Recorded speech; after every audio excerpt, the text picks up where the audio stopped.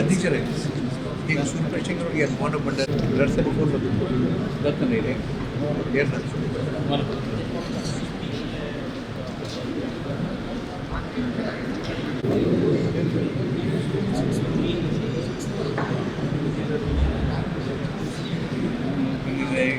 ಅದೇ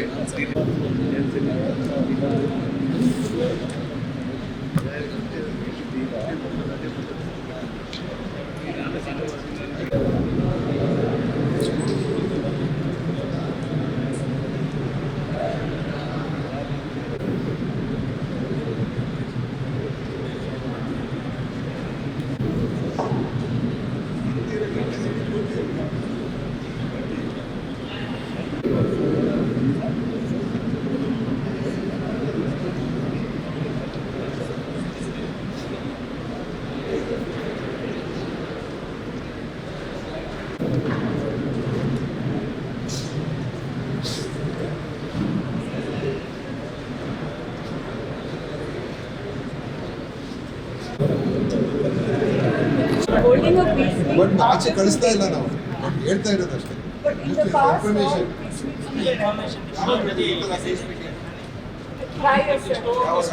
when Mr. Ramanath was that time, I think after that we are not. I don't think so much is happening. I don't think.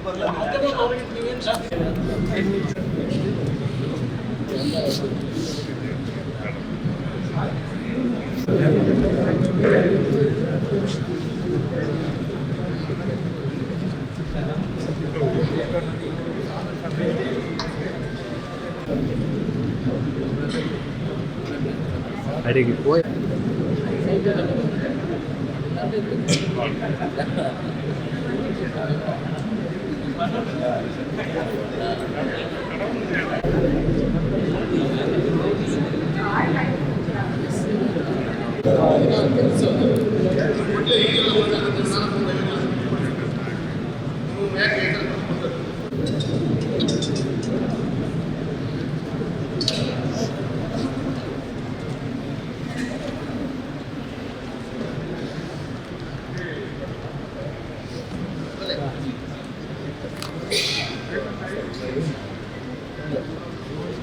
Colour करते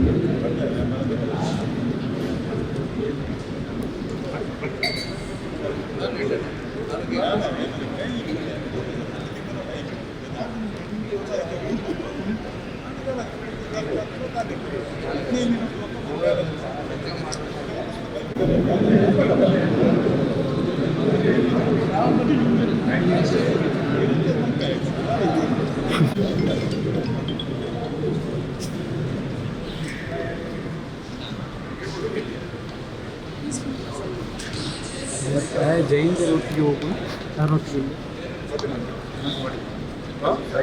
announce ಮಾಡಿದ್ರ ಯಾರ್ಯಾರು invite ಇಲ್ಲದೆ ಇರೋ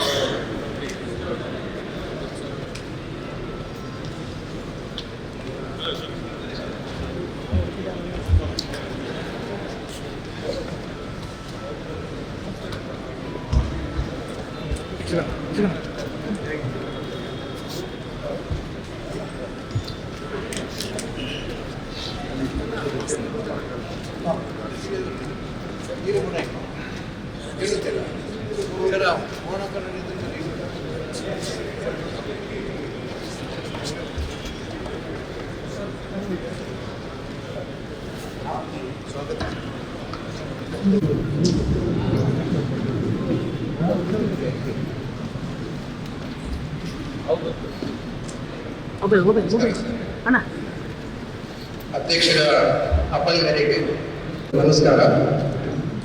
ಈ ಸವಲತ್ತೆ ಸಭೆಯನ್ನು ನಾಡಗೀಗೆ ಮುಖಾಂತರ ಸಭೆಯನ್ನು ಶುರು ಮಾಡೋಣ. ಮಾನ್ಯ ಜಿಲ್ಲಾಧಿಕಾರಿಗಳು ಪುಸ್ತಕ ನೀಡುವ ಮುಖಾಂತರ ಸ್ವಾಗತವನ್ನು ಬಯಸಿದ್ದಾರೆ. ಅದೇ ರೀತಿ ಈ ಸಭೆಗೆ ಸನ್ಮಾನ್ಯ ಶ್ರೀ ದಿನೇಶ್ ಗುಂಡೂರಾವ್ ಮಾನ್ಯ ಆರೋಗ್ಯ ಮತ್ತು ಕುಟುಂಬ ಕಲ್ಯಾಣ ಸಚಿವರು, ಕರ್ನಾಟಕ ಸರ್ಕಾರ ಹಾಗೂ ದಕ್ಷಿಣ ಕನ್ನಡ ಜಿಲ್ಲಾ ಉಸ್ತುವಾರಿ ಸಚಿವರು ಹಾಜರಿರುತ್ತಾರೆ. ಅವರಿಗೆ ನಾನು ಜಿಲ್ಲಾಡಳಿತದ ಪರವಾಗಿ ಹಾಗೂ ವೈಯಕ್ತಿಕವಾಗಿ ಸ್ವಾಗತವನ್ನು ಬಯಸುತ್ತೇನೆ.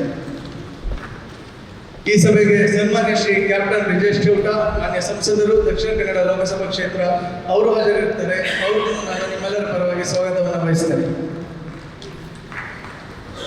ಹಾಗೆ ಈ ಸಭೆಗೆ ಹಾಜರಿರುವಂತಹ ಎಲ್ಲ ವಿಧಾನಸಭಾ ಕ್ಷೇತ್ರದ ಶಾಸಕರುಗಳು ನಾನು ಒಟ್ಟಿಗೆ ಸ್ವಾಗತವನ್ನು ಬಯಸಲಿಕ್ಕೆ ಇಷ್ಟಪಡ್ತೇನೆ.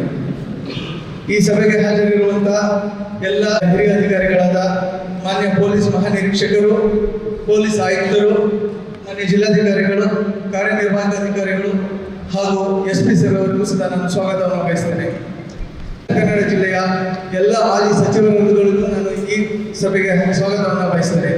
ಈ ಸಭೆಯಲ್ಲಿ ಹಾಜರಿರುವಂತಹ ಎಲ್ಲ ವಿವಿಧ ಪಕ್ಷದ ಅಧ್ಯಕ್ಷರುಗಳಿಗೆ ಮತ್ತು ದಕ್ಷಿಣ ಕನ್ನಡ ಜಿಲ್ಲೆಯ ವಿವಿಧ ಶಿಕ್ಷಣ ಸಂಸ್ಥೆಗಳ ಸ್ಥಾಪಕ ಅಧ್ಯಕ್ಷರುಗಳಿಗೆ, ಮುಖ್ಯಸ್ಥರಿಗೆ, ಕ್ರೀಡಾ ಸದಸ್ಯರುಗಳಿಗೆ, ವಿವಿಧ ವಾಣಿಜ್ಯ ಮತ್ತು ಕೈಗಾರಿಕಾ ಉದ್ಯಮಿಗಳಿಗೆ, ಸಮುದಾಯದ ರಾಜ್ಯದ ಧಾರ್ಮಿಕ ಪರಿಷತ್ತರವರಿಗೆ, ಜಿಲ್ಲೆಯ ಮಟ್ಟದ ಎಲ್ಲ ಅಧಿಕಾರಿಗಳಿಗೆ, ಪತ್ರಕರ್ತರಿಗೆ, ದೃಶ್ಯ ಮಾಧ್ಯಮದವರಿಗೆ ಧನ್ಯವಾದಗಳು.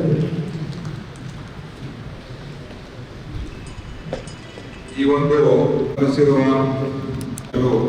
ಡಿ ಖಾದರ್ ಅವರೇ ಹಾಗೂ ನಮ್ಮ ಸರ್ಕಾರದ ಹಿರಿಯ ಸಚಿವರು ಹಾಗೂ ಎಲ್ಲರ ಹಿರಿಯ ನಾಯಕರಾದಂತಹ ಡಾಕ್ಟರ್ ಜಿ ಪರಮೇಶ್ವರ್ ಅವರೇ, ಎಲ್ಲ ನಮ್ಮ ಕ್ಯಾಪ್ಟನ್ ಬ್ರಿಜೇಶ್ ಚೌಟ ಅವರೇ ಹಾಗೂ ಎಲ್ಲ ನಮ್ಮ ಆತ್ಮೀಯ ಶಾಸಕ ಮಿತ್ರರೇ, ವಿವಿಧ ಸಂಘ ಸಂಸ್ಥೆಯ ಎಲ್ಲ ಅಧ್ಯಕ್ಷರೇ, ಪದಾಧಿಕಾರಿಗಳೇ, ವಿವಿಧ ಧಾರ್ಮಿಕ ಸಂಘಟನೆಯ ಎಲ್ಲ ಮುಖಂಡರುಗಳೇ ಹಾಗೂ ಪತ್ರಕರ್ತ ಸ್ನೇಹಿತರೆ ಮತ್ತು ಎಲ್ಲ ಸಹೋದರ ಸಹೋದರಿಯರು, ಇವತ್ತು ಈ ಒಂದು ಸೌಹಾರ್ದ ಸಭೆಯನ್ನು ಮಾನ್ಯ ಗೃಹ ಸಚಿವರು ಕಳೆದ ಬಾರಿ ಬಂದಾಗ ಇಲ್ಲಿಗೆ ಅವರು ಹೇಳೋಗಿದ್ರು ಮುಂದಿನ ದಿವಸಗಳಲ್ಲಿ ಒಂದು ಸೌಹಾರ್ದ ಮತ್ತು ಶಾಂತಿ ಸ್ಥಾಪನೆ ಮಾಡ್ತಕ್ಕಂಥದ್ದಕ್ಕೆ ಒಂದು ಸಭೆಯನ್ನು ಮಾಡಬೇಕು ಅಂತ. ಯಾಕಂತ ಹೇಳಿದ್ರೆ ದಕ್ಷಿಣ ಕನ್ನಡ ಜಿಲ್ಲೆಯಲ್ಲಿ ಕೆಲವು ಏನು ಘಟನೆಗಳು ನಡೆದಿದೆ, ಅದರಿಂದ ಅದನ್ನು ನಡ್ಕೊಂಡು ಬಂದಿದೆ ಇತ್ತೀಚಿನ ದಿವಸಗಳು ಅಂತ ಹೇಳೋಕ್ಕಾಗಲ್ಲ, ಕಳೆದ 10 ವರ್ಷಗಳಿಂದ ಅದು ಒಂದು ರೀತಿ ಇಡೀ ದೇಶಾದ್ಯಂತ ನಮ್ಮ ಒಂದು ಜಿಲ್ಲೆಗೆ ಕಪ್ಪು ಚುಕ್ಕಿ ಅಂತಲೇ ಹೇಳ್ಬೋದು. ಯಾವುದೇ ಅಹಿತಕರ ಘಟನೆ, ಹಿಂಸಾತ್ಮಕವಾದಂಥ ಘಟನೆಗಳು ನಡೆದಾಗ ಅದು ಖಂಡಿತವಾಗಿ ಯಾರು ಕೂಡ ಅದನ್ನ ಒಪ್ಕೊಳ್ಳೋಕೆ ಸಾಧ್ಯ ಆಗೋದಿಲ್ಲ ಮತ್ತು ಯಾರು ಕೂಡ ಅದನ್ನು ಬಯಸೋದು ಇಲ್ಲ.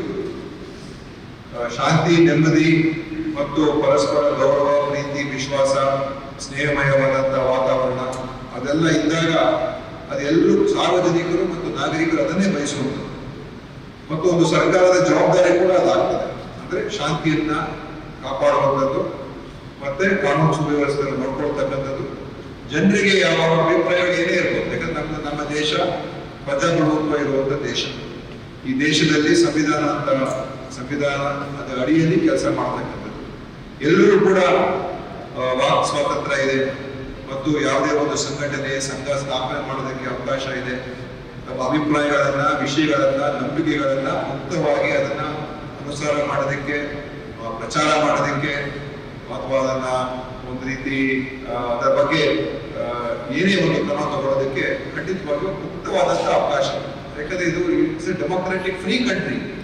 ಇಲ್ಲಿ ಎಲ್ಲ ಧರ್ಮದವರಿಗೆ ಸಮಾನವಾಗಿ ನೋಡಬೇಕು, ಎಲ್ಲ ಜಾತಿಯವರಿಗೆ ಸಮಾನತೆ ತರ್ತಕ್ಕಂಥ ಪ್ರಯತ್ನವನ್ನು ನಾವು ಮಾಡಬೇಕು. ಸಾಮಾಜಿಕವಾಗಿ ಎಲ್ಲರನ್ನೂ ಕೂಡ ಮೇಲ್ ತರ್ತಕ್ಕಂಥ ಪ್ರಯತ್ನ ಮಾಡಬೇಕು. ಯಾಕಂದ್ರೆ ನಮ್ಮಲ್ಲಿರುವಂಥ ಏರುಪೇರು ಸಮಾಜ ಅಂತ ಹೇಳಿ ಇರೋದ್ರಿಂದ ಆ ಸಮಾನತೆ ಒಂದು ಸಮಾಜವಾದ ಸಿದ್ಧಾಂತದ ಅಡಿಯಲ್ಲಿ ಅನೇಕ ಕಲ್ಯಾಣ ಕಾರ್ಯಕ್ರಮಗಳು ಸರ್ಕಾರ ಮಾಡ್ತದೆ, ಸೋಷಿಯಲ್ ವೆಲ್ಫೇರ್ ಸ್ಕೀಮ್ ಮಾಡ್ತದೆ. ಯಾಕಂತ ಹೇಳಿದ್ರೆ ಸಮಾನತೆ ತರಬೇಕು. ಅದಕ್ಕೋಸ್ಕರ ಸೆಕ್ಯುಲರ್ ಸೋಷಿಯಲಿಸ್ಟ್ ಡೆಮೋಕ್ರಾಟಿಕ್ ರಿಪಬ್ಲಿಕ್ ಅಂತ ಹೇಳೋದು. ಯಾಕಂದ್ರೆ ಜಾತ್ಯತೀತ ಒಂದು ವ್ಯವಸ್ಥೆ ಇರಬೇಕು, ಸಾಮಾಜಿಕ ನ್ಯಾಯನ ಕೊಡಬೇಕು ಮತ್ತು ಪ್ರಜಾಪ್ರಭುತ್ವ ಇರಬೇಕು, ಎಲ್ಲಕ್ಕೂ ಕೂಡ ಸ್ವಾತಂತ್ರ್ಯ ಇರಬೇಕು. ಸೊ ಅದನ್ನ ಯಾರು ಕೂಡ ನಾವು ಅದನ್ನ ತಡೆ ಹಿಡಿಯತಕ್ಕಂಥದ್ದು ಪ್ರಯತ್ನ ಮಾಡಬಾರ್ದು. ಅದನ್ನ ಮೀರುವ ಸಂದರ್ಭದಲ್ಲಿ ಮಾತ್ರ ಅವಾಗ ಕ್ರಮಗಳು ತಗೊಳ್ತಕ್ಕಂಥದ್ದು ಮಾಡ್ಬೇಕಾಗ್ತದೆ. ಸೊ ಇವತ್ತು ಆ ಕಾರಣದಿಂದ ಈ ಜಿಲ್ಲೆಯಲ್ಲಿ ಸ್ವಲ್ಪ ಮಟ್ಟಿಗೆ ಕೆಲವು ಘಟನೆಗಳೇನಾಗಿದೆ, ಅದರಿಂದ ಎಲ್ಲೋ ಒಂದು ಕಡೆ ಇದು ಸೌಹಾರ್ದತೆ ಕಮ್ಮಿ ಆಗಿದೆ ಅಥವಾ ಜನರ ಮಧ್ಯದಲ್ಲಿ ಒಂದು ರೀತಿ ವಿಶ್ವಾಸ ಬಿರುಕನ್ನು ಬಿಡುವಂತ ಒಂದು ಸನ್ನಿವೇಶ ಬಂದಿದೆ ಅಂತದ್ದು ಕೂಡ ಒಂದು ರೀತಿ ಅಭಿಪ್ರಾಯಗಳು ವ್ಯಕ್ತ ಆಗ್ತಾ ಇರ್ತವೆ. ಸೊ ನಮ್ಮ ಉದ್ದೇಶ ಏನು ಅಂತ ಹೇಳಿದ್ರೆ ಎಲ್ಲರನ್ನೂ ಕೂಡ ನಮ್ದು ಅಭಿಪ್ರಾಯಗಳು ಏನೇ ಇರ್ಬೋದು, ಈಗಾಗಲೇ ಹೇಳ್ತಾರೆ, ಆದ್ರೆ ಮುಖ್ಯವಾಗಿ ಬಹುತೇಕ ಜನರು 95% ಜನರಿಗೆ ಶಾಂತಿ, ನೆಮ್ಮದಿ ಎಲ್ಲ ಚೆನ್ನಾಗಿರಬೇಕು ಅಂತ ಇರ್ತದೆ. ಕೆಲವರಿಗೆ ಯಾವುದೇ ಸಮಾಜ ಇರ್ಬೋದು, ಯಾವುದೇ ಒಂದು ರಾಜ್ಯ ಇರ್ಬೋದು, ಯಾವುದೇ ಒಂದು ಊರು ಇರ್ಬೋದು, ಎಲ್ಲೇ ಇರ್ಬೋದು, ಕೆಲವರು ಇದ್ದೇ ಇರ್ತಾರೆ. ಅವ್ರು ಸ್ವಲ್ಪ ಒಂದು ರೀತಿ ಎಕ್ಸ್ಟ್ರೀಮ್ ವ್ಯೂಸ್ ಇರ್ತದೆ.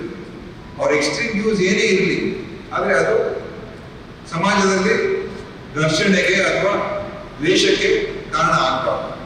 ಸೊ ಇದನ್ನೆಲ್ಲ ಅವರು ನಿಯಂತ್ರಣದಲ್ಲಿ ಇಟ್ಕೋಬೇಕು. ನಿಯಂತ್ರಣದಲ್ಲಿ ಇಟ್ಕೊಂಡು ನಾವು ಅದನ್ನ ಒಂದು ರೀತಿ ಒಂದು ವ್ಯವಸ್ಥೆಯ ಅಡಿಯಲ್ಲಿ ಕಾನೂನು ಉಲ್ಲಂಘನೆ ಆಗದೆ ಇರೋ ರೀತಿಯಲ್ಲಿ ನೋಡ್ಕೊಂಡು ಹೋಗುವಂಥದ್ದು ಮಾಡಬೇಕು ಮತ್ತು ಪರಸ್ಪರ ನಾವು ಮಾತಾಡ್ಕೋಬೇಕು. ಈಗ ಒಂದು ಸಮಾಜದಲ್ಲಿ ದೊಡ್ಡವರಂತ ಇರ್ತಾರೆ, ಹಿರಿಯರಂತ ಇರ್ತಾರೆ, ಅಥವಾ ಕೆಲವ್ರ ಬಗ್ಗೆ ಗೌರವ ಇರುವಂತ ಇರ್ತಾರೆ. ಯಾವುದೇ ಒಂದು ಸನ್ನಿವೇಶ ಬಂದಾಗ ಅದನ್ನ ಸಮಾಧಾನ ಮಾಡುವಂಥದ್ದು, ತಿಳಿ ಮಾಡುವಂಥದ್ದು, ಅದನ್ನು ಕೂಡ ಆ ಪ್ರಯತ್ನಗಳು ಆಗ್ಬೇಕು. ಇಲ್ಲದೆ ಹೋದ್ರೆ ನಾವು ವ್ಯತ್ಯಾಸಗಳನ್ನ ಹೆಚ್ಚು ಮಾಡ್ತಾನೆ ಹೋದ್ರೆ ಅದು ಬೇರೆ ಬೇರೆ ಕಾರಣಗಳಿಗೋಸ್ಕರ ಮಾಡ್ತಾ ಇರ್ಬೋದು. ನಮ್ಮ ವ್ಯಾಪಾರಕ್ಕೋಸ್ಕರ ಮಾಡ್ತಾ ಇರ್ಬೋದು, ಅಥವಾ ನಮ್ಮ ರಾಜಕೀಯ ಉದ್ದೇಶಕ್ಕೋಸ್ಕರ ಮಾಡ್ತಾ ಇರ್ಬೋದು, ಅಥವಾ ಬೇರೆ ಇನ್ನೇನೋ ಒಂದು ಕಾರಣಕ್ಕೋಸ್ಕರ ಮಾಡ್ತಾ ಇರ್ಬೋದು, ಅಥವಾ ವೈಯಕ್ತಿಕವಾಗಿ ನಮ್ಗೆ ಏನೋ ಒಂದು ನೋವಿರ್ಬೋದು, ಆ ಕಾರಣದಿಂದ ಮಾಡ್ತಾ ಇರ್ಬೋದು. ಆದ್ರೆ ಅದು ಇನ್ನೊಬ್ಬರ ಮೇಲೆ ಪರಿಣಾಮ ಬೀರ್ತಾ ಇದೆ, ಬೇರೆಯವ್ರಿಗೆ ತೊಂದರೆ ಆಗ್ತಾ ಇದೆ ಮತ್ತು ಅಮಾಯಕರಿಗೆ ತೊಂದರೆ ಆಗ್ತಾ ಇದೆ. ಎಷ್ಟೋ ಜನ ಈ ಒಂದು ಘಟನೆಗಳಲ್ಲಿ ಅಮಾಯಕರು ತೀರ್ಕೊಂಡಿದ್ದಾರೆ. ಅದು ಹಿಂದೂ ಇರ್ಬೋದು, ಮುಸ್ಲಿಂ ಇರ್ಬೋದು, ಬೇರೆ ಧರ್ಮ, ಬೇರೆ ಜಾತಿ, ಯಾರೇ ಇರ್ಬೋದು, ಅಮಾಯಕರಿಗೆ ತೊಂದರೆ ಆಗ್ತದೆ. ನಾಳೆ ಹೆಚ್ಚು ಕಡಿಮೆ ಆದಾಗ ಅನೇಕ ಜನರಿಗೆ ಇವತ್ತು ಯಾರು ಉದ್ದೇಶಪೂರ್ವಕ ಮಾಡ್ತಕ್ಕಂಥ ಜನ ಅದು ಖಂಡಿತ ಅವ್ರನ್ನ ಕ್ರಮ ಹಾಕ್ಬೇಕು. ಅದ್ರ ಬಗ್ಗೆ ಯಾರು ಮಾತಿಲ್ಲ, ಕಾಂಪ್ರಮೈಸೇ ಇರಬಾರ್ದು. ಆದರೆ ಎಷ್ಟೋ ಜನರಿಗೆ ಸಂಬಂಧನೇ ಇರುವುದಿಲ್ಲ ಅಥವಾ ಯಾವ ಕಾರಣಕ್ಕೆ ಭಾವೋದ್ವೇಗಕ್ಕೆ ಒಳಗಾಗಿ ಅವರು ಸೇರ್ಕೊಂಡ್ಬಿಡ್ತಾರೆ ಇದಕ್ಕೆ, ನಾಳೆ ಅವ್ರಿಗೆ ತೊಂದರೆಗಳಾಗ. ಇದೆಲ್ಲ ಇರೋದ್ರಿಂದ ಒಂದು ವ್ಯವಸ್ಥಿತವಾದಂಥ ರೀತಿಯಲ್ಲಿ ನಾವೆಲ್ಲ ಮಾತಾಡ್ಕೊಳ್ಳೋಣ. ಯಾಕೆಂತ ಹೇಳಿದ್ರೆ ಇಲ್ಲಿ ಅನೇಕ ಸಂಘ ಸಂಸ್ಥೆಯವರೆಲ್ಲ ಬಂದಿದ್ದಾರೆ ಮತ್ತು ಪೊಲಿಟಿಕಲ್ ಲೀಡರ್ಸ್. ಯಾಕಂದ್ರೆ ಇವತ್ತು ನೀವು ನಮ್ಮ ಪೊಲಿಟಿಕಲ್ ಲೀಡರ್ಸ್ ಬಹಳ ಇದರಲ್ಲಿ ಇಂಪ್ಯಾಕ್ಟ್ ಆಗುತ್ತೆ. ಯಾಕಂದ್ರೆ ಎಲ್ಲಾದ್ರೂ ಅಲ್ಟಿಮೇಟ್ಲಿ ಪಾಲಿಟಿಕ್ಸ್ ಬಂದೇ ಬರುತ್ತೆ. ಸೊ ಪೊಲಿಟಿಕಲ್ ಲೀಡರ್ಸ್ ಈಗ ಬಿಜೆಪಿನೋ, ಕಾಂಗ್ರೆಸ್, JDS, SDP ಇನ್ನೊಂದು ಪಕ್ಷ, ಯಾವುದೇ ಪಕ್ಷ, ನಾವು ನಮ್ಮ ಪೊಲಿಟಿಕಲ್ ಪಕ್ಷದ ಬೆಳವಣಿಗೆಗೋಸ್ಕರ ಖಂಡಿತ ಮಾಡೋದಕ್ಕೆ ಅವಕಾಶ ಇದೆ. ಜನ ತೀರ್ಮಾನ ಮಾಡ್ತಾರೆ, ಜನ ಆಶೀರ್ವಾದ ಮಾಡ್ತಾರೆ. ಯಾರಿಗೆ ಆಶೀರ್ವಾದ ಮಾಡ್ತಾರೆ ಅವ್ರು ಸರ್ಕಾರ ಮಾಡ್ತಾರೆ, ಯಾರಿಗೆ ಆಶೀರ್ವಾದ ಇದ್ರೆ ಅವರು ಬೇರೆ ಪ್ರಶ್ನೆ. ಆದರೆ ನಮ್ಮ ಪೊಲಿಟಿಕಲ್ ಅಜೆಂಡಾ ಅಥವಾ ನಮ್ಮ ಬೇರೆ ಅಜೆಂಡಾ ಇದ್ರೂ ಕೂಡ ಅದು ಹಿಂಸೆಗೆ ಅಥವಾ ದ್ವೇಷಕ್ಕೆ ದಾರಿ ಮಾಡ್ಕೊಂಡು ಅಷ್ಟೇ. ಸೊ ಕಾನೂನು ಸುವ್ಯವಸ್ಥೆಯನ್ನ ಒಂದ್ ಕಡೆ ಪೊಲೀಸ್ ಅವ್ರ ಕ್ರಮ ಬೇರೆ, ಪೊಲೀಸ್ ಕ್ರಮಕ್ಕೆ ಹೋಗದೇ ಇರೋ ರೀತಿಯಲ್ಲಿ ನಮ್ಮ ಮತ್ತೆ ನೋಡ್ಕೊಂಡ್ರೆ ಒಳ್ಳೆಯದು. ಪೊಲೀಸ್ ಬಂದು ಕ್ರಮ ತಗೊಂಡು ಯಾರೋ ಒಬ್ರು ಮರ್ಡರ್ ಆಯ್ತು, ಮರ್ಡರ್ ಮಾಡಿದವ್ರನ್ನ ಹಿಡಿಯೋದು, ಅದರ ಮರ್ಡರೇ ಆಗದೆ ಇರೋದನ್ನ ನೋಡ್ಕೋಬೇಕು. ಮರ್ಡರ್ ಆಗಿರೋ ಸನ್ನಿವೇಶ ನೋಡ್ಕೊಂಡ್ರೆ ಎಷ್ಟೋ ಸಮಸ್ಯೆಗಳು ಅಲ್ಲೇ ಬಗೆಹರುತ್ತೆ. ಸೊ ಈ ಸ್ವಲ್ಪ ನಾವು ಯೋಚನೆ ಮಾಡ್ಕೊಂಡು ಇರಬೇಕು ಅಂತ ನನ್ನ ಅನಿಸಿಕೆ. ಮತ್ತು ಪರಸ್ಪರ ನಾವು ಒಬ್ರಿಗೊಬ್ರು ಅವಾಗ ಮಾತನಾಡ್ತಾ ಇದ್ರೆ ಯಾವುದೇ ಇಶ್ಯೂ ಬಂದಾಗ we should try and solve it. ನಮ್ಮಲ್ಲಿ ಎಲ್ಲ ಸಿಸ್ಟಮ್ ಇದೆ, ಲೀಗಲ್ ಇದೆ, ಕೋರ್ಟ್ ಕಚೇರಿಗಳಿದೆ, ಪೊಲೀಸ್ ಡಿಪಾರ್ಟ್ಮೆಂಟ್ ಇದೆ, ಡಿಸ್ಟ್ರಿಕ್ಟ್ ಅಡ್ಮಿನಿಸ್ಟ್ರೇಷನ್ ಇದೆ, ಸರ್ಕಾರ ಇದೆ. So legal remedies and many are available. ಅದು ಇಲ್ಲದೇ ಮೀರಿ ಹೋದಾಗ ಅದು ಒಂಥರ ನೋಡೋಣ. ಆ ಸಂದರ್ಭ ಏನು ಬಂದಿಲ್ಲ ನಮ್ಮ ದೇಶಕ್ಕೆ ಆ ಪರಿಸ್ಥಿತಿ ಬಂದಿಲ್ಲ. ಸೊ ಇವತ್ತು ನಮ್ಮ ಸರ್ಕಾರ ಕೂಡ ಒಂದು ಮಾನ್ಯ ಗೃಹ ಸಚಿವರು ಕೂಡ ಹೇಳಿದರೆ, ಒಂದು ಹಿಂದೆ ಬಂದಾಗ ನಾವು ನ್ಯೂಟ್ರಲ್ ಆಗಿ ಇರಬೇಕು. Government should be neutral. Government should not support anybody who is violating the law. ಎಲ್ಲರೂ ಒಂದೇ ಜನ ನಾವು ಮಾಡಬೇಕು. ಯಾರಿಗೆ ಒಬ್ಬರಿಗೆ ಬೆಂಬಲ ಕೊಡೋದು, ಯಾರಿಗೆ ಒಬ್ಬರಿಗೆ ಸಪೋರ್ಟ್ ಮಾಡೋದು, ಅಥವಾ ಒಬ್ಬರು ತಪ್ಪು ಮಾಡಿದ್ರೆ ಅವ್ರಿಗೆ ನಾವು ಬಿಟ್ಕೊಡೋದು, ಇನ್ನೊಬ್ರಿಗೆ ತಪ್ಪು ಮಾಡಿದ್ರೆ ಮಾತ್ರ ಶಿಕ್ಷೆ ಕೊಡೋದು, ಆ ಥರನೂ ಆಗೋದಕ್ಕೆ ಅವಕಾಶ ಕೊಡಬಾರ್ದು. ಸೊ ಈಗ ಒಂದು ಯಾರ್ಯಾರು ನಡೆದಿದೆ ಅವ್ರು ಮಾತ್ರ ಬರಬೇಕು. ಎಲ್ಲ ಥರ ಜನ ಬರ್ತಾ ಇದ್ರೆ ನಾವು ನೋಡ್ಕೊಂಡು ಡಿಸೈಡ್ ಮಾಡಿ. ಸ್ವಲ್ಪ ಇನ್ವೈಟೀಸ್ ಯಾರಿದ್ದಾರೆ ಅವ್ರು ಮಾತ್ರ ಇರ್ಬೇಕಪ್ಪ. ಈಗ ಯಾರು ಇನ್ವೈಟೀಸ್ ಇಲ್ಲ, ದಯವಿಟ್ಟು ಸ್ವಯಂ ಪ್ರೇರಣೆಯಿಂದ ನೀವು ಹೊರಗಡೆ ಹೋದ್ರೆ ಒಳ್ಳೇದು. ಇನ್ವೈಟೀಸ್ ಮಾತ್ರ ಇರಬೇಕು. ಇನ್ನು ಒಂದೊಮ್ಮೆ ಕೇಳ್ಕೊಡ್ತೀನಿ, ಯಾಕಂದ್ರೆ ಇದು ಸೌಹಾರ್ದ ಶಾಂತಿ ಸಭೆ. ಈ ಸಭೆಯಲ್ಲಿ ಯಾವುದೇ ರೀತಿಯ ಘರ್ಷಣೆಗೆ ಅವಕಾಶ ಬೇಡ ಅಂತ ಹೇಳಿ, ಸೊ ನಾವು ನ್ಯೂಟ್ರಲ್ ಆಗಿರ್ಬೇಕು. As A district minister, as A government representative government, ನಮ್ಮ ಡ್ಯೂಟಿ ನ್ಯೂಟ್ರಲ್. ನಮ್ಗೆ ಎಲ್ಲರೂ ಯಾರೇ ತಪ್ಪು ಮಾಡೋದು ಕ್ರಮ ತಗೊಳ್ಬೇಕು. ಅದು ಮತ್ತೆ ಸಮಾನವಾಗಿ ಮಾಡಬೇಕು. ಡಿಸ್ಟ್ರಿಕ್ಟ್ ಅಡ್ಮಿನಿಸ್ಟ್ರೇಷನ್ ಕೂಡ, ಪೊಲೀಸ್ ಅಡ್ಮಿನಿಸ್ಟ್ರೇಷನ್ ಕೂಡ ಆ ಥರ ಇದೆ. ಅಲ್ಲಿ ಏನಾದರೂ ವಿನಂತಿ ಆಗ್ತಾ ಇದೆಯಾ, ಅಲ್ಲಿ ಏನಾದರೂ ಡಿಫರೆನ್ಸ್ ಆಗಿದೆಯಾ, ಅದನ್ನು ಕೂಡ ಸರಿಪಡಿಸ್ಕೊಳ್ಳೋಣ. ಏನಾದರೂ ಇದ್ರೆ ನೀವು ಸ್ಪಷ್ಟವಾಗಿ ಈ ಥರ ಆಗ್ತದೆ ಸರ್, ಮಾಡ್ಕೊಳ್ಳೋಣ. ಸೊ ಈ ಉದ್ದೇಶದಿಂದ ನಾನು ಇನ್ನು ಹೆಚ್ಚು ಮಾತಾಡೋದು ಹೇಳಿ, ಇವತ್ತು ಈ ಸೌಹಾರ್ದ ಸಭೆ ಸೌಹಾರ್ದವಾದಂಥ ರೀತಿಯಿಂದ ಮಾಡೋಣ. ಇದರಲ್ಲೂ ಕೂಡ ನಾವು ಮೊಸರಲ್ಲಿ ಕರುಳು ಕೂತ್ಕೊಳ್ಳೋಣ. ಇದು ಒಂದು ನಮ್ಮ ಒಂದು ಯಾವುದೇ ದುರುದ್ದೇಶ ಅಥವಾ ಯಾವುದೇ ಸ್ವಾರ್ಥ ಇಲ್ಲದೆ ಇರತಕ್ಕಂಥ ಒಂದು ಇಟ್ಕೊಂಡು ನಾವು ಈ ಸಭೆ ಕರೆದಿದ್ದೇವೆ. ಯಾವುದೇ ಒಂದು ನಮ್ಮಲ್ಲಿ ಏನಂತ ಹೇಳಿದ್ರೆ, ಈ ಜಿಲ್ಲೆಯಲ್ಲಿ ಇವಾಗ ಒಂದು ಮುಂದಿನ ದಿವಸಗಳಲ್ಲಿ ಇದಕ್ಕೆ ಅವಕಾಶ ಆಗ್ತಿರ್ತಾರೆ ನೋಡ್ಕೊಳ್ಳೋಣ. ನಾವು ನೀವು ಸೇರಿ ಎಲ್ಲ ಒಗ್ಗಟ್ಟಾಗಿರೋಣ. ಬೇರೆ ಏನೇ ಡಿಫ್ರೆನ್ಸಸ್ ಎಲ್ಲರೂ ಒಂದೇ ವ್ಯೂ ಪಾಯಿಂಟ್ ಅಲ್ಲಿ ಇರಬೇಕು, ಒಂದೇ ತರ ಯೋಚನೆ ಮಾಡಬೇಕು ಅಂತ ಹೇಳಕ್ಕಾಗಲ್ಲ. ಯಾಕಂದ್ರೆ ಇದು ಡೆಮಾಕ್ರಸಿ. ಆದ್ರೆ ಆ ಒಂದು ಚೌಕಟ್ಟು ಒಳಗಡೆ ಇದ್ರೆ ಸಾಕು. ಚೌಕಟ್ಟು ನೀರು ಹೋಗ್ತಿರೋ ತರ ನೋಡ್ಕೊಂಡು ಹೋಗೋದಾಗಬೇಕು ಅಂತ ಹೇಳಿ, ಈಗ ನಾನು ಮಾನ್ಯ ಸ್ಪೀಕರ್ ಅವರಿಗೆ ಸ್ವಲ್ಪ ಅವರೊಂದು ಕೆಲವು ನಿಮಿಷಗಳು ಅವರು ಮಾತಾಡ್ತಾರೆ.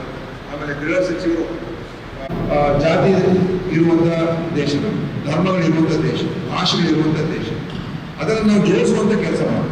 ಆ ಕೆಲಸದಲ್ಲಿ ತಮ್ಮ ಸಲಹೆಗಳೇನಿದೆ, ಈ ಥರ ಮಾಡಿದ್ರೆ ಒಳ್ಳೆಯದಾಗುತ್ತೆ ಅಥವಾ ಮುಂದೆ ಅಂದರೆ ಅದನ್ನು ಖಂಡಿತವಾಗಿ ನಾವು ಹೇಳಬೇಕು ಅಂತ ಹೇಳಿ ನಾವೆಲ್ಲರೂ ಬಂದು ಇದನ್ನು ಭಾಗವಹಿಸಿದ್ದೀರಲ್ಲ, ಅದು ನನಗೆ ಬಹಳ ಸಂತೋಷ. ಎಲ್ಲರೂ ಬಂದಿದ್ದಾರೆ ಹೇಳಲಿಕ್ಕೆ ನಾವೆಲ್ಲರೂ ಬಯಸ್ತೇವೆ. ಸಾಮರಸ್ಯದ, ಸೌಹಾರ್ದದ, ಸಮಾನತೆ ಮತ್ತು ಸೌಹಾರ್ದದ ಸಮಾಜವನ್ನು ನಿರ್ಮಾಣ ಮಾಡಲಿಕ್ಕೆ ಭವಿಷ್ಯದ ಮಂಗಳೂರಿನಲ್ಲಿ ಇನ್ನೂ ಜೀವನ ನಿಲ್ಲಿಸಲಿಕ್ಕೆ ಏನೆಲ್ಲ ಒಂದು ಅತ್ಯುತ್ತಮ ನಿರ್ಧಾರ ಆಗಬೇಕಾ ಬಹುಶಃ ಅದು ಈ ಸಭೆಯಲ್ಲಿ ನಿರ್ಣಯ ಆಗುವಂತಹ ಸಮಾರಂಭ ಆಗ್ಬೇಕಂತೇಳಿ ನಾನು ಎಲ್ಲ ಹೇಳಲಿಕ್ಕೆ ನಾನು ಇವತ್ತು ಬಯಸಬಹುದು. ಬಹುಶಃ ಮಂಗಳೂರು ಮತ್ತು ನಮ್ಮ ದೇಶದ ಒಂದು ಸಂಸ್ಕೃತಿ ಪರಂಪರೆ ವಿಶ್ವದ ಯಾವುದೇ ದೇಶಕ್ಕೆ ಹೋದರೂ ಕೂಡ ಸಿಕ್ಕಲಿಕ್ಕೆ ನಮಗೆ ಸಾಧ್ಯ ಇಲ್ಲ. ವಿಶ್ವದ ಯಾವುದೇ ದೇಶಕ್ಕೆ ಹೋದರೂ ಕೂಡ ಭಾರತ ದೇಶದಿಂದ ಸಿಕ್ಕಲಿಕ್ಕೆ ಸಾಧ್ಯ ಇಲ್ಲ.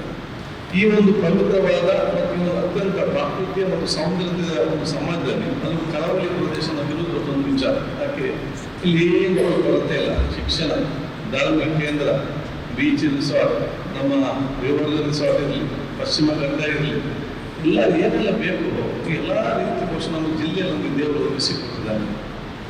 ಮತ್ತೆಲ್ಲರಿಗೂ ಅವಕಾಶ ಆಗ್ತದೆ. ಅದಕ್ಕೆ ಸಾಮರಸ್ಯದ ಒಂದು ಸಮಾಜ ನಿರ್ಮಾಣ ಮಾಡಿ ಇದರಲ್ಲಿ ಸಾಮರಸ್ಯದ ಇಲ್ಲ ಅಂತ ಕೆಲವೊಂದು ಬಂದಾಗ ಆ ಸಾಮರಸ್ಯನ ಬೆಸೆದುಕೊಳ್ಳುವಂಥ ಒಂದು ಕೆಲಸ ಕಾರ್ಯಗಳಿಗೆ ಹೇಗೆ ಹಾಕ್ಬೇಕಂತ ನಾವು ಚಿಂತನೆ ಮಾಡುವಂಥದ್ದು. ಯಾವುದೇ ಒಂದು ಸಾಮರಸ್ಯ ಕೂಡ ಭಿನ್ನಾಭಿಪ್ರಾಯ ಇಲ್ಲದೆ ಸಾಮರಸ್ಯ ಮಾಡಲಿಕ್ಕೆ ಸಾಧ್ಯ ಇಲ್ಲ. ಭಿನ್ನಾಭಿಪ್ರಾಯ ದೂರ ಇಟ್ಟು ನೀವು ಚರ್ಚೆ ಮಾಡೋದು ಬೇಡ, ನೀವು ಬೇಡ ಅದನ್ನು ಬದುಕಿಟ್ಟು ನಾವು ಮಾತಾಡೋದಿಲ್ಲ ಅಂತ ಹೇಳಿಕೊಂಡ್ರೆ ಯಾರು ಕೂಡ ಸಾಮರಸ್ಯ ನಿರ್ಮಾಣ ಮಾಡಲಿಕ್ಕೆ ಸಾಮರಸ್ಯ ಹೇಳಿದ್ರೆ ನಮ್ಮಲ್ಲಿ ಎಲ್ಲ ಭಿನ್ನಾಭಿಪ್ರಾಯಗಳನ್ನು ನಾವು ಕೂಡಿಕೊಂಡು ನಾವು ಚರ್ಚೆ ಮಾಡಿ ಪರಸ್ಪರ ಅರ್ಥ ಮಾಡಿಕೊಂಡು ಒಬ್ಬರಿಗೊಬ್ಬರು ಸಹಕರಿಸಿಕೊಂಡು ನಾವೆಲ್ಲ ಒಗ್ಗಟ್ಟಿಂದ ಮುಂದೆ ಹೋಗಿ ಬಲಿಷ್ಠರ ಭಾರತ ಕಟ್ಟಲಿಕ್ಕೆ ಹೋಗ್ತೇವಲ್ಲ, ಆ ಸಾಮರಸ್ಯವೇ ಇವತ್ತಿನ ಸಾಮರಸ್ಯ ಅಂತ ಹೇಳಲಿಕ್ಕೆ ನಾನು ಇವತ್ತು ಇಚ್ಛಿಸ್ತೇನೆ. ನಾವೆಲ್ಲರೂ ಕೂಡ ಬೇರೆ ಬೇರೆ ಜಾತಿ, ಬೇರೆ ಬೇರೆ ವರ್ಗ, ಬೇರೆ ಬೇರೆ ಧರ್ಮ, ಬೇರೆ ಬೇರೆ ಪಕ್ಷ, ಬೇರೆ ಬೇರೆ ಪಂಗಡದಲ್ಲಿ ನಾವೆಲ್ಲ ಇರ್ಬೋದು. ಅದು ನಾನೆಲ್ಲವನ್ನು ಮಾಡಬೇಕು ಇಷ್ಟ. ಯಾವುದೇ ಧರ್ಮವೂ ಕೂಡ, ಪ್ರತಿಯೊಂದು ಧರ್ಮವೂ ಕೂಡ ಅದು ಒಂದು ಮನಸ್ಸಿಗೆ ಮತ್ತು ದೇಹಕ್ಕೆ ನೋವುಂಟು ಮಾಡುವ ಕತ್ತಿ ಆಗಬಾರ್ದು. ಪ್ರತಿಯೊಂದು ಧರ್ಮವೂ ಕೂಡ ಒಂದು ಮನಸ್ಸಿನ ಮತ್ತು ಒಂದು ದೇಹದ ನೋವನ್ನು ಗುಣಪಡಿಸುವಂತ ಔಷಧಿ ಆಗ್ಬೇಕಂತ ಹೇಳಲಿಕ್ಕೆ ನಾನು ಪೊಲೀಸ್ ಇಲಾಖೆ ನೀವಿದ್ದೀರಿ. ಯಾವುದೇ ಹಂತದಲ್ಲಿ ಯಾವ ರೀತಿ ಬೇಕಾದ ಯಾವ ರೀತಿ ಚರ್ಚೆ ಕೂಡ ಮಾಡಬಹುದು. ನಾವಿನ್ನು ಮುಂದೆ ಯಾವ ರೀತಿ ಒಂದು ಹೆಜ್ಜೆಯನ್ನು ಹಾಕಬೇಕು, ಒಂದು ಸುಂದರವಾದ ಸಮಾಜ ಹೇಗೆ ನಿರ್ಮಾಣ ಮಾಡಬೇಕಂತ ಹೋಗ್ಬೇಕಾಗುತ್ತೆ. ನಾನು ಸಣ್ಣದಿಂದಲೇ ಈ ರೀತಿ ಹಲವಾರು ಬೇರೆ ಹೇಳಿದರೆ ಇದು ಈಗಲ್ಲ, ದಕ್ಷಿಣ ಕನ್ನಡ ಜಿಲ್ಲೆ ನಿಮಗೆ ಗೊತ್ತಿದ್ದಾಗೆ 69, 70 ಆಗಾಗ ಒಂದೊಂದು ಸಂದರ್ಭ ಆಗ್ತದೆ. ಮತ್ತೆಲ್ಲ ಕೂಡ ಮತ್ತೆ ಪ್ರೀತಿ ವಿಶ್ವಾಸದ ಇಲ್ಲಿ ಇದ್ದಾರೆ. ಮಾಧ್ಯಮದಲ್ಲಿ, ಪೇಪರ್ನಲ್ಲಿ, ದೂರದಲ್ಲಿ ನಿಂತು ನೋಡುವವರಿಗೆ ಇಲ್ಲಿ ಏನೋ ದೊಡ್ಡ ಮಟ್ಟ ಸಮಸ್ಯೆ ಇದೆ ಅಂತ ಭಾವನೆ ಇದೆ. ನೂತನ ಭವನದ ಅಧಿಕಾರಿಗಳು ಕೂಡ ನಾನು ಯಾಕೆ ಮಂಗಳೂರಿಗೆ ಹೋಗುದಂತವರಿಗೆ ಅಧಿಕಾರಿಗಳು ಚಿಂತಿತರಾಗ್ತಾರೆ. ಆದರೆ ಒಮ್ಮೆ ಅಧಿಕಾರಿಗಳು ಮಂಗಳೂರಿಗೆ ಬಂದ ನಂತರ ಮತ್ತೆ ಹೋಗ್ಲಿಕ್ಕೆ ಇಷ್ಟಲ್ಲ, ಮತ್ತೆ ಇಲ್ಲೇ ಬೇಕು, ಇಲ್ಲೇ ಮಕ್ಕಳ ಶಾಲೆಗಳು ಇಲ್ಲೇ ಮುಂದೆ ಇಲ್ಲಿ ಬಂದ ನಂತರ ಗೊತ್ತಾಗುವುದು ಇಷ್ಟು ಪ್ರೀತಿ ವಿಶ್ವಾಸದ ಒಂದು ಊರು ಬೇರೆ ಯಾವ ಪ್ರದೇಶದಲ್ಲಿ ಸಿಗ್ಲಿಕ್ಕೆ ಸಾಧ್ಯ. ಸಣ್ಣ ಪುಟ್ಟ ಬಂದ ಸಬಲೀಕರಿಸುವ ಜವಾಬ್ದಾರಿ ಅದು ನಮ್ಮ ಸಹೋದರತೆಯ ಸಮಾಜ. ಅದು ಯಾಕೆ ಸಾಮರಸ್ಯ ಮತ್ತು ಸಹೋದರತೆ ನಿರ್ಮಾಣ ಮಾಡಲಿಕ್ಕೆ ಅದು ಬರೀ ಶಾಸಕರು, ಸರ್ಕಾರ, ಅಧಿಕಾರ ಇದ್ದವರಲ್ಲ. ಪ್ರತಿಯೊಂದು ಮನೆಯವರು ಕೂಡ ಜವಾಬ್ದಾರಿ ವಹಿಸಿಕೊಳ್ತೇವೆ. ಪ್ರತಿಯೊಂದು ಊರಿನ ಸಂಘ ಸಂಸ್ಥೆ ಕೂಡ ಜವಾಬ್ದಾರಿ ವಹಿಸಿಕೊಳ್ತೇವೆ. ಪ್ರತಿಯೊಂದು ಸಮಾಜ ಬೇರೆ ಬೇರೆ ವರ್ಗದಲ್ಲಿ ಹಿರಿಯರು ಕೂಡ ಜವಾಬ್ದಾರಿ ವಹಿಸಿಕೊಂಡಾಗ ಮಾತ್ರ ಇದು ಆಗ್ತಾ ಹೊರತು ಇದು ಬರೀ ಜನಪ್ರತಿನಿಧಿಯಿಂದ ಪಕ್ಷದಿಂದ ಸಾಧ್ಯ ಯಾರು ಮಾಡಲಿಕ್ಕೆ ಸಾಧ್ಯ ಇಲ್ಲ. ಆದರೆ ನಾವು ನೀವು ಒಗ್ಗಟ್ಟಾಗಿದ್ದುಕೊಂಡು ನಮ್ಮ ಜವಾಬ್ದಾರಿ ಸಮರ್ಪಕವಾಗಿ ಮಾಡಬೇಕು. ನಾನು ಎಲ್ಲರಿಗೂ ಹೇಳೋದಿಷ್ಟೇ, be a part of the solution, don't be a part of the problem. ಸಮಸ್ಯೆ ಬಂದಾಗ ಸಮಸ್ಯೆಯನ್ನು ಹೇಗೆ ಬಗೆಹರಿಸಿಕೊಂಡು ಆಲೋಚನೆ ಮಾಡುವಂಥ ವ್ಯಕ್ತಿತ್ವ ನಮ್ಮಲ್ಲಿ ಬರಬೇಕು ಹೊರತು ಸಮಸ್ಯೆ ಬಂದಾಗ ಈ ಸಮಸ್ಯೆ ಹುಡುಕಿಕೊಂಡು ನಾವು ಸಮಸ್ಯೆಯನ್ನು ಸೃಷ್ಟಿಸಿ ಮಾಡುವಂಥ ವ್ಯಕ್ತಿತ್ವ ನಮ್ಮಲ್ಲಿ ಯಾರು ಕೂಡ ಬರಬಾರ್ದು. ನಮ್ಮ ಸಮಾಜಕ್ಕೆ ದೊಡ್ಡ ಮಾರಕ. ಸೊ ಸಮಸ್ಯೆ ಬರ್ತದೆ, ಅದು ಸಮಸ್ಯೆ ಇಲ್ಲದ ಊರು ಎಲ್ಲೇ ಕೂಡ ಸಿಗ್ಲಿಕ್ಕಿಲ್ಲ. ಸಮಸ್ಯೆ ಇಲ್ಲದ ಊರು ಬೇಕಾದರೆ ಒಂದು ಊರಲ್ಲಿ ಕೂತ್ಕೊಳ್ಳಿ, ಅಲ್ಲಿ ಮಾತ್ರ ಸ್ವರ್ಗದಲ್ಲಿ ಮಾತ್ರ ಸಮಸ್ಯೆ ಇಲ್ಲ, ಬೇರೆಲ್ಲ ಕಡೆ ಸರ್ಕಾರ ಬುದ್ಧಿ. ಇದನ್ನು ಹೇಗೆ ಬಗೆಹರಿಸಲು ಬೇಕಂತ ನಮ್ಮ ಇವತ್ತು ವ್ಯಕ್ತಿತ್ವ ಬಂದದ್ದು ಅಂತ ದೊಡ್ಡ ಮಟ್ಟದ ಎಲ್ಲ. ಯಾಕೆಂತ ಹೇಳಿದ್ರೆ ಇವತ್ತು ಅಂಬಾಸಿಡರ್ ನಮ್ಮ ಶಾಂತಿ ಸೋದರತೆ ಅಂಬಾಸಿಡರ್ ಆಗಿ ತಾವಲ್ಲಿ ಒಂದು ವ್ಯಾಪಾರಿಗಳಾಗಿ ತಾವೆಲ್ಲಿ ಬಂದಿದ್ದೀರಿ. ಇಲ್ಲಿಂದ ನಾವು ಚರ್ಚೆ ಮುಂದೆ ಹೋದಾಗ ನಿಮ್ಮ ಪ್ರದೇಶದಲ್ಲಿ, ನಿಮ್ಮ ಏರಿಯಾದಲ್ಲಿ, ನಿಮ್ಮನ್ನು ಎಲ್ಲಿ ಸಾಧ್ಯತೆಯಾ ಅಲ್ಲಿ ಸಾಮರಸ್ಯ ಸೋದರತೆ ನಿರ್ಮಾಣ ನಮ್ಮದಾದ ಕೆಲಸಕ್ಕಂತ ಅಲ್ಲ ಇವತ್ತು ಮಾಡಬೇಕಂತ ನಾನು ನಿಮ್ಮ ಕಳಕಳಿಯಿಂದ ಕೇಳಲಿಕ್ಕೆ ನಾನು ಇವತ್ತು ಬಯಸ್ತೇನೆ. ಬಹುಶಃ ಇವತ್ತು ಎಲ್ಲ ಮಂತ್ರಿಗಳಿಗಿರಲಿ, ಶಾಸಕ ಮಿತ್ರರಲ್ಲಿ ಎಲ್ಲರಿಗೂ ಕೂಡ ನನ್ನ ವಿಶೇಷವಾದ ನನ್ನ ಸಲ್ಲಿಸಿಕೊಂಡು ತಾವೆಲ್ಲ ಕೂಡ ಚರ್ಚೆ ಮಾಡ್ತೀರಾ. ನಾನು ಯಾವ ಅದನ್ನು ಸಾಮಾಜಿಕ ಚರ್ಚೆ ಮಾಡೋದು ದೊಡ್ಡ ವಿಚಾರ, ಅದು ಸ್ವಲ್ಪ ಮೆಚಾರಿಟಿ ಇದು ನಿಜ ಪ್ರಭುತ್ವದ ಎಲ್ಲ ದೊಡ್ಡ ದೊಡ್ಡ ವಿಷಯ ಮಾತಾಡ್ತಾರೆ. ಅದಲ್ಲ, ಸಣ್ಣ ಸಣ್ಣ ವಿಷಯವನ್ನು ಅರ್ಥ ಮಾಡಿಕೊಂಡು ಚರ್ಚಿಸಿ ಅದನ್ನು ಭಿನ್ನ ದೂರ ಮಾಡಿ ಆ ಸಣ್ಣ ಸಮಸ್ಯೆ ಪರಿಹರಿಸುತ್ತಿರಲ್ಲ, ಅದು ನಿಜವಾದ ಪ್ರಭುತ್ವ. ಅಂತ ಪ್ರಭುತ್ವ ತಾವೆಲ್ಲ ಉಳಿಸಬೇಕು, ತಾವೆಲ್ಲ ಸಾಕು ಕೊಡಬೇಕು. ನಿಮ್ಮ ಕಲೆಕಲೆಯಿಂದ ನಾನು ಬಹುಶಃ ಜಿಲ್ಲೆಯ ಪ್ರತಿನಿಧಿಯಾಗಿ ಸೋದರನಾಗಿ ಕೇಳಲಿಕ್ಕೆ ಬಯಸಿ ನಮ್ಮ ಮಂತ್ರಿಗಳಿಗೆ, ಉಸ್ತುವಾರಿ ಮಂತ್ರಿಗಳ ಸಚಿವ ಸಂಸದರಿಗೆಲ್ಲರಿಗೂ ನನ್ನ ವಿಶೇಷವಾದ ಸಲ್ಲಿಸಿ ಶುಭಾಶಯ ಸಲ್ಲಿಸ್ತೇನೆ. ಅಭಿವೃದ್ಧಿಯ ಮಂದು ಮತ್ತು ಬಲಿಷ್ಠವಾದ ಕರ್ನಾಟಕ ಮತ್ತು ಬಲಿಷ್ಠವಾದ ಭಾರತ ಕಟ್ಟಲಿಕ್ಕೆ ನಾವೆಲ್ಲರೂ ಕೂಡ ಜೊತೆಯಲ್ಲಿ ಮುಂದೆ ಹೋಗುವ. ನಾವು ಜೊತೆಯಲ್ಲಿ ಮುಂದೆ ಹೋಗುವ ಸಂದರ್ಭದಲ್ಲಿ ಯಾರಿಂದ ಹೊಂದಿದ್ದಾನ ಅವರ ಕೈ ಹಿಡಿದು ಮುಂದೆ ಜವಾಬ್ದಾರಿ ಎಲ್ಲ ಹಮ್ಮಿಕೊಳ್ಳುವ ಅಂತ ಹೇಳಿಕೊಂಡು ಮತ್ತೊಮ್ಮೆ ಆಶೀರ್ವಾದ ಬೇಡಿಕೊಳ್ಳುತ್ತೇನೆ. ನಮಸ್ಕಾರ. MP ಅವರು ತಾವು ನಿಮ್ಮಲ್ಲಿ ಯಾರಾದರೂ ಮಾತಾಡಕ್ಕೆ ಶುರು ಮಾಡ್ಬೋದು. ಸಚಿವರ ಮೊದಲೇ ಹೇಳಿದೆ, ನಾವು ನಮ್ಮ ಜಿಲ್ಲೆ ಕಾದಾರವರು ಸಚಿವರು ಹೇಳಿದಾಗೆ ಸಾಮರಸ್ಯದ ಸಹಜೀವನಕ್ಕೆ ಎಲ್ಲರೂ ಸಹಬಾಳ್ವೆಯನ್ನು ಮಾಡಿ ಏನೋ ಒಂದು ಈಗ ನಮ್ಮೊಳಗೆ ಒಬ್ಬರೊಬ್ಬರ ಧರ್ಮ, ಜಾತಿ, ಮತಗಳ ಆಚಾರ ವಿಚಾರವನ್ನು ತಿಳಿಯದೆ ನಮ್ಮೊಳಗೆ ಒಂದು ಸಂಶಯ, ನಮ್ಮೊಳಗೆ ಒಂದು ವಿಶ್ವಾಸದ ಕೊರತೆಯಿಂದಾಗಿ ಕೆಲವು ಘಟನೆಗಳು ನಡೆದಿರ್ತವೆ. ಆದರೆ ಅದು ಪರ್ಮನೆಂಟ್ ಅಲ್ಲ, ಎಲ್ಲದಕ್ಕೂ ಒಂದು ಭಾವನೆ ಕುರಿತು ಸರಿಯಾಗಬೇಕು. ಏನೋ ಈ ಘಟನೆಗಳಿಂದಾಗಿ ಒಂದು ಅಭದ್ರತೆ, ಒಂದು ಅಧೈರ್ಯ ಮತ್ತು ನಮ್ಮ ಬೆಳವಣಿಗೆ ಇದೆಲ್ಲ ಅಡ್ಡಿಯಾಗ್ತದೆ. ಇದು ಆಗಬಾರ್ದು. ಮುಂದಿನ ಜೀವನದಲ್ಲಿ ನಾವೆಲ್ಲರೂ ಸಹಜೀವನವನ್ನು ನಡೆಸೋಣ, ಸಾಮರಸ್ಯದಿಂದ ಬದುಕುವಂಥ ಒಂದು ಹೆಜ್ಜೆಯನ್ನು ಹಾಕೋಣ. ಇಲ್ಲಿ ನಮ್ಮ ಮಾಜಿ ಶಾಸಕರಾದ ಯೋಗರವರಿದ್ದಾರೆ, ಅವರು ನಾನು ಮತ್ತು ಇತರರು ಸೇರಿಕೊಂಡು ಒಂದು ಆ ಹಂತಕ್ಕೆ ಒಂದು 5 ವರ್ಷದ ಹಿಂದೆ ತಲುಪಿದ್ದು, ಕಾರಣಾಂತರದಿಂದ ಅದು ಹಿಂದೆ ಬಿತ್ತು. ಮುಂದಿನ ದಿನಗಳಲ್ಲಿ ಎಲ್ಲ ಜಾತಿ ಮತ್ತು ವರ್ಗದವರು ಸೇರಿಕೊಂಡು ಆ ಕಾರ್ಯಕ್ರಮವನ್ನು ಮಾಡೋಣ.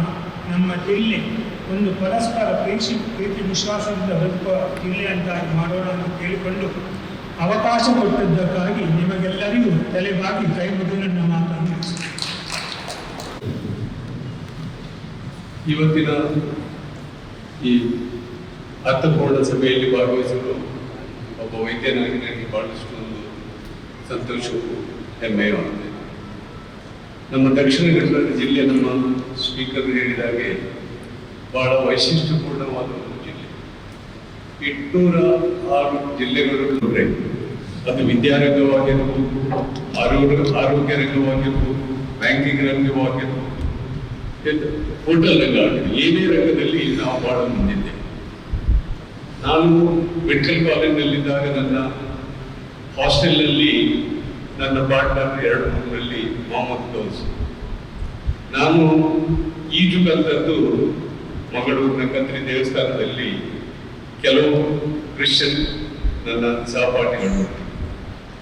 ಆದರೆ ಇತ್ತೀಚೆಗೆ ದುರಾದೃಷ್ಟವಶ ಮಂಗಳೂರಿನಲ್ಲಿ ಕೆಲವು ಅಂಶಗಳಲ್ಲಿ ಸವಾಲತೆ ಹೊಂದಿರುವುದು ನನ್ನಂಥವರಿಗೆ ಬಹಳಷ್ಟು ನೋವನ್ನು ತಂದಿದೆ. ಇದನ್ನು ಸರಿಪಡಿಸುವುದು ನಮ್ಮೆಲ್ಲರ ಒಂದು ಕಾರ್ಯ. ಇದು ಸ್ಪೀಕರ್ ಅವರು ಹೇಳಿದಾಗೆ ಒಬ್ಬನಿಂದ ಅಥವಾ ಒಂದು ಸಂಸ್ಥೆಯಿಂದ, ಒಂದು ಪಾರ್ಟಿಯಿಂದ ಆಗುವುದಿಲ್ಲ. ಪ್ರತಿಯೊಬ್ಬನು ನಾನು ನಮ್ಮ ಘನತೆಯನ್ನು, ದಕ್ಷಿಣ ಕನ್ನಡ ಜಿಲ್ಲೆಯ ಘನತೆಯನ್ನು, ಜನರ ಪ್ರೀತಿ ಸೌಹಾರ್ದತೆಯನ್ನು ಮಾಡಿಕೊಂಡು ಬರಬೇಕೆಂಬುದೇ ನಮ್ಮ ಧ್ಯೇಯವಾಗಿದೆ. ನಾವು ಬರಿಯ ಘೋಷಣೆಗಳಿಗೆ ಹೋಗದೆ ಘೋಷಣೆಗೆ, ಬರಿಯ ಹಗೆತನಕ್ಕೆ ಹೋಗದೆ ಪ್ರೀತಿ ವಾತ್ಸಲ್ಯಕ್ಕೆ ದೇವರು ಎಡೆ ಮಾಡಿಕೊಡಲಿ. ನಾವೆಲ್ಲರೂ ದಕ್ಷಿಣ ಕನ್ನಡ ಜಿಲ್ಲೆಯ ಒಂದು ಸೌಹಾರ್ದತೆಯನ್ನು ಉಳಿಸಿಕೊಂಡು ಹೋಗುವಂತಾಗಲಿ ಎಂಬುದೇ ನನ್ನ ದೇವರಲ್ಲಿ ಪ್ರಾರ್ಥನೆ.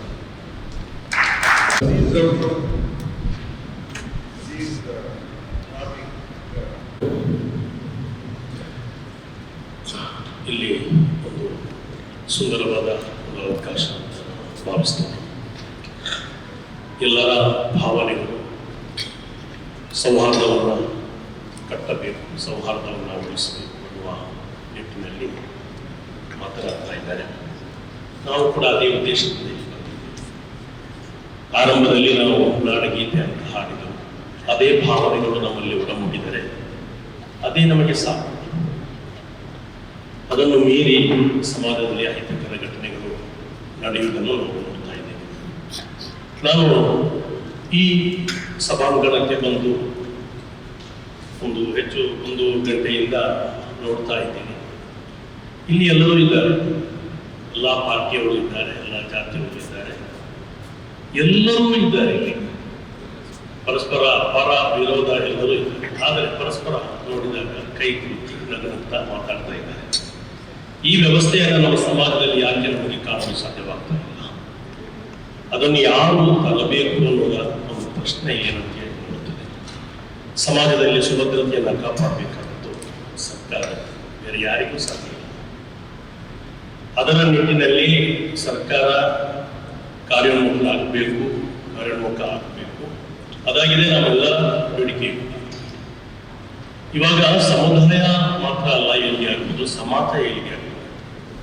ಹಾಗಾದರೆ ಒಂದು ಸಮಗ್ರವಾದ ಒಂದು ಪ್ರೋಸೆಸ್ ನಮ್ಮಲ್ಲಿ ಈ ಸೌಹಾರ್ದವನ್ನು ಕಟ್ಟಬೇಕು ಅನ್ನುವಂತಹ ಉದ್ದೇಶ ಇದೆ. ಹಿರಿಯರು ಮನುಜ ಕುಲಮುಂದೆ ಒಲ್ಲ ಆಯಂ ನಿಜ ಬರೋಬೇಕು ಹೀಗೆಲ್ಲ ಹಾಡಿ ಹೇಳಿ ನಮಗೆ ಭಾವನೆಗಳನ್ನು ತುಂಬಿದ್ದಾರೆ. ಒಂದಾಗಿ ಬದುಕಬೇಕು, ಬಾಳಬೇಕು. ಈ ಮಂಗಳೂರು ಅನ್ನುವುದು ನಮ್ಮ ಕರ್ನಾಟಕದಲ್ಲಿ ಅತ್ಯಂತ ದೈವಿಕವಾಗಿ ದೊಡ್ಡ ಅನುಗ್ರಹ ಸಿಕ್ಕಂತಹ ಒಂದು. ಹಾಗಾದರೆ ಈ ಊರನ್ನು ಯಾಕೆ ನಮಗೆ ಒಂದು ಸಮಾಜ, ಬಲಿಷ್ಠ ಸಮಾಜವಾಗಿ, ಶಾಂತಿಯ ಸಮಾಜವಾಗಿ ಬದಲಿಸಲು ಸಾಧ್ಯ ಆಗ್ತದೆ? ಇಲ್ಲಿ ಒಂದು ಸಮುದಾಯವಾಗಿ ಚಿಂತನೆ ಮಾಡುವಾಗ, ನಾನು ಒಬ್ಬ ಮುಸ್ಲಿಂ ಸಮಾಜದಲ್ಲಿ ನಿಂತ್ಕೊಂಡು ಆಲೋಚನೆ ಮಾಡುವಾಗ, ನನ್ನ ಸಮುದಾಯದ ಯಾವನೇ ಒಬ್ಬ ದ್ವೇಷ, ಭಾಷಣವು, ಮಾತು ಅಥವಾ ಆಕ್ಟಿವಿಟೀಸ್ ಏನಾದರೂ ಮಾಡಿದರೆ ಅದನ್ನು ನಾನು ಸಲ್ಲಿಸುವುದಿಲ್ಲ, ಅದನ್ನು ನಾನು ವಿರೋಧಿಸುತ್ತೇನೆ. ಅದೇ ನನ್ನ ಸಮಾಜದ ಯಾವನೇ ಒಬ್ಬ ಅಪರಾಧ ಮಾಡಿದರೆ ಆ ಅಪರಾಧವನ್ನು ಸಹಿಸಿಕೊಳ್ಳಲು ನನ್ನಿಂದ ಸಾಧ್ಯವಿಲ್ಲ. ಯಾವತ್ತಿಗೂ ನನ್ನ ಸಮಾಜವು ಕೂಡ ಅಷ್ಟೇ. ಹೆಚ್ಚು ಕಮ್ಮಿ 1000ಕ್ಕಿಂತಲೂ ಹೆಚ್ಚು ಮೊಹಲ್ಲಾಗಳು ನಮ್ಮ ಸಮುದಾಯದ ಕ್ಷೇತ್ರದಲ್ಲಿ ಇದೆ.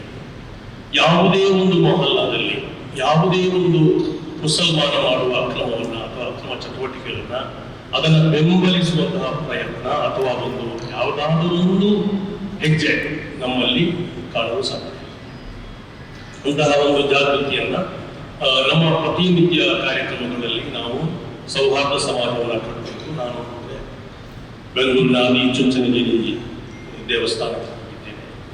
ಅದೇ ರೀತಿ ಧರ್ಮಸ್ಥಳದ ಮಂಜುನಾಥ ಸ್ವಾಮಿ ದೇವಸ್ಥಾನದಲ್ಲಿ ವರ್ಷ ಮಾಡಿದ್ದೇನೆ. ಹೊರನಾಡು, ರಾಮಚಂದ್ರಾಪುರ ಮಠ, ಕಳಸ, ಹೀಗೆ ದೊಡ್ಡ ದೊಡ್ಡ ಕ್ಷೇತ್ರಗಳಲ್ಲಿ ಹೋಗಿ ಒಂದು ಅರ್ಧ ಮುಕ್ಕಾಲು ಗಂಟೆ ಸಮಾಜ ಶಾಂತಿಯಿಂದ ಬದುಕಬೇಕು ಅನ್ನುವಂಥ ಸಂದೇಶವನ್ನು ನೀಡ್ತೇನೆ. ಎಲ್ಲಿಯೂ ಕೂಡ ನಮಗೆ ನಾನು ಒಬ್ಬ ಅಪರಿಚಿತ ಅನ್ನುವಂಥ ಭಾವನೆಯಲ್ಲಿ ಯಾರು ಕೂಡ ಅಂತಹ ಒಂದು ಒಗ್ಗಟ್ಟು, ಒಂದು ಮಾನಸಿಕವಾಗಿರುವಂತಹ ಒಂದು ಹೊಂದಾಣಿಕೆ ನಮಗಿದೆ. ಆದರೆ ಇತ್ತೀಚಿನ ಪ್ರೆಸೆಂಟ್ ನ್ಯೂಸಿನಾಗಿ ನೋಡಿದರೆ ಇಲ್ಲಿರುವುದು ಏನಂದ್ರೆ, ಒಂದು ಅಪರಾಧ ಆದರೆ ಆ ಅಪರಾಧವನ್ನು ಅಪರಾಧವಾಗಿ ಕಾಣಬೇಕಾದ್ರೆ ಅವನ ಜಾತಿಯವರು, ಅವನ ಗುಂಪು ಯಾವುದು ಅಂತ ನೋಡುವಂತಹ ಪರಿಸ್ಥಿತಿ ನಿರ್ಮಾಣ ಆಗ್ತಾ ಇದೆ. ಇದು ಆಗಬಾರ್ದು. ಅಪರಾಧವನ್ನು ಸಮಾಜ ಒಗ್ಗಟ್ಟಾಗಬೇಕಾದ್ರೆ, ಬಲಿಷ್ಠವಾಗಬೇಕಾದ್ರೆ ಒಂದು ಅಪರಾಧವನ್ನು ಯಾರೇ ಮಾಡಲಿ ಅವನ ಜಾತಿ, ಧರ್ಮ, ಅವನ ಗುಂಪು ಯಾವುದು ಅಂತ ನೋಡದೆ ಸೂಕ್ತ ಕ್ರಮ ಜರುಗಿಸುವಂತಹ ಪ್ರಯತ್ನ ಆಗ್ತಾ ಇದೆಯಾ? ಈಗ ಇತ್ತೀಚೆಗೆ 2-3 ಕೊಲೆಗಳು ನಡೆಯಿತು. ಅದರಲ್ಲಿ ಪ್ರಾಮಾಣಿಕವಾಗಿರುವಂತಹ ಕ್ರಮಗಳು ನಡೆಯುತ್ತೀಯಾ? ತನಿಖಾ ವ್ಯವಸ್ಥೆಯಲ್ಲಿ ತಾರತಮ್ಯ ಆಗ್ತಾ ಇದೆಯಾ ಅನ್ನುವಂತಹ ಅನುಮಾನಗಳು ನಮಗೆ ಕೊಡ್ತಾ ಇದೆ. ಅದು ಯಾವುದೂ ಬರದು. ಒಂದು ಅಪರಾಧಕ್ಕೆ ಮತ್ತೊಂದು ಅಪರಾಧ, ಒಂದು ಕೊಲೆಗೆ ಮತ್ತೊಂದು ಕೊಲೆ ಯಾವತ್ತೂ ಪರಿಹಾರ ಅಲ್ಲ. ಹಾಗೆ ಬಂದರೆ ಯಾವತ್ತೂ ಕೂಡ ಈ ಸಮಾಜವನ್ನು ಉಳಿಸಲು ಸಾಧ್ಯವಿಲ್ಲ. ಇದನ್ನು ಅಪರಾಧವನ್ನ ಅದನ್ನ ಮಟ್ಟ ಹಾಕಬೇಕಾದ್ರೆ ಅಪರಾಧಿಯನ್ನ ಅವರಿಗೆ ಸೂಕ್ತ ಒಂದು ಕ್ರಮವನ್ನ, ಶಿಕ್ಷೆಯನ್ನು ಕೊಡುವಂತಹ ಒಂದು ವ್ಯವಸ್ಥೆ ಬಲಿಷ್ಠವಾಗಬೇಕು. ಸಮಾಜದ ಸುಭದ್ರತೆ, ಅದು ನಮ್ಮ ಸಮಾಜದಲ್ಲಿ ನಾವು ಮಾತನಾಡ್ತಾ ಸಚಿವರು ಹೇಳಿದ್ರು, ಒಂದು 5% ಮಾತ್ರ ಇಲ್ಲಿ ಕೆಲವೊಂದು ಆಕ್ರಮಣೆಗಳೆಲ್ಲ ಆಗ್ತಾ ಇದೆ. ಆ 5% ಅನ್ನು ಯಾಕೆ ಈ ದೊಡ್ಡ ಒಂದು ಸಮಾಜಕ್ಕೆ ಒಂದು ನಿಯಂತ್ರಿಸಲು ಸಾಧ್ಯ ಆಗ್ತಾ ಇಲ್ಲ? ಬಲಿಷ್ಠವಾದ ವ್ಯವಸ್ಥೆಗಳು ನಮ್ಮಲ್ಲಿವೆ, ಸರ್ಕಾರ ಇದೆ, ಅದೇ ರೀತಿ ನಮ್ಮ ಏನೋ ಪೊಲೀಸ್ ಇಲಾಖೆ ಇದೆ, ಎಲ್ಲವೂ ಇದೆ. 5% ಅನ್ನು ಯಾಕೆ ನಮಗೆ ನಿಯಂತ್ರಿಸಲು ಸಾಧ್ಯವಿಲ್ಲ ಅಂತ. ಅದೇ ರೀತಿ ನಾವು ಮಾಡಬೇಕು ಅಂತ ನಾವು ಈ ದಿಸೆಗಳನ್ನು ಮಾಡಬೇಕು ಅಂತ ಹೇಳ್ತೇವೆ. ಆದರೆ ಮಾಡಬೇಕು ಯಾರು? ನಾವು ಈ ಕೋಣೆಯಿಂದ, ಈ ಸಭಾಂಗಣದಿಂದ ಹೊರಗೆ ಹೋದರೆ ನಮ್ಮೊಳಗಿನ ಮನಸ್ಸು ಹೇಗಿರುತ್ತದೆ? ಆದ್ದರಿಂದ ಇಲ್ಲಿ ಕಟ್ಟುನಿಟ್ಟಾಗಿ ಕ್ರಮಗಳು ಜರುಗಿದರೆ, ನ್ಯಾಯಯುತವಾಗಿ ಪ್ರೋಸೆಸ್ ನಡೆದರೆ ಯಾವುದೇ ಅಹಿತಕರ ಘಟನೆಗಳು ಕೂಡ ನಡೆಯುತ್ತಿಲ್ಲ.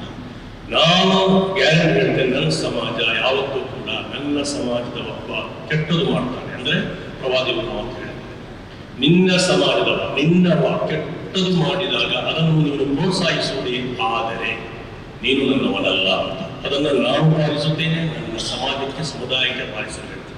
ಇದೇ ಬೇಕಾಗಿದೆ. ಎಲ್ಲ ಸಮಾಜವು ಅದೇ ರೀತಿ ನೋಡಿಕೊಂಡ್ರೆ ಇಲ್ಲಿ ಸಮಾಜ ಸೌಹಾರ್ದಯುತವಾಗುತ್ತದೆ.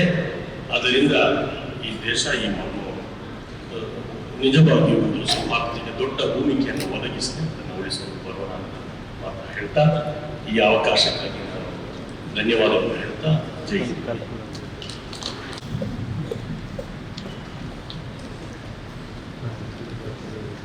ಜೊತೆಗೆ ತಮ್ಮ ಹೆಸರು ಪರಿಚಯ ಮಾಡ್ಕೊಳ್ಳಿ, ಯಾಕಂದ್ರೆ ಹೋಮ್ ಮಿನಿಸ್ಟರ್ ಕೂಡ ಗೊತ್ತಾಗ್ತದೆ, ಎಲ್ಲರೂ ಗೊತ್ತಾಗ್ತದೆ. ಸರ್ ನಮಸ್ಕಾರ, ನಾನು ಲಕ್ಷ್ಮಣ ಕಲಾಪದ ದೊಡ್ಡದಾಗಿ ಹೇಳಿದಾದರೆ ನನ್ನ ಭೂಷಣಗಳು ಪತ್ರಿಕಾಗೋಷ್ಠಿಯಲ್ಲಿ ಹೇಳಿದರು, ನಮಗೆ ಶಾಂತಿ ಸಭೆಯಂತ ಅಗತ್ಯ ಇಲ್ಲ, ಆದರೆ ಎಲ್ಲರೂ ಕಾನೂನನ್ನು ಪಾಲಿಸಿದರೆ ನಮ್ಮ ಸಮಾಜ ಒಳ್ಳೆಯದಾಗಲ್ಲ. ನಾನು ಈ ಶಾಂತಿ ಸಭೆಯಲ್ಲಿ ಜಾಸ್ತಿ ವಿಶ್ವಾಸ ಇಟ್ಟಲ್ಲ, ಆದರೆ ನನ್ನ ದೇಶದ ರಾಜ್ಯದ ನಾಡಿನ ಕಾನೂನನ್ನು ಕಟ್ಟುನಿಟ್ಟಾಗಿ ಪಾಲಿಸುವಲ್ಲಿ ಶಾಂತಿ ಖಂಡಿತವಾಗಿ ಬರ್ತದೆ. ಅದಕ್ಕಾಗಿ ನನ್ನ ಪೊಲೀಸ್ ಅಧಿಕಾರಿಗಳು ಎಲ್ಲ ನನ್ನ ಸ್ಟೇಷನ್ಗಳು ಒಳ್ಳೆಯ ರೀತಿಯಾಗಿ ಯಾರ ಅವಶ್ಯಕತೆ ಒಳಗಾಗದೆ, ಯಾವುದೇ ಇನ್ಫ್ಲುಯೆನ್ಸ್ಗೆ ಒಳಗಾಗದೆ ತಮ್ಮ ಕೆಲಸವನ್ನು ಒಳ್ಳೆಯದಾಗಿ ಮಾಡಿದಲ್ಲಿ ಶಾಂತಿ ಆಟೋಮ್ಯಾಟಿಕ್ ಆಗಿ ನಮಗೆ ಸಿಗ್ತದೆ. ಇಷ್ಟನ್ನು ನಾನು ಹೇಳಿ ನನ್ನೆಲ್ಲ ಪೊಲೀಸರು ಮಾಡುವಂಥ ಕೆಲಸವನ್ನು ಶ್ಲಾಘಿಸುತ್ತಾ ಅವರಿಗೆ ಅಭಿನಂದನೆ ಸಲ್ಲಿಸ್ತೇನೆ. ಇಷ್ಟು ಪ್ರೆಷರ್ ಇದ್ದು ಎಲ್ಲ ಪೊಲಿಟಿಕಲ್ ಪಾರ್ಟೀಸ್ನಿಂದ ಜನರಿಂದ ಪ್ರತಿ ಜಾತಿ ಇನ್ಸ್ಟಿಟ್ಯೂಷನ್ ಪ್ರೆಷರ್ ಇದ್ದು ಸಹ ಒಳ್ಳೆಯ ರೀತಿಯಲ್ಲಿ ಅವರು ಕೆಲಸವನ್ನು ಮಾಡ್ತಿದ್ದಾರೆ. ಅವರ ಕೆಲಸವನ್ನು ಮಾಡಲು ಬಿಟ್ಟರೆ ಮಾತ್ರ ನಮ್ಮ ಸಮಾಜದಲ್ಲಿ ಸೌಹಾರ್ದತೆ ಶಾಂತಿ ವ್ಯವಸ್ಥೆ ಎಂದು ಹೇಳಿ ನಾನು ಮಾತನ್ನು ಪೂರ್ಣಗೊಳಿಸುತ್ತೇನೆ. ಅವಕಾಶಕ್ಕಾಗಿ ಧನ್ಯವಾದ. 6 ದಶಕಗಳಿಂದ ರಾಜಕಾರಣದಲ್ಲಿ ಪ್ರಭುತ್ವವಾಗಿ ಮಾನ್ಯಪಾಡ ಎಲ್ಲ ಜನತೆಗಳಿಗೆ ಎಲ್ಲ ಸಮುದಾಯ ಐಕ್ಯ ಒಂದೇ ಮಂತ್ರ, ಐಕ್ಯದಿಂದಲೇ ಸ್ವತಂತ್ರ, ಐಕ್ಯಗಾನದ ರಾಷ್ಟ್ರ ತೀರುತ್ತಿರಲಿ ಕವಿ ಕೈಯಾರು ಬಂದರೆ ವಿಧಾನಸಭೆ ಒಳಗೂ ಮೊಳಗಿಸಿದವರು ಈಗಿನ ನೀವು ಈಗ ಸಾಹಿತ್ಯ ಪರಿಷತ್ ಅಧ್ಯಕ್ಷ ಎಲ್ಲ ಗೊತ್ತಾಗ್ತಿದ್ದ ಹೋಮ್ ಮಿನಿಸ್ಟರ್ ಗೊತ್ತಾಗ್ತಿತ್ತು, ಯಾಕಂದ್ರೆ ಎಲ್ಲರೂ ಪರಿಚಯ ಇರೋದಿಲ್ಲ, ಅದು ಯಾರೇ ಮಾತಾಡೋದು ಪರಿಚಯ ಮಾಡ್ಕೊಂಡ್ರವರಿಗೆ ಗೊತ್ತಾಗ್ತದೆ. ಪ್ರದೀಪ್ ಕುಮಾರ್ ಕಂಪೂರ ಅಂತ 5 ಬಾರಿ ಕನ್ನಡ ಸಾಹಿತ್ಯ ಪರಿಷತ್ 5 ರೋಜಿಗಳಲ್ಲಿ ಸೇವೆ ಮಾಡಿದವರು, 2 ಬಾರಿ ಕನ್ನಡ ಅಭಿವೃದ್ಧಿ ಪ್ರಾಧಿಕಾರದಲ್ಲಿ, 1 ಬಾರಿ ಕನ್ನಡ ಪುಸ್ತಕ ಪ್ರಾಧಿಕಾರದಲ್ಲಿ ಮತ್ತು ಎಲ್ಲ ಧಾರ್ಮಿಕ ಸಂಸ್ಥೆಗಳಲ್ಲಿ. ಬಹುಶಃ ಹಿಂದೆ ಸುಮಾರು 10-20 ವರ್ಷಗಳ ಹಿಂದೆ ಬಹಳ ದೊಡ್ಡದಾದಂತಹ ಒಂದು ಹೋಗುವ ಸಂದರ್ಭಗಳು ನಡೆದಾಗ ಈ ಸುರತ್ಕಲಲ್ಲಿ ಈ ಕಡೆಯಲ್ಲಿ ಗಮನಕ್ಕೆ ಬಂದಿರಬಹುದು. ಅವಾಗ ಜನ ಪರಿಪೂರ್ಣವಾಗಿ ಕಾನೂನಿನ ವ್ಯವಸ್ಥೆಗೆ ತಮ್ಮನ್ನು ತಾವು ಒಡ್ಡಿಕೊಂಡದನ್ನು ನಾವೆಲ್ಲರೂ ಅನುಭವಿಸಿದವರು. ನಾನು ತುಂಬ ಒಂದು 20 ವರ್ಷ ಹಿಂದೆ. ಆಗ ಪೂಜ್ಯ ಬೇಜಾರು ಶ್ರೀಗಳು ಎಲ್ಲ ಮನೆಗಳಿಗೆ ತೆರಳಿದ್ದಾರೆ. ಗೌರವಾನ್ವಿತ ನಮ್ಮ ಯುನಿಟಿ ಆಸ್ಪತ್ರೆಯ ಗಣಪಯ್ಯ ಸಂಸ್ಥೆಯ ಬಂಧುಗಳು, ಇಲ್ಲಿಯ ಬಿಷಪ್ ಬಂಧುಗಳು, ನಾವೆಲ್ಲ ಸೇರಿ ಸರ್ಕಿಟ್ ಹೌಸ್ನಲ್ಲಿ ದೊಡ್ಡದಾದಂಥ ಸಭೆ ಮಾಡಿದ್ದೇವೆ. ಅಂದರೆ ಜನರಲ್ಲಿ ಆತಂಕಗಳು ಇಲ್ಲ, ವಿಕೃತಗಳು ಆದದ್ದು ಹೌದು, ಆದರೆ ವಿಕೃತಗಳು ಆದಾಗ ನಾವು ಬಯಸುವಂಥದ್ದು ಕಾನೂನು ಪ್ರಕಾರವೇ. ಯಾವುದೇ ಈಗ ನನ್ನ ಮನೆಯ ನನ್ನ ಮಗನೇ ನಾಳೆ ಏನಾದರೂ ವಿಕೃತ ಮಾಡಿದ್ರು ಆತ ಅಪರಾಧಿಯೇ. ಅಪರಾಧಿ ಸ್ಥಾನದಲ್ಲಿ ಇರುವಾಗಲೇ ಎಲ್ಲರ ಧ್ವನಿ ಹಾಕಿ ಮತ್ತು ನೋಡಿದಾಗ ಈ ಸಮಸ್ಯೆಗಳಿಗೆ ಪರಿಹಾರ ಆಗುವುದಿಲ್ಲ. ಮತ್ತು ಇಂತಹ ಸಭೆಗಳು ಇದು ಶಾಂತಿ ಸಭೆ, ಸೌಹಾರ್ದ ಸಭೆಗಿಂತಲೂ ಒಂದರ್ಥದ ನಮ್ಮ ದಕ್ಷಿಣ ಕನ್ನಡ ಜಿಲ್ಲೆಯ ಕೌಟುಂಬಿಕವಾದಂಥ ಆತ್ಮಾವಲೋಕನ ಮಾಡುವಂಥ ಸಭೆ ಅಂತ ನಾನು ನೋಡಿದ್ದೆ. ಈ ಥರದ ಆತ್ಮಾವಲೋಕನ ಮಾಡೋದ್ರಿಂದ ಸಮಸ್ಯೆಗಳಿಗೆ ಪರಿಹಾರವಾಗ್ತದೆ. ಇಲ್ಲಿಯ ಬಹುಶಃ ಇಲ್ಲಿ ಖಾದರ್ ಸಾಹೇಬರು ಬಹಳ ನಾವೆಲ್ಲ ಆತ್ಮೀಯರಾಗಿ ನಾವು ಸಮಾಜ ಸೇವೆ ಮಾಡಿದ್ರು. ಮನೆಯಲ್ಲಿ ನ್ಯಾಯ ಮಾತನಾಡಿದರೆ ಸಂತೆಗೆ ಹೋದಾಗ ತುಳು ಮಾತನಾಡ್ತಾರೆ, ಯಕ್ಷಗಾನದ ವೇದಿಕೆಗೆ ಬಂದಾಗ ಶುದ್ಧವಾದ ಸ್ಪಷ್ಟವಾದ ವ್ಯಾಕರಣವಾದ ಕನ್ನಡದಲ್ಲಿ ಮಾತನಾಡ್ತಾರೆ. ಇದು ಈ ಜಿಲ್ಲೆಯ ಸೌಹಾರ್ದತೆಯ ಲಕ್ಷಣ. ಮಾತೃ ಸಂಸ್ಕೃತಿ ಉಳಿಸಿಕೊಂಡು ಒಂದಾಗಿ ನಾವು ಬಾಳ್ತಾ ಇದ್ದೇವೆ, ಬಾಳೋಣ. ಇಂಥ ಕೌಟುಂಬಿಕ ಸಭೆಗಳಿಗೆ ಹೆಚ್ಚು ಪ್ರಾಶಸ್ತ್ಯ ಕೊಡೋಣ.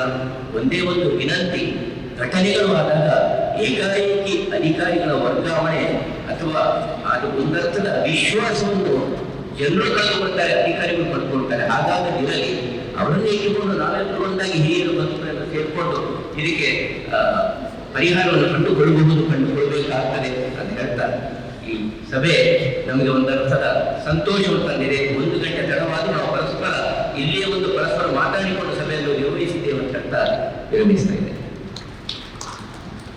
ಮೊಹಮ್ಮದ್ ಕುನ್ನಿ ಅವರು, ಶಾಂತಿ ಪ್ರಕಾಶ್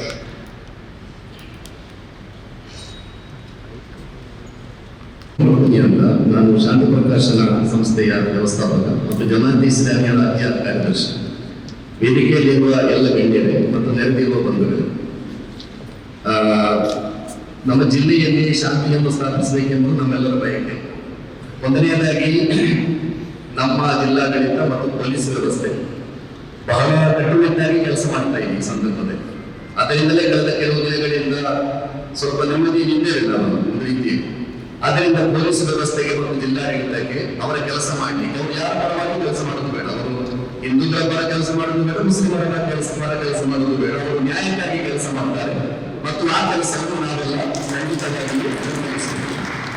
ಎರಡನೇದಾಗಿ ಈ ಜಿಲ್ಲೆಯಲ್ಲಿ ಕಾನೂನಿನ ಮೂಲಕ ಮನುಷ್ಯರ ಹೃದಯಗಳನ್ನು ಜೋಡಿಸಲಿಕ್ಕೆ ಖಂಡಿತ ಸಾಧ್ಯ ಇಲ್ಲ. ಮನಸ್ಸುಗಳು ಒಳಗೆ ಹೋಗಿದೆ ಈ ಜಿಲ್ಲೆಯಲ್ಲಿ, ತುಂಬಾ ಅಂತರ ಹೆಚ್ಚಾಗ್ತಾ ಇದೆ. ಆದ್ದರಿಂದ ತಕ್ಷಣಕ್ಕೆ ಈ ಜಿಲ್ಲೆಯಲ್ಲಿ ಒಂದು ಸೌಹಾರ್ದತೆಯ ದೊಡ್ಡ ಸಂದೇಶವನ್ನು ಸಾರಬೇಕಾದ ಅಗತ್ಯ ಇದೆ. ಅದಕ್ಕೆ ಜಿಲ್ಲಾಡಳಿತ, ಈ ಜಿಲ್ಲೆಯ ಎಲ್ಲ ಸ್ವಾಮೀಜಿಗಳು ಮತ್ತು ಖಾಸಗಿಗಳು ಮತ್ತು ಎಲ್ಲ ಕ್ರೈಸ್ತ ಧರ್ಮಗುರುಗಳ ನಾಯಕತ್ವದಲ್ಲಿ ಒಂದು ದೊಡ್ಡ ಸೌಹಾರ್ದ ರ್ಯಾಲಿ ನಡೆಸಬೇಕು ಎಂದು ನನ್ನ ಅಭಿಪ್ರಾಯ. ಯಾಕೆಂದ್ರೆ ಒಂದು 25,000-50,000 ಜನರನ್ನು ಸೇರಿಸಿ ಎಲ್ಲಾ ಧಾರ್ಮಿಕ ಗುರುಗಳ ನೇತೃತ್ವದಲ್ಲಿ ಒಂದೊಳ್ಳೆಯ ಸೌಹಾರ್ದ ರ್ಯಾಲಿಯನ್ನು ನಡೆಸಿ ಒಂದು ದೊಡ್ಡ ಸೌಹಾರ್ದತೆಯ ಸಂದೇಶವನ್ನು ಇಡೀ ಜಿಲ್ಲೆಗೆ ಮತ್ತು ಇಡೀ ದೇಶಕ್ಕೂ ಕೊಡಬೇಕಾದಂತಹ ಒಂದು ಅಗತ್ಯ ಖಂಡಿತವಾಗಿ ಈ ಸಂದರ್ಭದಲ್ಲಿ ಇದೆ. ಅದಕ್ಕೆ ಜಿಲ್ಲಾಡಳಿತ ಹೆಚ್ಚು ಮುತುವರ್ಜಿ ವಹಿಸಿದರೆ ಈ ಜಿಲ್ಲೆಯ ಒಟ್ಟು ಜನತೆಗೆ ಒಂದು ತುರ್ತು ಸಂದೇಶವನ್ನು ಕೊಡಲಿಕ್ಕೆ ಸಾಧ್ಯ ಇದೆ ಎಂದು ನನ್ನ ಅಭಿಪ್ರಾಯ. ಎರಡನೇದಾಗಿ, ಈ ಜಿಲ್ಲೆಯಲ್ಲಿ ಧಾರಾಳ ವಿದ್ಯಾಸಂಸ್ಥೆಯ ಮುಖಂಡರು ಕೂಡ ಧಾರಾಳ ಇದ್ದಾರೆ. ಆದ್ದರಿಂದ ಇಲ್ಲಿ ಅನಪಾಯ ಸಂಸ್ಥೆ ಇದೆ, ನಿಟ್ಟೆ ಇದೆ, ಆಳ್ವಾಸ್ ಇದೆ, ಅದೇ ರೀತಿ ಕ್ರೈಸ್ತ ಸಂಸ್ಥೆಗಳಿವೆ. ಈ ಎಲ್ಲ ವಿದ್ಯಾಸಂಸ್ಥೆಗಳ ಮುಖ್ಯಸ್ಥರು ಒಂದು ಪ್ರೆಸ್ ಕಾನ್ಫರೆನ್ಸ್ ಮಾಡಿದ್ರೆ ಸರ್, ನಾವು ಈ ಜಿಲ್ಲೆಯ ಶಾಂತಿಯನ್ನು ಕಾಪಾಡಬೇಕು, ಈ ಜಿಲ್ಲೆ ಹಾಳಾಗಬಾರದು, ಈ ಜಿಲ್ಲೆಯ ಪ್ರಾಕೃತವನ್ನು ಉಳಿಸಬೇಕು ಅಂತ ಒಂದು ದೊಡ್ಡ ಒಂದು ಸಂದೇಶವನ್ನು ಪ್ರೆಸ್ ಕಾನ್ಫರೆನ್ಸ್ ಮಾಡಿ ಹೇಳಿಕೆ ಕೊಟ್ಟರೆ ಕೂಡ ಬಹಳ ದೊಡ್ಡ ಒಂದು ಸಂದೇಶವನ್ನು ಸಾರಲಿಕ್ಕೆ ಖಂಡಿತ ಸಾಧ್ಯ ಇದೆ. ಈ ನಿಟ್ಟಿನಲ್ಲಿ ನಮ್ಮ ವಿದ್ಯಾಸಂಸ್ಥೆಗಳು ಕೂಡ ಅವರ ಜವಾಬ್ದಾರಿಯನ್ನು ಸ್ವಲ್ಪ ಯಶಸ್ವಿಯಾಗಿ ನಿರ್ವಹಿಸಿದರೆ ಒಂದು ದೊಡ್ಡ ಸಂದೇಶ ಈ ಜಿಲ್ಲೆಗೆ ಕೊಡುವುದು ಎಂದು ನನ್ನ ಅಭಿಪ್ರಾಯ.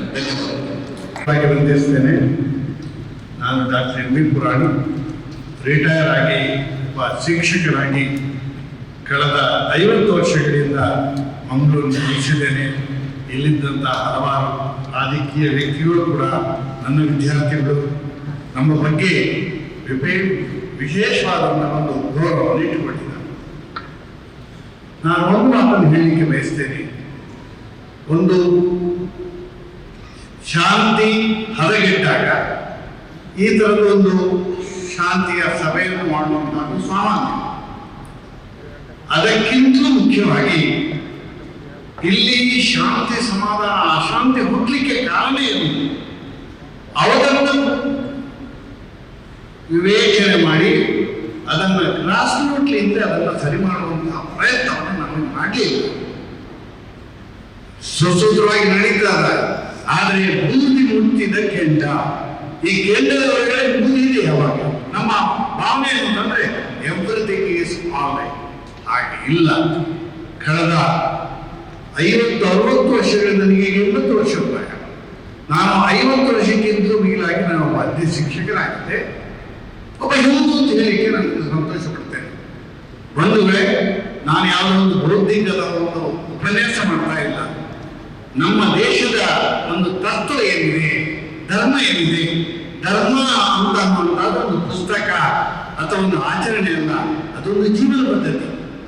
ನಾವು ಯಾರೇ ಆಗಿರಲಿ, ಈ ಬೃಹತ್ ರಾಷ್ಟ್ರದಲ್ಲಿ ಶ್ರೇಷ್ಠವಾದ, ನಾವು ಅಮೆರಿಕ ಹೋಗ್ಲಿ, ದುಬೈಗೆ ಹೋಗ್ಲಿ, ಎಲ್ಲಿ ಹೋದ್ರು American, I am identified as an Indian.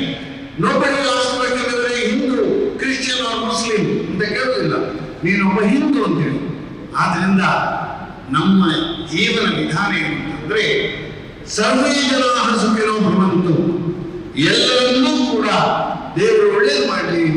ಅದಕ್ಕೋಸ್ಕರ ಎಳೆಯ ಮಕ್ಕಳಲ್ಲಿ ನಮ್ಮ ಸನಾತನ ಧರ್ಮದಿಂದ ನಮ್ಮ ಹಿರಿಯರು ಪ್ರಯತ್ನಪಟ್ಟು ಮಾಡಿಕೊಂಡಂತ ಒಂದು ಚಿಂತನೆ ಏನಿದೆ, ಭಗವಂತನ ಸೃಷ್ಟಿಯಲ್ಲಿ ಒಬ್ಬ ಜೀವಿಯಾಗಿ ನಿಮಗೆ ಬದುಕಲಿಕ್ಕೆ ಎಷ್ಟು ಅವಕಾಶ ಇದೆ, ಇನ್ನೊಂದು ವ್ಯಕ್ತಿಗೂ ಇದೆ, ಇನ್ನೊಂದು ಜೀವಿಗೂ ಇದೆ, ಇನ್ನೊಂದು ಸಸ್ಯಕ್ಕೂ ಇದೆ ಎನ್ನತಕ್ಕಂಥ ಭಾವನೆಯನ್ನ ಸೃಷ್ಟಿ ಮಾಡಿದಂತಹ ನಮ್ಮ ವೈಶಿಷ್ಟ್ಯಪೂರ್ಣವಾದಂತಹ ಜೀವನ ಪದ್ಧತಿ.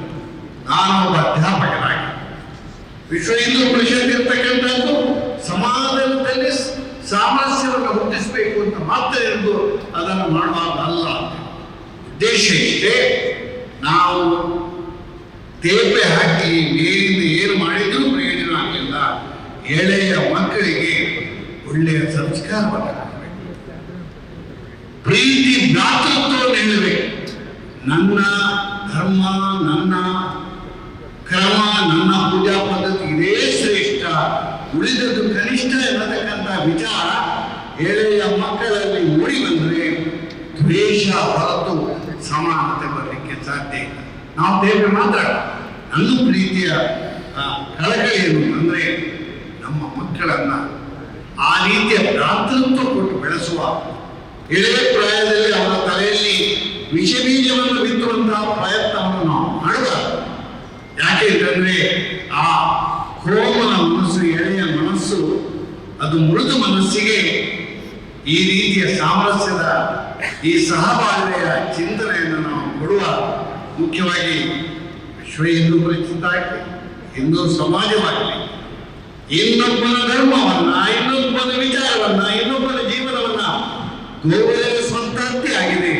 ಅಂತಹ ಒಂದು ಮಹಾವೃಕ್ಷದ ಅಡಿಯಲ್ಲಿ ನಾವು ಹುಟ್ಟಿ ಬೆಳೆದ ಕಾರಣ ಆದಷ್ಟು ಮಟ್ಟಿಗೆ ಮೇಲ್ನೋಟಕ್ಕೆ ಕಾಣತಕ್ಕಂಥ ನಮ್ಮ ವ್ಯತ್ಯಾಸಗಳು, ನಾವೆಲ್ಲ ಒಂದೇ ಇರತಕ್ಕಂಥ ಘೋಷಣೆಗಳು ಎಲ್ಲ ಧಾರ್ಮಿಕ ರಾಜಕೀಯ ವ್ಯಕ್ತಿಗಳೆಲ್ಲ ಘೋಷಣೆ ಇಟ್ಕೊಂಡು ದೊಡ್ಡ ಅಲ್ಲ, ಅವರ ಅಭಿಪ್ರಾಯವನ್ನು ನಾವು ವಿರೋಧ ಮಾಡುವುದಿಲ್ಲ.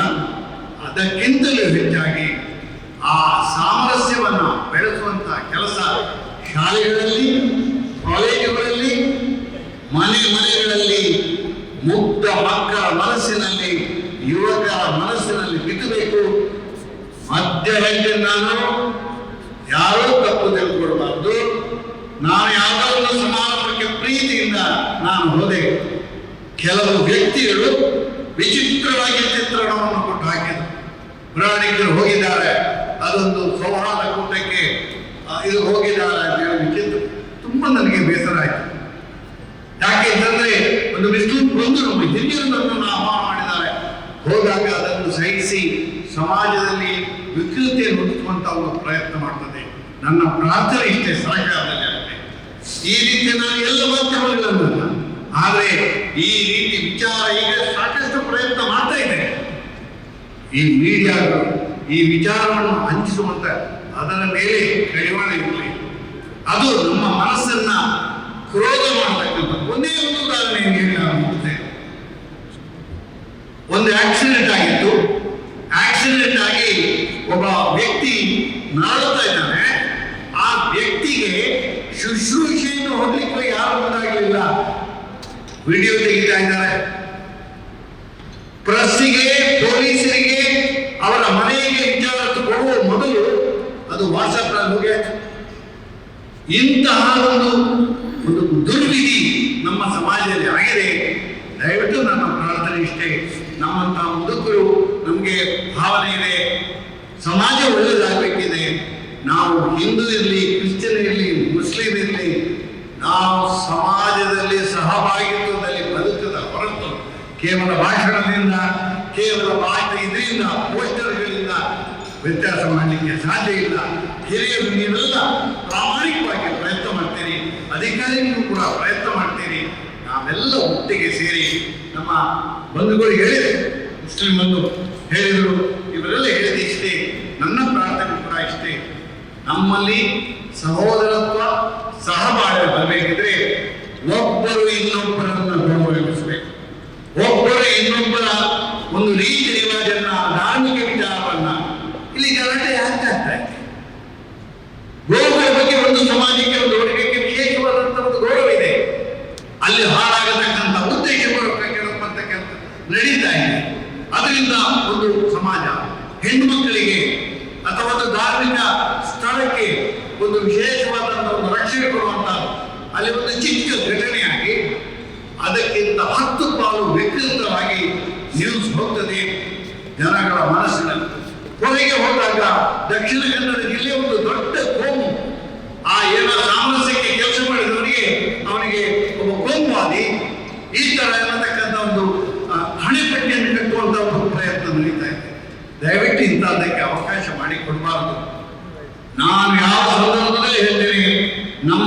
ಊರಿನಲ್ಲಿ ಪರಸ್ಪರರನ್ನು ಗೌರವಿಸುವ, ಅವರವರ ವಿಚಾರಗಳಿಗೆ, ಅವರವರ ಧಾರ್ಮಿಕತೆಗೆ ಗೌರವವನ್ನು ಕೊಟ್ಟು ಒಟ್ಟಿಗೆ ಬಾಳತಕ್ಕಂಥ ಒಂದು ವ್ಯವಸ್ಥೆ ನಡೆದಾಗ ಮಾತ್ರ ಸಾಧ್ಯ.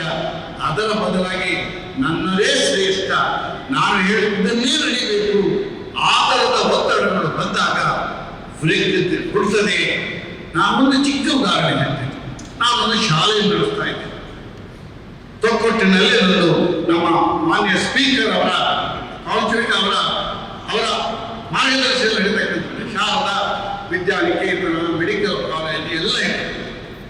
ನಮ್ಮಲ್ಲಿ ಕಾನೂನು ದೇವಸ್ಥಾನ ಆಗಲಿ, ಭಜನಾಂತರಗಳಾಗಲಿ, ಚರ್ಚ್ ಆಗಲಿ, ಮಸೀದಿ ಆಗಲಿ, ಸಮಾಜಕ್ಕೆ ತೊಂದರೆ ಕೊಡ್ತಕ್ಕಂಥ ನಮ್ಮ ಪ್ರಾರ್ಥನೆಗಳು ನಮ್ಮ ಒಂದು ಆ ಜಾಗಕ್ಕೆ ಮಾತ್ರ ಸೀಮಿತವಾಗಿ ಎತ್ತರ ಇದರಲ್ಲಿ ಮೈಕುಗಳು ಧಾರ್ಮಿಕ ಪ್ರವಚನ ಇರ್ಬೋದು. ಅದರ ಬಗ್ಗೆ ಹೋಮ್ ಡಿಪಾರ್ಟ್ಮೆಂಟ್ ಟೇಕ್ ಆಕ್ಷನ್. ನಾವು ಹೇಳ್ತಾ ಇದ್ದೇವೆ ಮಾಡಬಾರದು. ಅದು ಅಮೆರಿಕದಲ್ಲಿ ಇಲ್ಲ, ಗಲ್ಫ್ ರಾಷ್ಟ್ರಗಳಲ್ಲಿ ಇಲ್ಲ, ಭಾರತದಲ್ಲಿ ಮಾತ್ರ ಯಾಕೆ ಇರುವುದು. ಅದೇ ರೀತಿ ಲೆಕ್ಕ ನಮ್ಮ ನಾಡು, ನಮ್ಮ ಮಂಗಳೂರು ಊರು ಒಂದು ಶಾಂತಿಯ ನಾಡಾಗಲಿ. ನಮ್ಗೆ ಎಲ್ಲಿಯೂ ಕೂಡ ಅಶಾಂತಿ ಅಥವಾ ಈ ಥರದ ಇದಕ್ಕೆ ಅವಕಾಶ ಇಲ್ಲ. ಮತ್ತೊಮ್ಮೆ ಎಲ್ಲರಿಗೂ ಕೂಡ ಸ್ವಲ್ಪ ದೀರ್ಘವಾಗಿ ಮಾತಾಡತಕ್ಕಂಥದ್ದು ಕ್ಷಮಿಸಬೇಕು. ನನಗೆ 80 ವರ್ಷ ಸ್ವಲ್ಪ ಆರೋಪ ಮಾಡಲಿಲ್ಲ. ಆದ್ದರಿಂದ ಏನಾದರೂ ಹೆಚ್ಚಿಗೆ ಹೇಳಿಕೆ ಮಾಡಿದರೆ ಚೆನ್ನಾಗಿ ಮಾತಾಡಿದ್ರು. ಮುಸ್ಲಿಂ ಸೆಂಟ್ರಲ್ ಕಮಿಟಿಯವರು ಇಬ್ರಾಹಿಂ ಮಾಡಿದಾರಲ್ಲ, ಉಪಾಧ್ಯಕ್ಷರು ಇದರ ಮಾತಾಡಿ. ಇಬ್ರಾಹಿಂ ಎಲ್ಲ ಸಂಘಟನೆಗಳು ಬಹಳ ಚಿಂತನೆ ಮಾಡಿ ಈ ಭಾರತ ಬೇಕು ಮತ್ತು ಪರಸ್ಪರ ಸಹಕಾರದ ಮನೋಭಾವನೆ ಕೊಡಬೇಕು. ಉದ್ರೇಕಕಾರಿ ಭಾಷಣ ಮಾಡಿ ಯುವಕರನ್ನ ಎಬ್ಬಿಸುವುದು ಬಹಳ ಸ್ವರ. ಅದರಿಂದ ಆಗುವ ಅನಾಹುತವನ್ನು ನಿಲ್ಲಿಸಲಿಕ್ಕೆ ಬಹಳ ಕಷ್ಟ ಆಗುತ್ತದೆ ಅಂತಕ್ಕಂಥ ವಿಚಾರ ನಾವೆಲ್ಲ ಗೊತ್ತಿದ್ದು ಕೂಡ ಕೆಲವು ಸಂಘಟನೆಗಳು ಇದಕ್ಕೆ ಕೈ ಹಾಕ್ತಾ ಇದೆ. ಅದಕ್ಕೆ ಬೇಕಾಗಬೇಕಾದ್ದು ಪ್ರತಿಯೊಂದು ಸಂಘಟನೆಯ ಮುಖ್ಯಸ್ಥರ ಮತ್ತು ಚಿಂತಕರ ಮತ್ತು ರಾಜಕೀಯ ಪಕ್ಷಗಳ ದೊಡ್ಡ ಜವಾಬ್ದಾರಿ. ಆ ಜವಾಬ್ದಾರಿ ಯಶಸ್ವಿ ಆಗಬೇಕಿದ್ದರೆ ಇದೇನು ಜಿಲ್ಲಾ ಉಸ್ತುವಾರಿ ಸಚಿವರು ತಾವು ಮತ್ತು ನಮ್ಮ ರಾಜ್ಯದ ಗೃಹ ಸಚಿವರು ಎಲ್ಲ ಹಾಕಿದ ಒಂದು ಹೆಜ್ಜೆ ಬಹಳ ಅನುಕರಣೀಯ ಮತ್ತು ಅಭಿನಂದನೀಯ. ಇದು ಕೇವಲ ಭಾಷಣದಿಂದ ಮಾತ್ರ ಇಂಪ್ಲಿಮೆಂಟ್ ಆಗುವುದಿಲ್ಲ.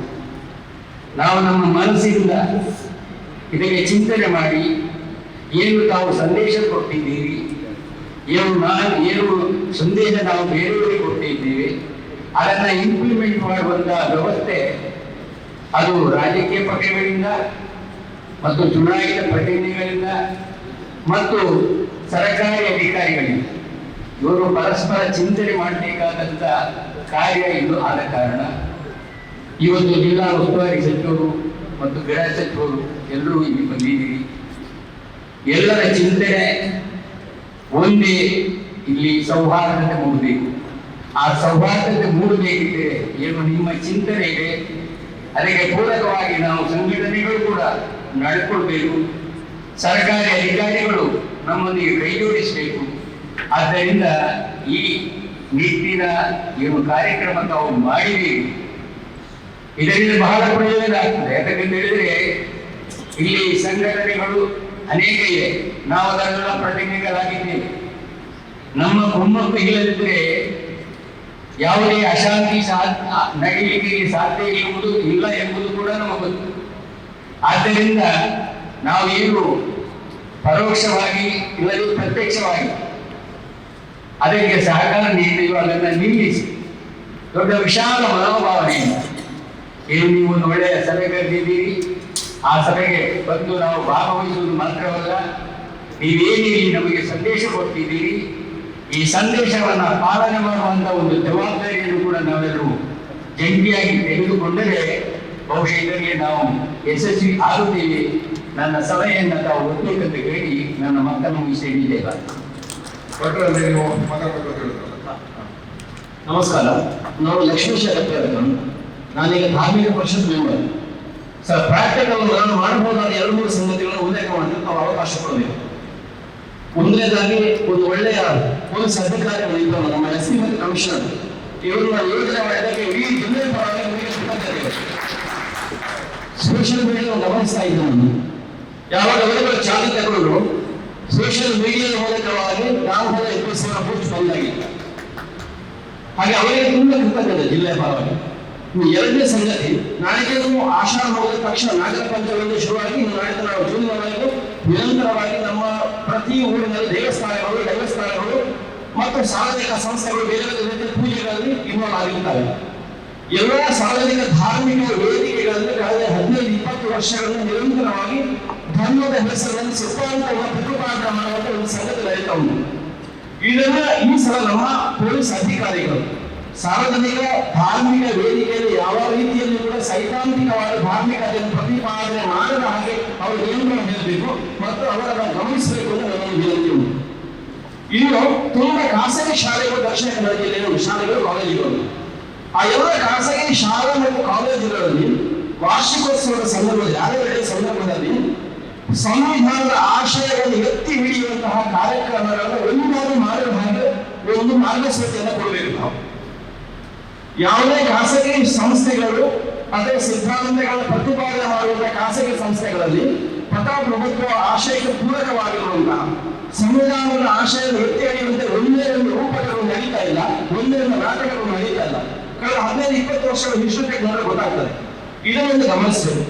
ಇನ್ನು ಮೂರನೇದಾಗಿ ಆಗಬೇಕಾದ್ರು 20 ವರ್ಷಗಳ ಮೊದಲು ಕೋರೆ ಅಂಕದಲ್ಲಿ, ಪಾಲ್ನಲ್ಲಿ, ಜಾತ್ರೆಯಲ್ಲಿ ಅಥವಾ ಸಣ್ಣ ಸಣ್ಣ ಸಮಾರಂಭಗಳಲ್ಲಿ ಪೆಟ್ಟುಮುಟ್ಟು ಮಾಡ್ತಾ ಇದ್ರು.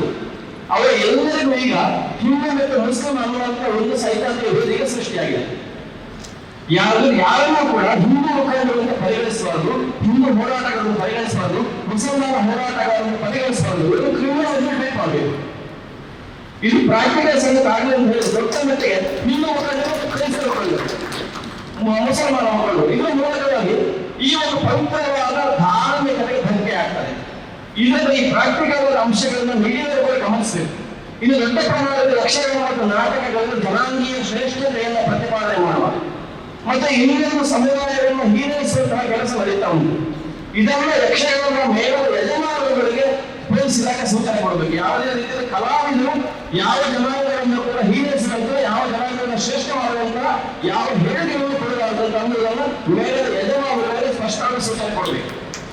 ಇನ್ನೊಂದು ಅಂಶ ಹೇಳ್ಬಿಡ್ತಾರೆ ಸರ್, ಅಲ್ಲಿ ವಿನಾಯಕ ಆಯೋಗಿದ್ದಾರೆ. ಅವರ ಪೂರ್ವಿಕರು ಬಪ್ಪದಿಯಾರಿಗಳು. ಬಪ್ಪನ ದೇವಸ್ಥಾನವನ್ನು ಕಟ್ಟಿದ ಪರಂಪರೆ ಅವರು. ಅಂದ್ರೆ ಇಷ್ಟು ದೊಡ್ಡ ಪರಂಪರೆ ನಮ್ಮ ಜಿಲ್ಲೆಗೆ ಉಂಟು. ನಾವು ಇದನ್ನು ದಯವಿಟ್ಟು ಅರ್ಥ ಮಾಡಿಕೊಳ್ಬೇಕು. ಧಾರ್ಮಿಕತೆಗೂ ರಾಜಕೀಯಕ್ಕೂ ಸಂಬಂಧಗಳಿದೆ. ಕೊನೆಯದಾಗಿ ಹೇಳ್ತೇನೆ ಸರ್, ಮಾನ್ಯ ಸ್ಪೀಕರ್ ಅವರು ಕಳೆದ ವರ್ಷ ಕ್ರಿಕೆಟ್ ಆಡಿದ್ದು ತುಂಬಾ ವೈರಲ್ ಆಗಿತ್ತು ಸರ್. ನೀವು ಮತ್ತು ನಮ್ಮ ವೇದವ್ಯಾಸ ಕಾಮತ್, ನಾನು ಅದನ್ನು ಬಹಳ ಖುಷಿ ಪಡ್ತೇನೆ. ಯಾಕೆ ಬೇಕು ಅಂತ ಗೊತ್ತಾ? ಅದು ಆಗ ಸರ್, ಯಾಕೆ ಗೊತ್ತಾ? ನೋಡಿ, ರಾಜಕಾರಣ ಅಂದ್ರೆ ಮೇಲ್ಮಟ್ಟದ ಪ್ರೇಮ ಸರ್, ಮೇಲೆಲ್ಲ ಒಟ್ಟಾಗಿದ್ದೀವಿ. ಇದು ಆದರ್ಶ. ನಾವು ಕೆಳಗಡೆ ಗ್ಯಾಪ್ ಉಂಟು ನಮಗೆ ಇದು ಬೇಡ. ನಮ್ಮ ಮತ್ತೆ ಹಾಗಾಗಿ ಊರಿನಲ್ಲಿ ಒಂದು ಕಾಂಗ್ರೆಸ್ ಪಕ್ಷದ ಅಧ್ಯಕ್ಷ, ಬಿಜೆಪಿ ಅಧ್ಯಕ್ಷ, ಭಜನಾನಂದದ ಅಧ್ಯಕ್ಷ, ದೇವಸ್ಥಾನದ ಅಧ್ಯಕ್ಷ, ಮಸೀದಿಯ ಅಧ್ಯಕ್ಷರು ಒಟ್ಟು ಸೇರಿ ಕ್ರಿಕೆಟ್ ಆಡುವ ವಾತಾವರಣ ನಿರ್ಮಾಣ ಆಗಬೇಕು. ಇದು ಮಾಡಿದೆ. ಹಾಗೆ ರಾಜಕಾರಣದಲ್ಲಿ ಯಾವುದಕ್ಕೆ ಮಾಡಿದೆ ಅಂತ ಕೇಳಿದ್ರೆ, ನೀವು ಮೇಲೆ ಒಟ್ಟಿದ್ದೀರಲ್ಲ, ಇದನ್ನ ಮೇಲೆ ಮಾಡಿ. ನಾವು ಕೆಳಗಡೆ ಕ್ಯಾಪ್ ಬೇಡ, ನಾವು ಕೆಳಗಡೆ ಕ್ಯಾಪ್ ಬೇಡ, ಕೆಳಗಡೆ ಆಗ್ಬೇಕಂತ ಹೇಳೋದು ಕೇಳೋದು ನನ್ನ ಪ್ರಾಕ್ಟಿಕಲ್ ಆಶಯ ಸರ್. ಧನ್ಯವಾದ. ಈಗಲೇ ಹೇಳಿದರು, ನಮ್ಮ ಹೊಸ ಒಬ್ಬ ದಕ್ಷ ಅಧಿಕಾರಿಯಿಂದ ಸಾಮರಸ್ಯ ಕಾಪಾಡೋದು ಸಾಧ್ಯವಿದೆ. ಆದರೆ ಯಾಕೆ ಇಂಥ ದಕ್ಷ ಅಧಿಕಾರಿಗಳನ್ನು ನಾವು ಸೃಷ್ಟಿ ಮಾಡಬಾರ್ದು ಇಂಥ ಸಮಯ? ಒಂದನೇ ವಿಷಯ. ಎರಡನೇದು, ಇಲ್ಲಿ ಒಂದು ಬಹಳ ಅಗತ್ಯ. ಇವತ್ತು ನಾವು ಪ್ರತಿಯೊಬ್ಬರು ತಿಳ್ಕೊಳ್ಬೇಕು. ಪುರಾಣಿಕರು ಒಂದು ಮಾತು ಹೇಳಿದರು, ಬೂದಿ ಮುಚ್ಚಿದ ಕೆಂಡ ಹೇಗೆ ಸೃಷ್ಟಿಯಾದದ್ದು ಬಹಳ ಅಗತ್ಯ. ಮೊದಲು ನಮ್ಮ ಸೈಬರ್ ಡಿಪಾರ್ಟ್ಮೆಂಟ್ ಅನ್ನು ಸ್ಟ್ರೆಂಥನ್ಗೊಳಿಸಬೇಕು. ಎಲ್ಲ ಸಂಗತಿಗಳು ಇವತ್ತು ವಾಟ್ಸಪ್ಗಳ ಮೂಲಕ ಹೋಗಿ ಪ್ರತಿಯೊಬ್ಬರ ಹೃದಯದಲ್ಲಿ ಇವತ್ತು ಈ ಧಾರ್ಮಿಕ ದ್ವೇಷ ತುಂಬಿಕೊಂಡಿದೆ. ನಾನೊಂದು ಸಣ್ಣ ಉದಾಹರಣೆ ಕೊಡ್ತೇನೆ. ನಾನೊಂದು 2 ವರ್ಷದ ಮೊದಲು ನಮ್ಮ ಮನೆ ಹಿಂದುಗಡೆ ಒಂದು 7 ವರ್ಷದ ಒಬ್ಬ 1ನೇ 2ನೇ ಕ್ಲಾಸಿನ ಒಬ್ಬ ಬಾಲಕ, ಒಂದು ನಮ್ಮಲ್ಲಿ ಈತದ ಇದಂತ ಹೇಳ್ತಾರೆ, ಒಂದು ಸತ್ತ ಮರದ ಕೊಂಬೆ ಹಿಂದುಗಡೆ ಹಾಕಿ ಬರ್ತಾರೆ. ನಾನು ಕೇಳಿದೆ ಅದು ಏನಪ್ಪ ಅಂತ ಹೇಳಿ, ತಲವಾರಿ ಅಂತ ಹೇಳ್ತಾರೆ. ಅಂದ್ರೆ ಆ ಸಣ್ಣ ವಯಸ್ಸಿನಲ್ಲಿ ಆ ಅಹಿಂಸೆ ಮತ್ತು ದ್ವೇಷ ಮಕ್ಕಳ ಮನಸ್ಸಿನಲ್ಲಿ ತುಂಬಿಕೊಂಡಿದೆ. ಬಹಳ ಜಾಗೃತಿಯಾಗಿ ಅಧಿಕಾರಿಗಳು ಸೈಬರ್ ಡಿಪಾರ್ಟ್ಮೆಂಟ್ ಅನ್ನು ಮೊದಲು ಸ್ಟ್ರೆಂಥನ್ಗೊಳಿಸಿ, ಅಧಿಕಾರಿಗಳಿಗೆ ನೀವು ಸ್ವಾತಂತ್ರ್ಯ ಕೊಟ್ಟು ಬಿಡಿ, ನಮಗೆ ನಮ್ಮ ಕಮಿಷನ್ ವಿಷಯದಲ್ಲಿ ಬಹಳ ಗೌರವ ಇದೆ, ಬಹಳ ಸ್ಟ್ರಿಕ್ಟ್ ಅಧಿಕಾರಿಗಳಂತ ಹೇಳಿ ಎಲ್ಲರೂ ಹೇಳ್ತಾರೆ. ನಾವು ಅವರ ಮೊದಲನೆಯ ಪ್ರೆಸ್ ಇಂಟರ್ವ್ಯೂ ಕೂಡ ಕೇಳಿದ್ದೇನೆ. ಖಂಡಿತವಾಗಿಯೂ ಶಾಂತಿ ಅವರು ಸ್ಥಾಪನೆ ಮಾಡ್ತಾರೆ. ಕಾನೂನಾತ್ಮಕವಾಗಿ ಏನು ಕ್ರಮ ಕೈಗೊಂಡು ನಮ್ಮ ಸಂವಿಧಾನದಲ್ಲಿ ಎಲ್ಲ ಇದೆ, ಆಗ್ತದೆ. ಎರಡನೇ ವರ್ಗ ನಮ್ಮ ಧಾರ್ಮಿಕ ಮುಖಂಡರು. ಪ್ರತಿಯೊಬ್ಬ ಧಾರ್ಮಿಕ ಮುಖಂಡರಿಗೆ ಒಂದು ಜವಾಬ್ದಾರಿ ಇದೆ. ನಿಮ್ಮ ಧರ್ಮಕ್ಕೆ ಸಂಬಂಧಪಟ್ಟ ಯಾವ್ಯಾವ ನಿಮ್ಮ ಗ್ರೂಪ್ಗಳಲ್ಲಿ ವಾಟ್ಸಪ್ ಕ್ರಿಯೇಟ್ ಆಗ್ತದೆ, ಒಂದು ಕಣ್ಣಿಟ್ಟು ನೋಡಿ. ಅದನ್ನು ನೀವು ನಿಮ್ಮ ಆ ಗ್ರೂಪಲ್ಲಿ ಮೊದಲು ನಮ್ಮ ಮನೆಯನ್ನು ಸರಿ ಮಾಡಿಕೊಳ್ಳೋಣ. ನಮ್ಮ ಧರ್ಮದಲ್ಲಿ ನಾವು ಎಷ್ಟು ದ್ವಾಕ್ಷರ ಇನ್ನೊಂದು ಧರ್ಮದ ವಿಷಯದಲ್ಲಿ ಬಿತ್ತುತ್ತೇವೆ ಅಂತ ಮೊದಲು ನಾವು ನೋಡ್ಕೊಳ್ಳೋಣ, ಮತ್ತೆ ಇನ್ನೊಬ್ಬರಿಗೆ ಕೊಟ್ಟು ತೋರಿಸೋಣ. ಪ್ರತಿಯೊಂದು ಧಾರ್ಮಿಕ ಮುಖಂಡರು ಒಂದು ಜವಾಬ್ದಾರಿ ತಗೊಂಡು, ನಾನು ಯಾವ ಧರ್ಮದ ಮುಖಂಡರಿಗೆ ಅಥವಾ ಯಾರಿಗೆ ಇದು ಮಾಡೋದಿಲ್ಲ, ಧರ್ಮವನ್ನು ಧಾರ್ಮಿಕವಾಗಿ ನಾವು ಅದನ್ನು ಇಟ್ಟುಕೊಳ್ಳೋಣ. ಯಾವುದೇ ರಾಜಕೀಯ ಉದ್ದೇಶಕ್ಕೆ ಬಳಕೆ ಆಗದಂತೆ ನೋಡುವ ಆ ಕರ್ತವ್ಯ ನಮ್ಮ ಧಾರ್ಮಿಕ ಮುಖಂಡರು. ಅದನ್ನು ಮಾಡಿಕೊಂಡಾಗ ಖಂಡಿತವಾಗಿಯೂ ಶಾಂತಿ ನೆಲೆಗೊಳ್ಳುತ್ತದೆ. ಅಧಿಕಾರಿಗಳು ತಮ್ಮ ಜವಾಬ್ದಾರಿಯನ್ನು ನಡೆಸಿದರೆ ಯಾವುದೇ ಸಮಸ್ಯೆಗಳು ಇಲ್ಲ ಅಂತ ಹೇಳಿ ನನ್ನ ಅಭಿಪ್ರಾಯ. ಎಲ್ಲರಿಗೂ ಧನ್ಯವಾದಗಳು. ಒಂದು ಮೊದಲನೇದಾಗಿ ಸ್ಪೀಕರ್ ಸಾಹೇಬರಿಗೆ ಮತ್ತು ಉಸ್ತುವಾರಿ ಸಚಿವರಿಗೆ, ಈ ಜಿಲ್ಲೆಗೆ ಒಬ್ಬ ದಕ್ಷ ಕಮಿಷನರ್ ಮತ್ತು ಇದನ್ನು ಒದಗಿಸಿಕೊಟ್ಟದಕ್ಕೆ ಪ್ರೀತಿಪೂರ್ವಕ ಅಭಿನಂದನೆ. ದಕ್ಷಿಣ ಕನ್ನಡ ಜಿಲ್ಲೆ ಇಲ್ಲಿ ಯಾವುದೇ ಒಬ್ಬ ಅಧಿಕಾರಿ ಅವನು ಪ್ರಾಮಾಣಿಕನಾಗಿದ್ದರೆ, ಭ್ರಷ್ಟಾಚಾರ ಇಲ್ಲದಿದ್ದರೆ ಆತನನ್ನು ಈ ಜಿಲ್ಲೆ ಬಹಳ ಸ್ಪಷ್ಟವಾಗಿ ಗುರುತಿಸುತ್ತದೆ, ಗೌರವಿಸುತ್ತದೆ. ಇದನ್ನು ನಾವು ಈ ಹಿಂದೆ ಬಂದಂತ DC ಯಲ್ಲಿ, SP ಯಲ್ಲಿ, ಕಮಿಷನ್ ಯಲ್ಲಿ ಬಹಳಷ್ಟು ಸಲ ಗೌರವಿಸುತ್ತದೆ. ಇವತ್ತು ದಕ್ಷಿಣ ಕನ್ನಡ ಜಿಲ್ಲೆಯಲ್ಲಿ ನಮಗೆ ಸಾರ್ವಜನಿಕ ಜೀವನದಲ್ಲಿ 40 ವರ್ಷದ ಅನುಭವದಲ್ಲಿ ಸೌಹಾರ್ದತೆಗಾಗಿ ಯಾವ ಒಬ್ಬರನ್ನು ಕೂಡ ನಿಷ್ಠುರಾಗದೆ ಕೆಲಸ ಮಾಡಿದ ಅನುಭವ. ಒಂದು ಪ್ರಮುಖವಾಗಿ ಹಂಸದತ್ತ ಹೇಳಿದಂತ ಮಾತನ್ನು ನಾನು ಪುನರುಚ್ಚರಿಸ್ತೇನೆ. ಅದು ಆ ಮಟ್ಟಿಗೆ ನೀವು ಗಮನ ಹರಿಸಿ. ಕ್ರಿಮಿನಲ್ ಕ್ಲಾಶ್ ಹೇಗೆ ಆಗ್ತದೆ? ಒಂದು ಸುಳ್ಳು ಪ್ರಚಾರದಿಂದ, ಒಂದು ಧಾರ್ಮಿಕ ನಂಬಿಕೆ ಮಾತ್ರ ಒಂದು ರಾಜಕೀಯ ಪಕ್ಷದ ಕಾರ್ಯಕರ್ತನಾಗಿ ಇನ್ನೊಂದು ಧಾರ್ಮಿಕ ನಂಬಿಕೆಯನ್ನು ಬಗ್ಗೆ ಸುಳ್ಳು ಪ್ರಚಾರ ಮಾಡೋದು. ಎರಡನೆಯದಾಗಿ ಉದ್ರೇಕಕಾರಿ ಭಾಷಣ. ಮೂರನೆಯದಾಗಿ ಕೆಲವು ಘಟನೆಗಳ ಆಧಾರದಲ್ಲಿ, ಘಟನೆಗಳ ಆದ ನಂತರ ಇಂಥ ಘಟನೆಯಿಂದ ನನಗೆಷ್ಟು ರಾಜ್ಯಕ್ಕೆ ಲಾಭ ಆಗಿದೆ ಅನ್ನೋದು ಲೆಕ್ಕಾಚಾರವಿದೆ. ಕರ್ನಾಟಕದಲ್ಲಿ JH ಪಟೇಲ್ ಮುಖ್ಯಮಂತ್ರಿ ಆಗಿದ್ದ ಸಂದರ್ಭದಲ್ಲಿ ಸುರತ್ಕಲ್ನಲ್ಲಿ ಗೋವಿಂದಾಸ್ ಕಾಲೇಜಿನಲ್ಲಿ ಒಬ್ಬ ಹಿಂದೂ ಹುಡುಗಿಗೆ ಮುಸ್ಲಿಂ ಹುಡುಗ ಸಾವು ಹೇಳಿದಂತ ಪ್ರಚಾರ ಈಗ ಯಾಕಂದ್ರೆ ಅದು ಕೊನೆಗೆ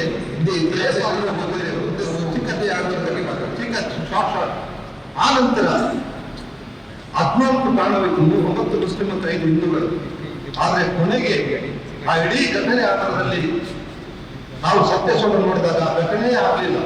ಅಂದ್ರೆ ಇಂಥ ಸುಳ್ಳುಗಳಿಂದಾಗ್ಲಿ, ಘಟನೆಯನ್ನು ಅಪಪ್ರಚಾರ ಮಾಡೋದಾಗ್ಲಿ, ಘಟನೆಯನ್ನು ಸೃಷ್ಟಿಸಿದಾಗಲಿ, ಘಟನೆಯಿಂದ ಬಗ್ಗೆ ಎಷ್ಟೋ ತಯಾರು ಮಾಡೋದಾಗ್ಲಿ, ಬಹಳಷ್ಟು ಘಟನೆಗಳನ್ನು ಹೇಳ್ಬೋದು. ಆದ್ರೆ ನಾನು ಹೇಳೋದು ಜಿಲ್ಲಾಡಳಿತಕ್ಕೆ ಇಂಥ ಸಂದರ್ಭದಲ್ಲಿ ಕೂಡ ಜಿಲ್ಲಾಡಳಿತ ಆಗಲಿ, ಪೊಲೀಸ್ ಇಲಾಖೆ ಆಗಲಿ ಯಾವುದೇ ಘಟನೆಗಳ ಬಗ್ಗೆ, ಅಪಪ್ರಚಾರ ಬಗ್ಗೆ ಸತ್ಯಸಂಧತೆಯನ್ನು ಕೂಡ ಸಮಾಜಕ್ಕೆ ತಿಳಿಸಬೇಕಾದ ಕರ್ತವ್ಯ ಇದೆ ಜಿಲ್ಲಾಡಳಿತಕ್ಕೆ ಅನ್ನೋದನ್ನ ನೀವು ಒಬ್ಬರೇ.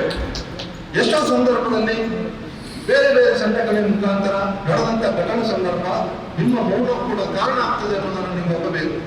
ಯಾಕೆ ಅಂತ ಹೇಳಿದ್ರೆ ಇವತ್ತು ಈ ಕರಾವಳಿಯಲ್ಲಿ ಆ ರೀತಿಯ ಸುಳ್ಳುಗಳು, ಆ ರೀತಿಯ ಅಪಪ್ರಚಾರಗಳು, ಆ ರೀತಿಯ ರಾಜಕೀಯ ಲಾಭ ದೃಷ್ಟಿಕೋನದ ಆಮೋದನವನ್ನು ಕೂಡ ಅದು ಅಲ್ಪಸಂಖ್ಯಾತ ಕೋಮುವಾದಾಗಲಿ ಬಹುಸಂಖ್ಯಾತ ಕೋಮುವಾದಾಗಲಿ ಅದು ಎರಡು ಕೂಡ ಒಂದಕ್ಕೊಂದು ಪೂರಕವಾಗಿ ಈ ಜಿಲ್ಲೆಯಲ್ಲಿ ಕೆಲಸ ಮಾಡಿದೆ. ಆ ನಿಟ್ಟಿನಲ್ಲಿ ಸಂವಾದದಲ್ಲಿ ಬಯಸುವಂತ ನಾನು ಉಸ್ತುವಾರಿ ಸಚಿವರು ಮತ್ತು ಸ್ಪೀಕರ್ ಪುನಃ ಹೇಳ್ತೇನೆ, ದಕ್ಷಿಣ ಕನ್ನಡ ಜಿಲ್ಲೆಯಲ್ಲಿ ಯಾವುದೇ ಒಬ್ಬ ಭ್ರಷ್ಟ ಪೊಲೀಸ್ ಅಧಿಕಾರಿಯಲ್ಲಿ ಅವರು ಇದ್ರೆ ಅವರಿಗೆ ಮತ್ತು ತಮಿಳುನಾಡು ಪೊಲೀಸ್ ಸಂಘಟನೆಗಳು ಸಂಪರ್ಕ ಬರ್ತದೆ, ಅವರ ನೈತಿಕ ಕುಸಿತಾರೆ. ಅದು ಕೂಡ ಈ ಸಂಘಟನೆ ಇದಕ್ಕೆ ಪೂರಕವಾಗಿರುವ ಸತ್ಯವನ್ನು ಕೂಡ ಮಾಡಬೇಕು. ರೆಡ್ಡಿಯವರು ಪುಷ್ಪರಾಜ್ ಇದ್ದಾರಲ್ಲ, ಈ ಶಿಕ್ಷಣ ಸಂಸ್ಥೆಗಳಿಗೆ ಇದರಿಂದ ಸುಮಾರು 2 ಲಕ್ಷದಷ್ಟು ವಿದ್ಯಾರ್ಥಿಗಳು ಇಲ್ಲಿ ಕಲಿತಾ ಇದ್ದಾರೆ. ನಾವೆಲ್ಲ ತಿಳ್ಕೊಂಡ ಹಾಗೆ ಈಗ ಸಮಸ್ಯೆಗಳ ಬಗ್ಗೆ ಅನೇಕ ಪ್ರತಿನಿಧಿಗಳು ಮಾತಾಡಿದ್ದಾರೆ. ಆದ್ರೆ ನಾವೀಗ ಈ ವಿದ್ಯಾರ್ಥಿಗಳನ್ನು ಮಂಗಳೂರಲ್ಲಿ ಅಥವಾ ದಕ್ಷಿಣ ಕನ್ನಡ ಜಿಲ್ಲೆಯಲ್ಲಿ ನಿಲ್ಲಿಸಬೇಕಾದ್ರೆ ನಾವು ಉದ್ಯೋಗ ಕೊಡಬೇಕಾಗುತ್ತೆ. ಆದ್ರೆ ಕಳೆದ ಕೆಲವು ದಿನಗಳ ಹಿಂದೆ ನಡೆದಂತ ಘಟನೆಗಳು ನಡೆದರೆ ಇದು ರಾಷ್ಟ್ರ ಮಟ್ಟದಲ್ಲಿ ಅಂತಾರಾಷ್ಟ್ರೀಯ ಮಟ್ಟದಲ್ಲಿ ನ್ಯೂಸ್ಗಳಾಗ್ತದೆ. ಆಗ ಏನಾಗ್ತದೆ ಅಂತ ಹೇಳಿದ್ರೆ ಇಲ್ಲಿಗೆ ಈಗಾಗಲೇ ಉಸ್ತುವಾರಿ ಸಚಿವರ ಹಾಗೂ ಸ್ಪೀಕರ್ ಹಾಗೆ ಎಲ್ಲ ಪ್ರತಿನಿಧಿಗಳ ಮುಖಾಂತರ ಅನೇಕ ಕಂಪನಿಗಳು MP ಅವರ ಮುಖಾಂತರ ಅನೇಕ ಕಂಪನಿಗಳು ದೇಶ ವಿದೇಶಗಳಿಂದ ಮಂಗಳೂರಿಗೆ ಬರ್ತಾ ಇದೆ. IT ಕಂಪನಿಗಳು ಈಗಾಗಲೇ 200ಕ್ಕಿಂತ ಹೆಚ್ಚು ಸ್ಟಾರ್ಟ್ಅಪ್ ಕಂಪನಿಗಳು ಇಲ್ಲಿ ಇದೆ. ಈಗ ಎಲ್ಲರಿಗೆ ಅಭಿವೃದ್ಧಿ ಆಗ್ತಾ ಇದೆ. ಇಲ್ಲಿ ನಮ್ಗೆ ಉದ್ಯೋಗ ಸಿಗ್ತದೆ ಅಂತ ಹೇಳುವಂತದ್ದಿದೆ. ಅದಕ್ಕಾಗಿ ನಾವು ಈ ಸಮುದಾಯ ಎಲ್ಲರೂ ಜನಪ್ರತಿನಿಧಿಗಳಿರ್ಬೋದು, ಅಧಿಕಾರಿಗಳಿರ್ಬೋದು, ರಾಜ್ಯ ಸರ್ಕಾರ ಇರ್ಬೋದು, ಜಿಲ್ಲಾಧಿಕಾರಿಗಳಿರ್ಬೋದು, ಇಂಥ ಘಟನೆಗಳು ನಡೆಯದಂತೆ ಖಂಡಿತ ನೋಡಬೇಕು. ಮುಖ್ಯವಾಗಿ ಪತ್ರಿಕಾ ಮಾಧ್ಯಮದವರು ಈಗಾಗಲೇ ಬ್ರ್ಯಾಂಡ್ ಮಂಗಳೂರು ಅಂತ ಕಾರ್ಯಕ್ರಮವನ್ನು ರೂಪಿಸಿಕೊಂಡಿದ್ದಾರೆ. ಆ ನ್ಯೂಸ್ಗಳನ್ನು ಆದಷ್ಟು ನೆಗೆಟಿವ್ ನ್ಯೂಸ್ಗಳು ಈಗಾಗಲೇ ವಾಟ್ಸಪ್ಗಳಲ್ಲಿ ಬರುವಂತಹ ನ್ಯೂಸ್ಗಳ ಬಗ್ಗೆ, ಸೈಬರ್ ಕ್ರೈಮ್ಗಳ ಬಗ್ಗೆ ತುಂಬಾ ವಿಚಾರ ಮಾತಾಡಿದ್ರು. ಇಂಥ ನ್ಯೂಸ್ಗಳು ಬೇರೆ ಪ್ರದೇಶಗಳಿಗೆ ಹೋಗದಂತೆ ಪತ್ರಿಕಾ ಪ್ರತಿನಿಧಿಗಳು ಕೂಡ ಗಮನವನ್ನು ಹರಿಸುವಂತಹ ಅವಶ್ಯಕತೆ ಬಹಳಷ್ಟು ಇದೆ. ಯಾಕಂತ ಹೇಳಿದ್ರೆ ಇಲ್ಲಿ ಸಣ್ಣ ಘಟನೆಗಳು ಆದ ಕೂಡಲೇ ಅದು ಪತ್ರಿಕಾ ಮುಖಾಂತರ ದೃಶ್ಯ ಮಾಧ್ಯಮಗಳ ಮುಖಾಂತರ ದೇಶ ವಿದೇಶಗಳಿಗೂ ಹೋಗುತ್ತೆ.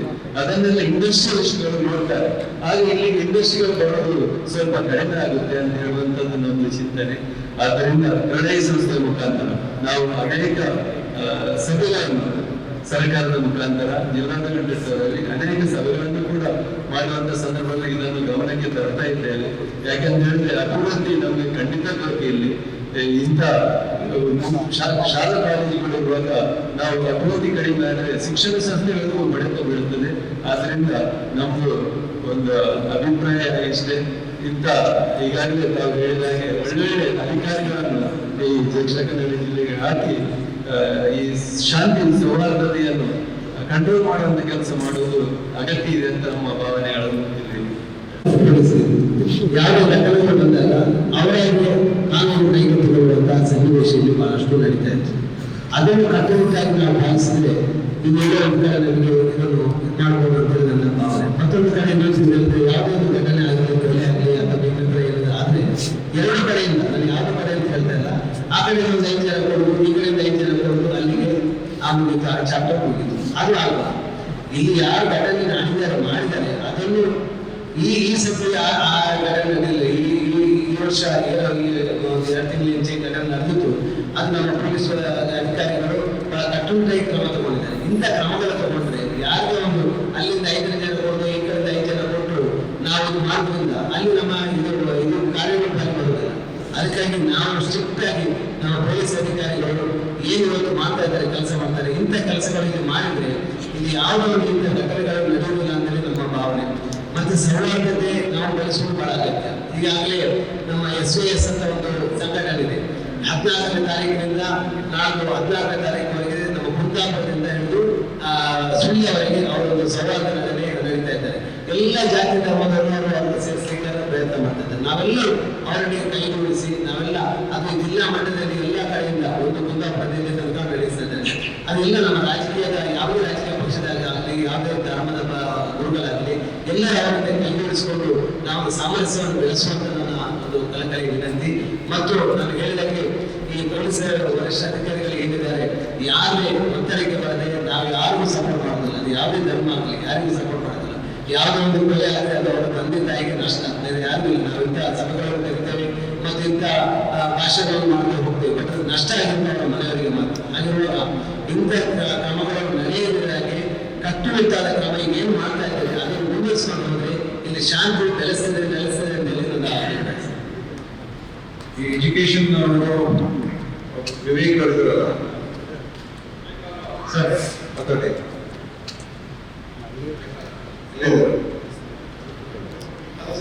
ಕರ್ನಾಟಕ ರಕ್ಷಣಾ ವೇದಿಕೆ ಕೊಡ್ತಿದ್ದಾರೆ ಮಾತಾಡ್ತಿದ್ದಾರೆ ಅವ್ರೇ ಇಲ್ಲ ಅಂತೆ ಈಗ ಬಂದಷ್ಟೇ ಸರ್ ಅಷ್ಟೇ ಪತ್ರಕರ್ತರ ಅಧ್ಯಕ್ಷರು ಮಾತಾಡ್ತಾರೆ. ಈಗ ಮಾತಾಡುವಾಗೆಲ್ಲ ಅವರು ಕಾನೂನಿಂದ ಕ್ರಮಗೊಳ್ಳಲಿಕ್ಕೆ ಒಂದು ಸಂಪೂರ್ಣ ಬೆಂಬಲಿದೆ. ಯಾಕೆಂದರೆ ನಾವು ಕೂಡ ಪತ್ರಕರ್ತರು ಸಮಾಜದ ಜವಾಬ್ದಾರಿಯನ್ನು ತೆಗೆದುಕೊಂಡು ನಾವು ಈಗಾಗಲೇ ಡ್ರಾಯಿಂಗ್ ಮಂಗಳೂರು ಕಾರ್ಯಕ್ರಮವನ್ನು ಸಾಮಾಜಿಕ ಮಂಗಳೂರಿಗಾಗಿ ನಾವು ಡ್ರಾಯಿಂಗ್ ಮಂಗಳೂರು ಕಾರ್ಯಕ್ರಮವನ್ನು ಮಾಡಿ ಈಗಾಗಲೇ ಹೇಳಿದ್ವಿ. ಕೆಲವರು ಮಾತಾಡೋರು ಕಾದರ್ಸರು ಮತ್ತು ವೇದವಾಸ ಕಾಮರ್ಸರು ಒಟ್ಟಾಗಿ ಕ್ರಿಕೆಟ್ ಆಡಿಸಿ ಕೂಡ ನಾವು ಸಾಮರಸ್ಯವನ್ನು ತೋರಿಸಬೇಕು, ಹೊರಗೆ ತೋರಿಸಬೇಕು ಅಂತೇಳಿ ಕಾರ್ಯಕ್ರಮ ಹಮ್ಮಿಕೊಂಡಿದ್ದೇವೆ. ನಮಗೆ ನಮ್ಮದು ಒತ್ತಾಯ ಇರೋದು ನಾವು 2015ರಲ್ಲಿ ದಕ್ಷಿಣ ಕನ್ನಡದಿಂದ ಪತ್ರಕರ್ತರ ಸಂಘಗಳನ್ನು ಡ್ರಾಯಿಂಗ್ ಮಂಗಳೂರನ್ನು ಆರಂಭ ಮಾಡಿದೆವು. ಆದರೆ ಬೆಂಗಳೂರಲ್ಲಿ ಇದೇ ಬೆಂಗಳೂರನ್ನು DK ಶಿವಕುಮಾರ್ ಅವರು ಸೇರಿ ಇವತ್ತು 2023ರಲ್ಲಿ ಇದನ್ನು ಆರಂಭ ಮಾಡಿದಲ್ಲಿ ಸಾವಿರಾರು ಕೋಟಿ ರೂಪಾಯಿಗಳ ಅಭಿವೃದ್ಧಿಗೆ ಹಾಕಿದ್ದಾರೆ.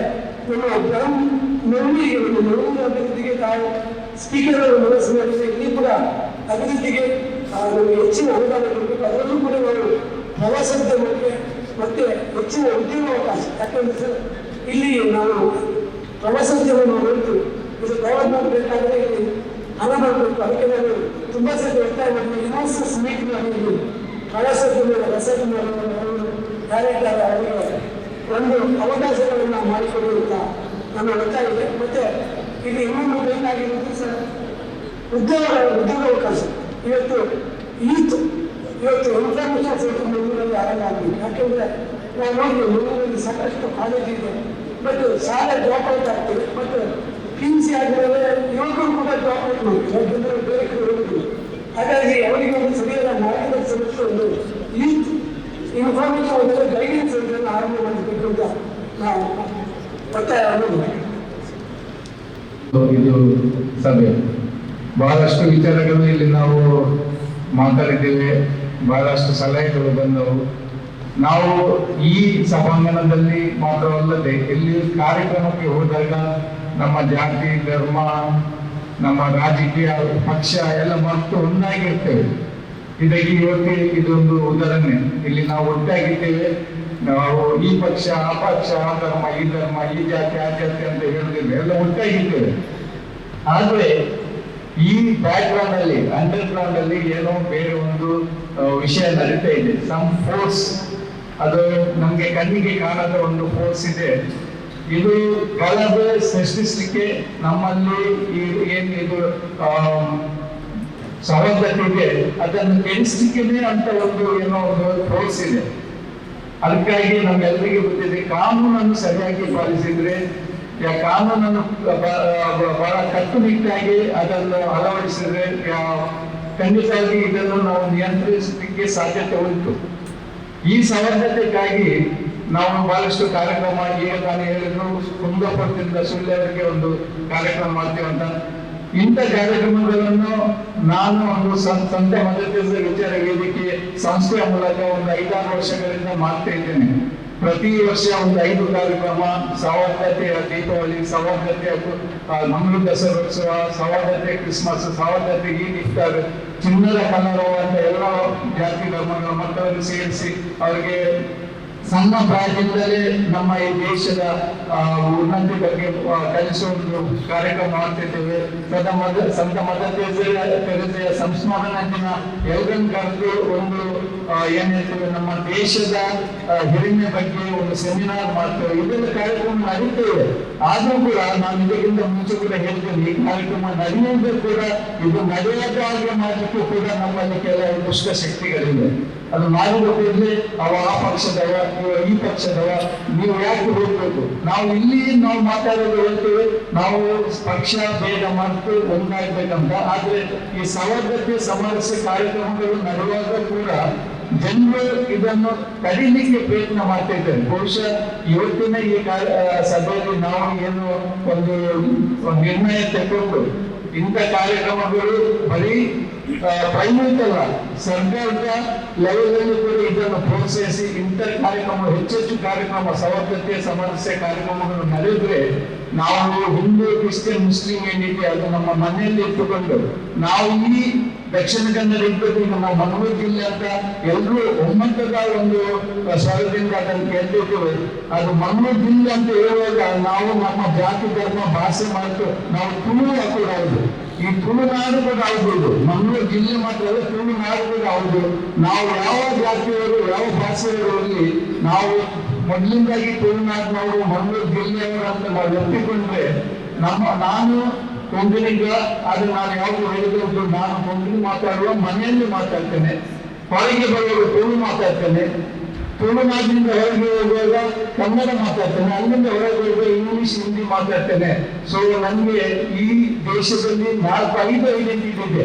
ನಾನು ಕೊಂಕಣಿಗ, ನಾನು ತುಳುವ, ನಾನು ಕನ್ನಡಿಗ, ನಾನು ಭಾರತೀಯ ಅಂತ ನಾವು ಎಲ್ಲರೂ ಒಪ್ಪಿಕೊಂಡ್ರೆ ಬಹುಶಃ ನಮಗೆ ಸೌಹಾರ್ದತೆಯಲ್ಲಿ ಇರಲಿಕ್ಕೆ ಆಗ್ತದೆ. ಯಾಕಂದ್ರೆ ಆ ಪರಿಸರಕ್ಕೆ ತಕ್ಕಂತೆ ನಾವು ನಮ್ಮ ಹೊಂದಿಕೊಂಡ್ರೆ ಖಂಡಿತವಾಗಿ ನಾವು ಒಬ್ಬ ಒಳ್ಳೆ ನಾಗರಿಕರಾಗಿ ಮತ್ತು ಕಾನೂನುಬದ್ಧವಾಗಿ ನಾವು ನಡೆದರೆ ಖಂಡಿತವಾಗಿ ಈ ನಮ್ಮ ಮಂಗಳೂರು ಜಿಲ್ಲೆಯಲ್ಲಿ ಸೌಹಾರ್ದತೆ ಸಮರಸ್ಯೆ ತರಲಿಕ್ಕೆ ಸಾಧ್ಯತೆ ಉಂಟು. ಇವತ್ತು ನಡೆದ ಈ ಕಾರ್ಯಕ್ರಮಕ್ಕೆ ತಮ್ಮೆಲ್ಲರಿಗೂ ಧನ್ಯವಾದ ಕೃತಜ್ಞತೆ ಸಲ್ಲಿಸ್ತಾ ನಾವೆಲ್ಲ ಎಲ್ಲರೂ ಒಂದೇ ಮತದಿಂದ ಒಂದೇ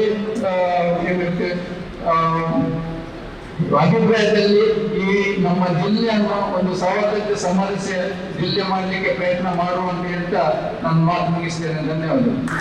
ಸಂಸ್ಥೆ ನಾನು ಭಾವಿಸ್ತೇನೆ. ಈಗ ಕಳೆದ ಒಂದು 22 ವರ್ಷಗಳಿಂದ ನಮ್ಮ ಸಂಸ್ಥೆಯಲ್ಲಿ ನಮ್ಮ ಇಫ್ತಾರ್ ನಡೆಯುವುದು ನೀವೆಲ್ಲ ಗಮನಿಸಿರಬಹುದು. ಒಂದು 11,000 ಜನ ಈ ಸಲ ಬಂದು ನಮ್ಮ ಇಫ್ತಾರಿ ಬಂದು ಸೇರಿದರು. ಹಾಗೆ ನಮ್ಮ ಕ್ರಿಸ್ಮಸ್ ನೀವು ನೋಡಿದ್ರೆ 450 ಮಕ್ಕಳು ಕಾಯರ್ ಸಿಂಗಿಂಗ್ ಅಲ್ಲಿ ಇರ್ತಾರೆ.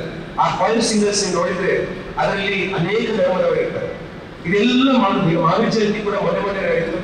2,000 ಜನ ಬಂದು ಆ ಮಾವಿನ ಜಯಂತಿಯಲ್ಲಿ ಭಾಗವಹಿಸಿದ್ರು. ಇದೆಲ್ಲ ನಾವು ಯಾಕೆ ನಡೆಸಿದೆ ಹೇಳಿದ್ರೆ, ನಾನೊಬ್ಬ ಹಿಂದೂ ಆಗಿರ್ಬೋದು, ಆದರೂ ನಮ್ಮ ಸಂಸ್ಥೆಯಲ್ಲಿ ಫಸ್ಟ್ ಎಲ್ಲಾ ಧರ್ಮದವರಿಗೆ ಕೂಡ ಆ ವೇದಿಕೆ ಇರಬೇಕು. ಜನರು ಧರ್ಮದ ಆಚರಣೆ ನೋಡಿದ್ರೆ ಮಾತ್ರ ಅವರಿಗೆ ಅರ್ಥ ಆಗ್ತದೆ ಧರ್ಮದಲ್ಲಿ ಏನು what is the right in the ಧರ್ಮ. ಸೊ ಯಾಕೆಂದ್ರೆ ಈ ಎಲ್ಲ ಕಾರ್ಯಕ್ರಮಗಳು ಕೂಡ ನಡೆಸುವಾಗ ಒಂದು ಕರೆಕ್ಟ್ ಮನಸ್ಸು ಕೊಟ್ಟು ಹೇಗೆ ಆಗ್ಬೇಕು, ಒಂದು ಮಾದರಿಯಾಗಿ ಹೇಗೆ ಆಗ್ಬೇಕು ಹಾಗೆ ನಡೆಸ್ತಾ ಬರ್ತಿದ್ದೇವೆ. ಇಂಥ ಕಾರ್ಯಕ್ರಮಗಳು ನಡೆಯುವಾಗ ತನ್ನಷ್ಟೇ ಮಕ್ಕಳಲ್ಲಿ ಒಂದು ಜಾಗೃತಿ ಮೂಡುತ್ತದೆ, ಅವ್ರಿಗೂ ಕೂಡ ಗೊತ್ತಾಗ್ತದೆ ಅಂದ್ರೆ ಈ ತರದ್ದು ಬೇರೆ ಬೇರೆ ಕಾರ್ಯಕ್ರಮಗಳು ಹೇಗಿರ್ತದೆ ಅಂತ. ಸೊ ನಾನೇನು ಕೇಳಿದೆ ಹೇಳಿದ್ರೆ, ಇವತ್ತು ಅವ್ರ ಪಿಳೆಯಲ್ಲ ಕೂಡ ಹೇಳಿದ್ರು, ನಾನು ಬಂದದ್ದು ಲೇಟ್, ಅವ್ರದ್ದು ಮಾತುಗಳನ್ನು ನಾನು ಕೇಳಿದೆ. ಅವರು ಕೂಡ ಹೇಳಿದ್ರು ಇವತ್ತೊಂದು ಬ್ರ್ಯಾಂಡ್ ಮ್ಯಾನ್ಯುವಲ್, ಅದಕ್ಕೆ ಒಂದು ಆ ಪಿಕ್ಚರ್ ಕರೆಕ್ಟ್ ಪಿಕ್ಚರ್ ಬರಬೇಕಿದ್ರೆ ನಾವುಗಳಿಗೆ ನಮ್ಮ ಜವಾಬ್ದಾರಿ ನಾವು ಅರ್ಥ ಮಾಡ್ಕೊಳ್ಬೇಕು. ಹೇಗೆ ಸಿಟಿಸನ್ಸ್, ಈಗ ಕಾಮನ್ ಸಿಟಿಸನ್ಸ್ ನಮ್ಮಂತ ಶಿಕ್ಷಣ ಸಂಸ್ಥೆಗಳು ಕೂಡ ನಮ್ಗೆ ದೊಡ್ಡ ಜವಾಬ್ದಾರಿ ಇದೆ. ನಾವಲ್ಲಿ ಕೂತ್ಕೊಂಡು ಖಾಲಿ ನಮ್ಮ ಧರ್ಮದ ಮಾತ್ರ ಬಗ್ಗೆ ಆಚರಣೆ ಮಾತ್ರ ಮಾಡೋದಲ್ಲ, ಸರ್ವ ಧರ್ಮದ ಬಗ್ಗೆ ನಾವು ಆಚರಣೆ ಮಾಡುವಾಗ ಅವರ ತನ್ನಷ್ಟೇ ಮಕ್ಕಳಲ್ಲಿ ಕೂಡ ಆ ಒಂದು ಬ್ರಾಡ್ನೆಸ್ ಅಂತ ನಮ್ಮ ಸಂಸ್ಥೆ ಅಧ್ಯಕ್ಷರ ಒಂದು ಗುರಿ ಹಾಗೂ ಅವರ ಭಾವನೆ ಕೂಡ.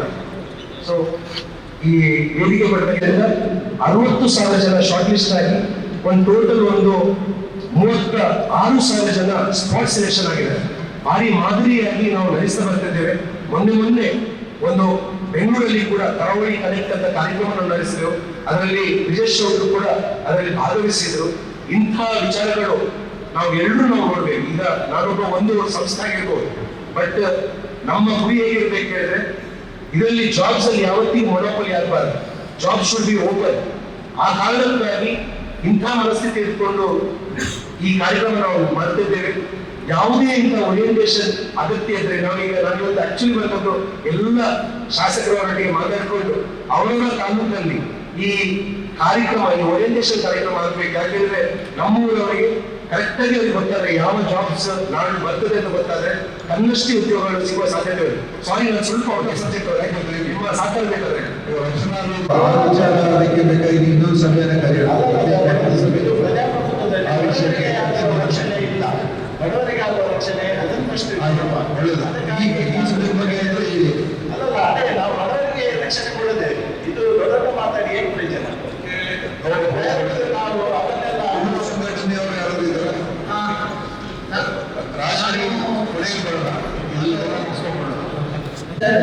ನಾನು ಕೊಣಾಜೆ ಗ್ರಾಮದಲ್ಲಿ ಹೋಗಿದ್ದೇವ.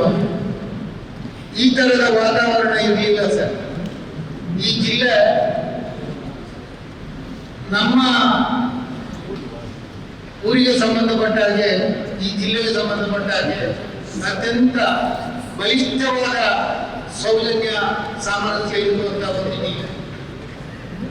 ಒಂದು ಬಹುಸಂಖ್ಯಾತರ ಮನೆಗೆ ಹೋದರೆ ಯಾವನಿಗೂ ಹೋಗುವ ಒಂದು ದುಡ್ಡು ಬೆಲ್ಲ, ಒಂದು ಗ್ಲಾಸ್ ನೀರು ಕೊಡುವಂತ ಪದ್ಧತಿ ಇವತ್ತು ಅದೆಲ್ಲವೂ ಕಾಣೆಯಾಗಿದೆ. ಅದಕ್ಕೆ ಕಾರಣ ಈಗಾಗಲೇ ಎಲ್ಲರೂ ಹೇಳಿದ್ರು, ಅದನ್ನು ನಾನು ಹೇಳುವುದಿಲ್ಲ. ನಾನು ಹೇಳುವುದು ಇಷ್ಟೇ, ವಿದ್ಯಾಸಂಸ್ಥೆಗಳಲ್ಲಿ ನಮ್ಮ ಮಾನ್ಯ ಪುರಾಣಿಕರಿಗೆ ಹೇಳಿದರು, ಅದು ನಿಜವಾಗಿ ವಿದ್ಯಾಸಂಸ್ಥೆಗಳಿಂದಲೇ ಈ ಮಕ್ಕಳಿಗೆ ಇವತ್ತು ಸಾಮರಸ್ಯ, ಕೋಮು ಸೌಹಾರ್ದತೆ, ಈ ದೇಶ ಪ್ರೇಮ ಕಲಿಸಬೇಕಾಗಿದ್ದು ಮುಖ್ಯ ವಿಚಾರ. ಅದು ಎಲ್ಲ ವಿದ್ಯಾ ಸಂಸ್ಥೆಗಳ ಮುಖ್ಯಸ್ಥರು ಅದರ ಬಗ್ಗೆ ಮಾತಾಡಲಿ. ಈಗ ಹೆಚ್ಚಿಗೆ ಮಾತಾಡಲಿಕ್ಕೆ ಅವಕಾಶ ಇಲ್ಲ. ಈ ಸಭೆ ಕರೆದಿದ್ದಕ್ಕೆ, ಇಲ್ಲಿ ಸೌಹಾರ್ದತೆ ತರಲಿಕ್ಕೆ ನೀವೀಗ ಪ್ರಯತ್ನ ಮಾಡ್ತಾ ಇದ್ದೀರಿ. ಅದಕ್ಕೆ ಏನು ಮಾಡಬೇಕು ಅಂತ ನನ್ನ ಒಂದು ಅನಿಸಿಕೆ, ಈ ಜಿಲ್ಲೆಯಲ್ಲಿರುವ ಎಲ್ಲ ಗ್ರಾಮಗಳಲ್ಲಿ ಕನಿಷ್ಠ ಪ್ರತಿ ಗ್ರಾಮಗಳಲ್ಲಿ ಒಂದರಾಗಿ ಸಾಧ್ಯವಾಗದೇ ಇದ್ರೆ ಎರಡು ಗ್ರಾಮ ಅಂದ್ರೆ ಪಕ್ಕದ ಗ್ರಾಮಗಳ ತಗೊಂಡು ಒಂದು ಸೌಹಾರ್ದ ಸಮಿತಿ ರಚನೆ ಮಾಡಿ, ಯಾರು ಕೂಡ ಈ ಜಿಲ್ಲೆಯಲ್ಲಿ ಒಬ್ಬೊಬ್ಬರು ಸಿಕ್ಕಿದಾಗ ಇಲ್ಲಿ ಕಮ್ಯುನಲ್ ಇಲ್ಲ. ನನಗೆ ಯಾವುದೇ ಪಾರ್ಟಿ ಯಾವುದೇ ಇದು ಇದ್ರು ನಾನು ಅವರು ಮಾತಾಡುವಾಗ ಇಲ್ಲ, 4 ಜನ ಸೇರಿದ್ರೆ ಮಾತ್ರ ಇದ್ದಾರೆ. ಅದು ಜಿಲ್ಲಾ ಮಟ್ಟದಲ್ಲಿ ಇರ್ತದೆ ವಿನ ಹಳ್ಳಿ ಮಟ್ಟದಲ್ಲಿ ಆ ತರದ ವ್ಯವಸ್ಥೆ ಕಮ್ಯುನಲ್ ಇವತ್ತು ಕೂಡ ಈ ಜಿಲ್ಲೆಯಲ್ಲಿ ಅಷ್ಟು ಅತ್ಯುತ್ತಮವಾಗಿ ಎಲ್ಲ ಹಿರಿಯರು ನಡೆದುಕೊಳ್ತಾ ಇದ್ದಾರೆ. ಹಾಗಾಗಿ ನೀವು ಒಂದು ಕೆಲಸ ಮಾಡಿದ್ರೆ ಒಳ್ಳೆಯದು ಅಂತ ನನ್ನ ಅಭಿಪ್ರಾಯ. ಪ್ರತಿ 2 ಗ್ರಾಮಕ್ಕೆ ಒಂದು ಸೌಹಾರ್ದ ಸಮಿತಿಯನ್ನು ರಚಿಸಿ ಆ ಜಿಲ್ಲೆಯಲ್ಲಿ ಆ ಭಾಗದ ಜನರನ್ನ ಒಂದು ಸೌಹಾರ್ದತೆ ಮಾಡಲಿಕ್ಕೆ ಅವಕಾಶ ಮಾಡಿಕೊಡಿ ಅಂತ ಹೇಳಿ ನನ್ನ ಮಾತನ್ನು ಯೋಗೇಶ್ ಶೆಟ್ಟಿ ಹೆಸರು ಯೋಗೇಶ್ ಶೆಟ್ಟಿ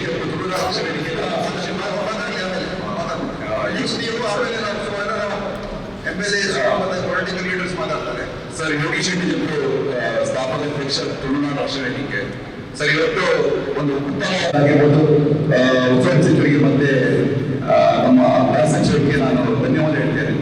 ನಾವು ಎಲ್ಲ ಸಹ ಹೇಳಿದ್ದನ್ನು ರಿಪೀಟ್ ಮಾಡೋದಿಲ್ಲ, ಆದರೆ ನಾವು ಕಳೆದ 30 ವರ್ಷದಿಂದ ಈ ಸಾಮಾಜಿಕ ಜೀವನದಲ್ಲಿ ನಾನು ನೋಡ್ತಾ ಇದ್ದೇನೆ, ನಮ್ಮಲ್ಲಿ ಅಂದ ದೊಡ್ಡದು ಏನು ಅಂತರೇ ಇಲ್ಲ.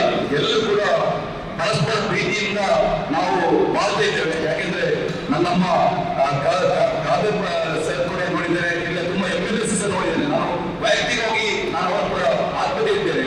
ಆದ್ರೆ ಯಾರು ಕೂಡ ಇಲ್ಲಿ ಕೆಟ್ಟವರಲ್ಲ, ಅದು ಅವರ ಕೆಟ್ಟ ಮನಸ್ಸುಂಟ, ಕೆಟ್ಟ ಅವರ ಜಾತಿ ಭೇದಿಸಿಲ್ಲ.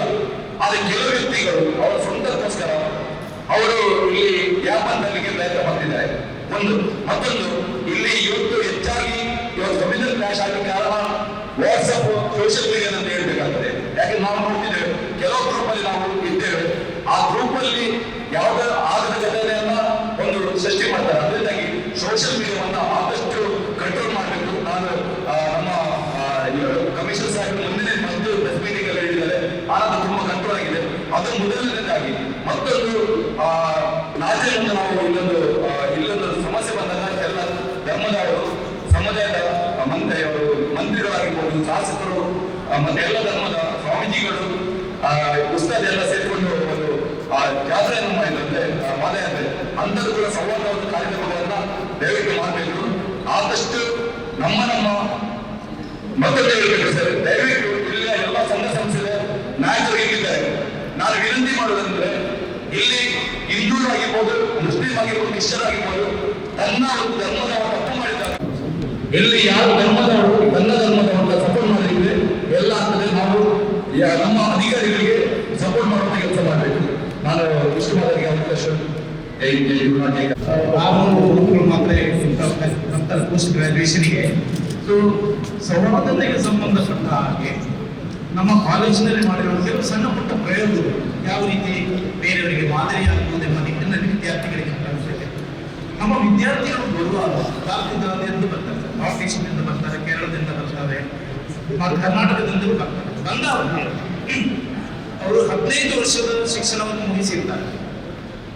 ಅವ್ರು ಬರುವಲ್ಲಿರುವಂಥ ಬಯಾಸ್ಗಳು ನಾವು ಸ್ಟಡಿ ಮಾಡಿದಾಗ ಬೇರೆ ಧರ್ಮಗಳ ಬಗ್ಗೆ, ಅವರ ಆಚಾರ ವಿಚಾರಗಳ ಬಗ್ಗೆ, ಅವರ ಊಟ ತಿಂಡಿ ಪದ್ಧತಿಗಳ ಬಗ್ಗೆ ಅವರಿಗೆ ಮಾಹಿತಿ ಬಹಳ ಕಡಿಮೆ ಇರುತ್ತೆ.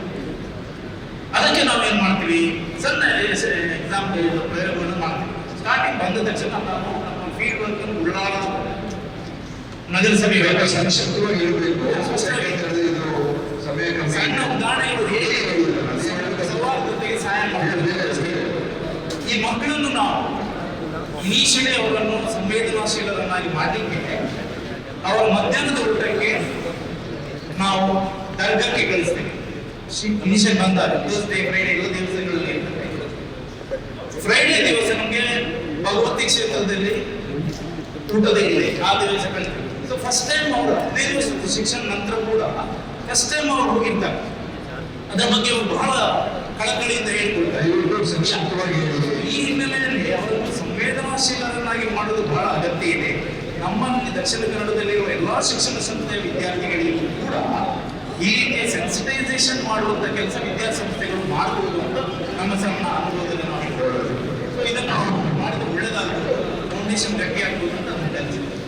ಎರಡು ವಿಷಯ ಮಾತಾಡ್ತೇನೆ ನಾನು. ಅಶ್ರಫ್ತಿನ ಯಾರು ವಾತಾವರಣಕ್ಕೆ ಒಂದು ಸೌಹಾರ್ದ ನನಗೆ ನಾವೇ ಕೋಆರ್ಡಿನೇಟರ್ ಇಲ್ಲಿರುವ ಪ್ರತಿಯೊಬ್ಬರನ್ನು ನಾನು ಆ ಒಂದು ನಡಿಗೆಗೆ ಸ್ವಾಗತಿಸ್ತಾ ಇದ್ದೇನೆ. ಅದೇ ರೀತಿ ಎರಡನೇ ವಿಷಯ ಸರ್, ಮುಂಚೆ ಇಲ್ಲಿ ಉಳ್ಳಾರದ ಏನಾದೊಂದು ಘಟನೆಯಾದರೆ ಅದು ಸುರತ್ಕಲ್ಗೆ, ಮಂಗಳೂರು ಹೀಗೆಲ್ಲ ರಾರಾಜಿಸ್ತಿತ್ತು. ಈಗ ಅದು ಇತ್ತೀಚೆಗೆ ನಡೆದ ಎಲ್ಲ ಘಟನೆಗಳನ್ನು ನಾವು ಗಮನಿಸಿದ್ದೇವೆ. ಆದರೆ ಮೊನ್ನೆ ನಡೆದ ರೈಮಾನ್ ಕೊಲೆ ಸರ್, ಅದು ಏನಾಗಿದೆ ಅಂತ ಹೇಳಿದ್ರೆ, ಒಂದು ಸ್ವಂತ ವ್ಯಕ್ತಿಗಳನ್ನು ಕಂಟ್ರೋಲ್ ಮಾಡಲಿಕ್ಕೆ ಇತರ ಕೆಲಸಗಳಿಗೆ ಒಟ್ಟಿಗೆ ಹೋಗುವ ನಮ್ಮ ದಕ್ಷಿಣ ಕನ್ನಡ ಜಿಲ್ಲೆಯ ಯುವಕರು ಇವತ್ತು ಕೊಲೆಯಾಗುವಂತಹ ಸ್ಥಿತಿ ನಿರ್ಮಾಣ. ಇದು ಅವರ ಮನಸ್ಸಿಗೆ ಇಂತಹ ಉದ್ದೇಶಗಳು ಬರಲಿಕ್ಕೆ ದ್ವೇಷ ಭಾಷಣಗಳು ಬಹಳ ಮುಖ್ಯ ಪಾತ್ರ ವಹಿಸ್ತಾ ಇದೆ. ಇದಕ್ಕೆ ದ್ವೇಷ ಭಾಷಣಗಾರರಿಗೆ ಬಹಳಷ್ಟು ಬೇಗ ಜಾಮೀನು ಕೂಡ ಸಿಗ್ತಾ ಇದೆ. ಇದಕ್ಕೆ ಬೇಕಾದಂತಹ ವ್ಯವಸ್ಥೆ ಆದಷ್ಟು ಬೇಗ ಸರ್ಕಾರದ ಪರವಾಗಿ ಮಾಡಬೇಕಾದ. ಎರಡನೇ ವಿಷಯ, ಅದನ್ನು ನಿರ್ಮಾಣಗೊಳಿಸ್ತೇನೆ. ಈ ಒಂದು ಸಂದೇಶಗಳ ಒಂದು ಏನು ನೀವು ಲೀಸ್ಟ್ ಮಾಡಿದ್ದೀರ ಅದನ್ನು ನಾನು ಚೆನ್ನಾಗಿ ನೋಡಿದ್ದೇನೆ. ಅದರಲ್ಲಿ ಇಲ್ಲಿ ಕಳೆದ ಒಂದು ವಾರ ಮುಂಚೆ ಕರ್ನಾಟಕ ರಾಜ್ಯಾದ್ಯಂತ ಒಂದು ಸೌಹಾರ್ದ ನಡಿಗೆ ಮಾಡುವಂತಹ SSF ಕರ್ನಾಟಕ ಈ ಒಂದು ಸಂಘಟನೆ, ಅದರ ಅಂಗಸಂಸ್ಥೆಗಳು ಕರ್ನಾಟಕ ಮುಸ್ಲಿಂ ಜಮಾತ್, SYS ಇವೆಲ್ಲವನ್ನು ಈ ಪಟ್ಟಿಯಿಂದ ಹೊರಗಿಡಲಾಗಿದೆ. ಇದರ ಉದ್ದೇಶ ಏನು ಅಂತ ಅರ್ಥ ಆಗಿಲ್ಲ. ಅದೇ ರೀತಿ ನಮ್ಮ ದಕ್ಷಿಣ ಕನ್ನಡ ಜಿಲ್ಲೆಯವರಾಗಿದ್ದ ಶಾಫಿ ಸೈದಿ ವಕ್ಫ್ ಕೌನ್ಸಿಲ್ ಉಪಾಧ್ಯಕ್ಷರು, ಅವರು ಕೂಡ ಈ ಒಂದು ಸೌಹಾರ್ದ ಸಭೆಯಲ್ಲಿ ಇರಬೇಕಾಗಿತ್ತು. ಅವರ ಹೆಸರನ್ನು ಕೂಡ ಬಿಡಲಾಗಿದೆ. ಇದರ ಏನು ವಿಷಯ ಗೊತ್ತಿಲ್ಲ, ನಿಮ್ಮ ಗಮನವನ್ನು ತಂದಿದ್ದೇನೆ. Okay, thank you sir. ಜಿಲ್ಲಾ ಜೆಡಿಎಸ್ ಜಿಲ್ಲಾ ಕಾರ್ಯಾಧ್ಯಕ್ಷ, ಈಗ ನಮ್ಮ ಜಿಲ್ಲಾ ಅಧ್ಯಕ್ಷರು ಮಾತಾಡಲಿ. ಎಲ್ಲ ರಾಜಕೀಯ ಪಕ್ಷಗಳ ಜಿಲ್ಲಾ ಅಧ್ಯಕ್ಷರು ಪ್ರಥಮವಾಗಿ ಜಿಲ್ಲಾ ಜೆಡಿಎಸ್ ಅಧ್ಯಕ್ಷರು, ಜೆಡಿಎಸ್ ಕಾರ್ಯಾಧ್ಯಕ್ಷರಿದ್ದಾರೆ. ನಾನು ಕೊಪ್ಪಳ ಗ್ರಾಮದಿಂದ ನಾವು ಮತ್ತೆ ಹಿರೇತಲ್ಲಿ ಅವರೆಲ್ಲ ಆ ಭಾಗದಿಂದ ಬಂದರು. ಇಂಥ ಜಿಲ್ಲೆಗಳಲ್ಲಿ ಈಗ ಮಾಡಿದ ಮಾತಾಡಿದಂಥವರು 90 ಶತಮಾನ ಇಲ್ಲಿ ಗಲಾಟೆ ಗದ್ದಲ ಬೇಡ. ಒಂದು 50% ಜನಗಳಿಗೆ ಯಾವ ಸಮುದಾಯ ಆಗಿರಲಿ, ಯಾವ ಜಾತಿ ಆಗಿರಲಿ, ಯಾವ ಧರ್ಮದವರಾಗಿರಲಿ 5% ಜನಗಳು ಮಾಡುವಂಥದ್ದನ್ನು ಸರ್ಕಾರ, ಯಾವ ಆಡಳಿತ ಸರ್ಕಾರ ಇರಲಿ, ಇನ್ನು ಬರುವ ಸರ್ಕಾರ ಆಗಿರ್ಬೋದು, ಮುಂದೆ ಇದ್ದ ಸರ್ಕಾರ ಆಗಿರ್ಬೋದು, ನಾನು ರಾಜಕೀಯ ಹಿತವಾಗಿ ಮಾತಾಡ್ತಿದ್ರೆ, ಸೌಹಾರ್ದ ನಿರ್ಮಾಣ ಆಗಬೇಕಿದ್ರೆ ಈ 5% ಜನರಿಗೆ ಕಾನೂನು ಬದ್ಧವಾಗಿ ಕಠಿಣ ಕ್ರಮವನ್ನು ಈ ಜಿಲ್ಲೆಯಿಂದ ಮಾಡಬೇಕು. ಎರಡನೇದಾಗಿ ಈ ಜಿಲ್ಲೆಯಲ್ಲಿ ಈಗ ಡ್ರಗ್ಸ್ ಮಾಫಿಯಾ ಹಾಗೂ ಈ ಗಾಂಜಾ ಹಾಗೂ ಅಫೀಮ್ನಂತ ವ್ಯಸನಿಗಳಿಂದ ಇದು ಕಾಲೇಜು ಮಟ್ಟದಿಂದ ಕೂಡ ಇದು ಬಹಳ ವ್ಯಾಪಕವಾಗಿ ಹರಡ್ತಾ ಇದೆ. ಇದರಿಂದ ವ್ಯಾಪಕವಾಗಿ ದೇಶ ಕೊಲೆಗಳು ನಡೆಯುವಂಥದ್ದು ನಡೀತಾ ಇದೆ. ಈ ಪೊಲೀಸ್ ಅಧಿಕಾರಿಗಳಿಗೆ, ಜಿಲ್ಲಾ ಅಧಿಕಾರಿಗಳಿಗೆ ನೀವು ಸರ್ಕಾರ ಅವರಿಗೆ ಮುಕ್ತವಾಗಿ ಕೆಲಸ ಮಾಡಲಿಕ್ಕೆ ಅವಕಾಶ ಕೊಡಬೇಕು. ಹಾಗೂ ಈಗ ಬಂದಂತ ಪೊಲೀಸ್ ಕಮಿಷನರ್ ಆಗಿರ್ಬೋದು, ಜಿಲ್ಲಾಧಿಕಾರಿಗಳಾಗಿರ್ಬೋದು, ಒಳ್ಳೆಯ ರೀತಿಯಲ್ಲಿ ಕೆಲಸ ಮಾಡಲಿಕ್ಕೆ ಹಸ್ತಕ್ಷೇಪ ಮಾಡದೆ, ಯಾವ ರಾಜಕೀಯ ಪಕ್ಷದವರು ಹಸ್ತಕ್ಷೇಪ ಮಾಡದೆ ಅವರಿಗೆ ಕಾನೂನು ರೀತಿಯಲ್ಲಿ ನಮ್ಮ ಫಾದರು ಅವರು ಹೇಳಿದಾಗೆ, ನಮ್ಮ ನಮ್ಮ ಮುಖಂಡರು, ಧಾರ್ಮಿಕ ಮುಖಂಡರು ಹೇಳಿದಾಗೆ ಈ ಕಾನೂನು ವ್ಯವಸ್ಥೆಯಲ್ಲಿ ಹಸ್ತಕ್ಷೇಪ ಮಾಡಬಾರ್ದು. ಕಾನೂನನ್ನು ಒಂದು ಹಂತಕ್ಕೆ ತಂದರೆ ಈ ಜಿಲ್ಲೆಯಲ್ಲಿ ಶಾಂತಿ ನೆಲೆಸ್ತದೆ. ಈ ಜಿಲ್ಲೆಯಲ್ಲಿ ಎಲ್ಲ ವಿಧಾನಸಭಾ ಕ್ಷೇತ್ರಗಳಲ್ಲಿ ಕೂಡ ಶಾಂತಿ ನಡೆಸಬೇಕು. ಇಲ್ಲಿ ಬಂದವರಿಗೆ ಎಲ್ರಿಗೂ ಶಾಂತಿ ನಮಗೆ ಎಲ್ಲರಿಗೂ ಇದೆ. ಇಲ್ಲಿ ಬರದಂತ ಒಂದು 5% 10% ಅಂತ ಹೇಳ್ತೀರಲ್ಲ, ಅವರನ್ನು ನೀವು ಒಳ್ಳೆಯ ರೀತಿಯಲ್ಲಿ ಕಾನೂನಿಗೆ ಅವರಿಗೆ ಕಠಿಣ ಕ್ರಮವನ್ನು ಜರುಗಿಸಿದ್ರೆ ಇಲ್ಲಿ ಶಾಂತಿ ನೆಲೆಸಲಿಕ್ಕೆ ಸಾಧ್ಯ ಅಂತ ಈ ಸಂದರ್ಭದಲ್ಲಿ ಹೇಳಲಿಕ್ಕೆ ನಾನು ಇಷ್ಟಪಡ್ತೇನೆ. SDP ಪಕ್ಷದ ವಿಚಾರ ಸ್ವಲ್ಪ ವ್ಯತಿರಿಕ್ತವಾಗಿ ನಾನು ಹೇಳುವಂಥದ್ದು, ನಮ್ಮ ಈ ಒಂದು ಸಭೆ ಅಥವಾ ನಮ್ಮ ಚರ್ಚೆ ಶಾರ್ಟ್ ಟರ್ಮ್ ಆಗಿರ್ಬೋದು, ಅದಕ್ಕಿಂತ ನಮ್ಮದು ಲಾಂಗ್ ಟರ್ಮ್ ಪ್ಲಾನ್ ಇರಬೇಕು. ಯಾವಾಗ ರೋಗ ಬರ್ತದೆ ಆಗ ಮದುವೆಗಿದ್ದಕ್ಕಿಂತ ರೋಗ ಬರದ ಹಾಗೆ ಅದನ್ನು ತಡೆ ಹಿಡಿಯುವಂಥ ಪ್ರಯತ್ನ ನಮ್ಮಲ್ಲಿ ಆಗಬೇಕು ಅನ್ನುವಂಥದ್ದು ನನ್ನ ಮೊದಲ ಕಳಕಳಿಯ ವಿನಂತಿ ಎಲ್ಲ ನಾಯಕರು. ಅದೇ ರೀತಿ ಈ ಕೆಲವೊಂದು ಕಾನೂನಿನ ಕೊಳಕೆ ಏನಿದೆ, ಉದಾಹರಣೆಗೆ ಈಗಿನ ಹೊಸ BNS ಕಾನೂನು ಪ್ರಕಾರ ಯಾರಾದರೂ ಪ್ರಚೋದನಕಾರಿ ಭಾಷಣ ಮಾಡಿದ್ರೆ ಆ ಭಾಷಣಕಾರನ ಬಂಧಿಸಲಿಕ್ಕೂ ಕೂಡ ಅಧಿಕಾರಿಗಳಿಗೆ ಅವಕಾಶ ಇಲ್ಲದಂತಹ ಒಂದು ವ್ಯವಸ್ಥೆ ಇದೆ. ಅದಕ್ಕೆ ಗೌರವಾನ್ವಿತ ಗೃಹ ಸಚಿವರಲ್ಲಿ ನನ್ನ ವಿನಂತಿ, ಕರ್ನಾಟಕದಲ್ಲಿ ಇದಕ್ಕೆ ಬದಲಿ ಏನಾದರೂ ಕಾನೂನು ತರಲಿಕ್ಕೆ ಸಾಧ್ಯ ಇದೆಯಾ ಅನ್ನೋದರ ಬಗ್ಗೆ ಒಂದು ಚಿಂತನೆ ಆಗಬೇಕು. ಇಲ್ಲಿ ಪಾತ್ರಧಾರಿಗಳು ಮಾತ್ರ ಮುಂದೆ ಬರ್ತಾರೆ. ಇದಕ್ಕೆ ಸೂತ್ರಧಾರಿಗಳು ಏನಿದ್ದಾರೆ ಅವರನ್ನ ಮತ ಹಾಕದೆ ಪಾತ್ರಧಾರಿಗಳ ಬಗ್ಗೆ ಚರ್ಚೆ ಮಾಡಿ ಏನು ಲಾಭ ಇಲ್ಲ ಅಂತ ಹೇಳ್ತಾ ಇದ್ದೇನೆ. ಇಲ್ಲಿರುವಂತ ನಾವೇ ಒಂದು ಆತ್ಮಾವಲೋಕನ ಮಾಡೋಣ. ಯಾರಾದ್ರೂ ನನ್ನ ಜಾತಿ ಅನುಭವದಲ್ಲಿ ಮೃತಪಟ್ಟರೆ ಅದು ಒಂದು ಆಕ್ಸಿಡೆಂಟಲ್ ಡೆತ್ ಆದ್ರೆ ಕೇಳುವವರಿರುವುದಿಲ್ಲ. ಅದೇ ಒಬ್ಬ ಮಾನಕಾಯಕದಿಂದ ಅದು ಬೇರೆ ಸಮಾಜದ ಅವ ಮಾಡಿದ್ರೆ ಅಲ್ಲಿ ಸಾವಿರಾರು ಜನ ಸೇರ್ತಾರೆ. ಈ ರೀತಿಯ ಚಿಂತನೆಗಳು ಇಲ್ಲಿಯ ಭಾವನೆಗಳು ಮಾತಾಡಬೇಕು. ಇದಕ್ಕೆ ಬೇಕಾದಂತಹ ಒಂದು ವೈಜ್ಞಾನಿಕವಾದಂತಹ ಒಂದು ರೂಪವನ್ನು ನಾವು ಕಲೆ ಹಾಕಬೇಕಾಗ್ತದೆ. ಇಲ್ಲಿ ಇದರ ಹಿಂದೆ ಡ್ರಗ್ಸ್ ಮಾಫಿಯಾ ಕೂಡ ಇದೆ. ಇದೆಲ್ಲೂ ಚರ್ಚೆ ಬರ್ತಾ ಇಲ್ಲ. ಡ್ರಗ್ಸ್ ಮಾಫಿಯಾ ಈಗ ಎರಡು ಪೊಲೀಸ್ ಅಧಿಕಾರಿಗಳನ್ನ ಸೇರಿದಂತೆ ಜಿಲ್ಲಾಧಿಕಾರಿಗಳನ್ನ ಮತ್ತು ಜಿಲ್ಲಾ ಪಂಚಾಯತ್ ಅಧಿಕಾರಿಗಳನ್ನು ಕೂಡ ನೀವು ಬದಲಾವಣೆ ಮಾಡಿದ್ದೀರಿ. ಬಹುಶಃ ನನಗೆ ಆತಂಕ ಇದೆ. ಡ್ರಗ್ಸಿನ ಬಗ್ಗೆ ಇಲ್ಲಿ ದಕ್ಷವಾಗಿ ಕಾರ್ಯನಿರ್ವಹಿಸಿದಂತಹ ಒಬ್ಬ ಅಧಿಕಾರಿಯನ್ನ ಯಾರು ಡ್ರಗ್ಸಿಗೆ ಮೂಲ ಕಾರಣ ಈ ಜಿಲ್ಲೆಗೆ ತಲುಪಿಸಲಿಕ್ಕೆ ಅಂತ ಹೇಳಿ ಕರ್ನಾಟಕದ ಅವರನ್ನ ಬೆಂಗಳೂರಿಂದ ಮಂಗಳೂರಿಗೆ ತರುವ ಹೊತ್ತಿನಲ್ಲಿ ಮಂಗಳೂರಿನಂತಹ ಅಧಿಕಾರಿ ಬೆಂಗಳೂರಿಗೆ ಹೊರಟಿದ್ದಾರೆ. ಆ ರೀತಿ ಆಗಬಾರ್ದು ಅನ್ನುವಂತಹ ಒಂದು ವಿನಂತಿ ಕೂಡ ಜಿಲ್ಲಾ ಸಿರಿವೆ ಜನತೆ ಪರವಾಗಿ ನಾನು ಹೇಳುವಂಥದ್ದು ಈ ರೀತಿಯ. ಮತ್ತು ಇಲ್ಲಿ ಕೆಲವೊಂದು ಆತಂಕಗಳಿವೆ, ಕೆಲವೊಂದು ಅಪನಂಬಿಕೆಗಳಿವೆ. ಆ ಅಪನಂಬಿಕೆಗಳಿಗೆ ಕಾರಣಕರ್ತ ನಾವಾಗಬಾರದು. ಉದಾಹರಣೆಗೆ ಈಗ ಇತ್ತೀಚೆಗಿನ 3 ಪ್ರಕರಣ ಏನಿದೆ, ಈ 3 ಪ್ರಕರಣಗಳ ಬೇಡಿಸಿಕೆ ಮತ್ತು ಪ್ರಕರಣದ ತನಿಖೆ ಮತ್ತು ಪ್ರಕರಣದಲ್ಲಿರ್ತಕ್ಕಂಥ ಭಾಗಿಯಾದಂತಹ ಆರೋಪಿಗಳಿದ್ದಾರೆ ಅವರ ಬಂಧನದ ಬಗ್ಗೆ ಸಮಾಜದಲ್ಲಿ ವ್ಯತಿರಿಕ್ತವಾದಂತಹ ಅಭಿಪ್ರಾಯಗಳು ಬರ್ತಾ ಇದ್ದಾರೆ. ಇಲ್ಲಿ ಸಮಾಜದಲ್ಲಿ ಸಮಾಜವನ್ನು ಮಾತ್ರ ನಾವು ಇಲ್ಲಿ ಗೊತ್ತು ಮಾಡ್ತಾ ಇದ್ದೇವೆ, ಸಮುದಾಯವನ್ನು ಮಾತ್ರ ಗೊತ್ತು ಮಾಡ್ತಾ ಇದ್ದೇವೆ. ಇಲ್ಲಿ ಹಿಂದೂಗಳಾಗಿರ್ಬೋದು, ಮುಸಲ್ಮಾನರಾಗಿರ್ಬೋದು, ಇದನ್ನ ನಾವು ಜನತೆಗೆ ಮಾತ್ರ ತಲೆಗೆ ಹಾಕುತ್ತಿಲ್ಲ.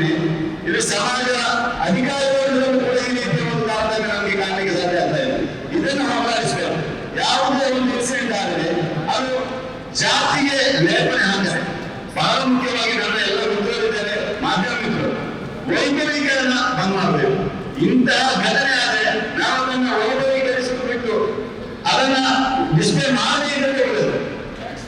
ಇಲ್ಲಿ ಈ ಲೋಕದಲ್ಲಿ ಅಪರಾಧಗಳು ನಡೆಯದಂತಹ ಜಾಗ ಇಲ್ಲ. ಎಲ್ಲಾ ಜಿಲ್ಲೆಯಲ್ಲೂ ಎಲ್ಲಾ ನಗರದಲ್ಲೂ ಅಪರಾಧಗಳು ನಡೆಯುತ್ತವೆ. ಆದರೆ ದಕ್ಷಿಣ ಕನ್ನಡದಲ್ಲಿ ಒಂದು ಅಪರಾಧ ನಡೆದರೆ ಅದನ್ನು ಇಲ್ಲಿರ್ತಕ್ಕಂಥ ಯುವತೆ ಮತ್ತು ಇಲ್ಲಿರ್ತಕ್ಕಂಥ ಜನಪ್ರತಿನಿಧಿಗಳು, ನಾಯಕರು ಸರಿ ಮಾಡಬೇಕು. ನಮ್ಮ ಮಂಗಳೂರು ಜಿಲ್ಲೆಯಲ್ಲಿ ಶಾಂತಿಯ ವಾತಾವರಣ ಇರಬೇಕು ಎನ್ನುವುದು ಇಡೀ ಜಿಲ್ಲೆಯ ಜನರ ಭಾವನೆ.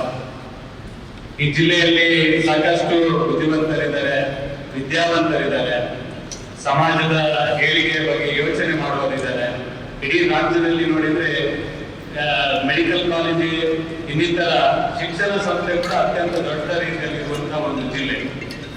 ಈ ಜಿಲ್ಲೆಯಲ್ಲಿ ಯಾವ್ದಿರ್ಬೇಕಂದ್ರೆ ಸಮಾಜದ ಮಧ್ಯೆ ಪ್ರೀತಿ ಇರಬೇಕು, ಕಾನೂನಿನ ಬಗ್ಗೆ ಗೌರವ ಇರಬೇಕು, ಸರ್ಕಾರದ ಬಗ್ಗೆ ನಂಬಿಕೆ ಇರಬೇಕು.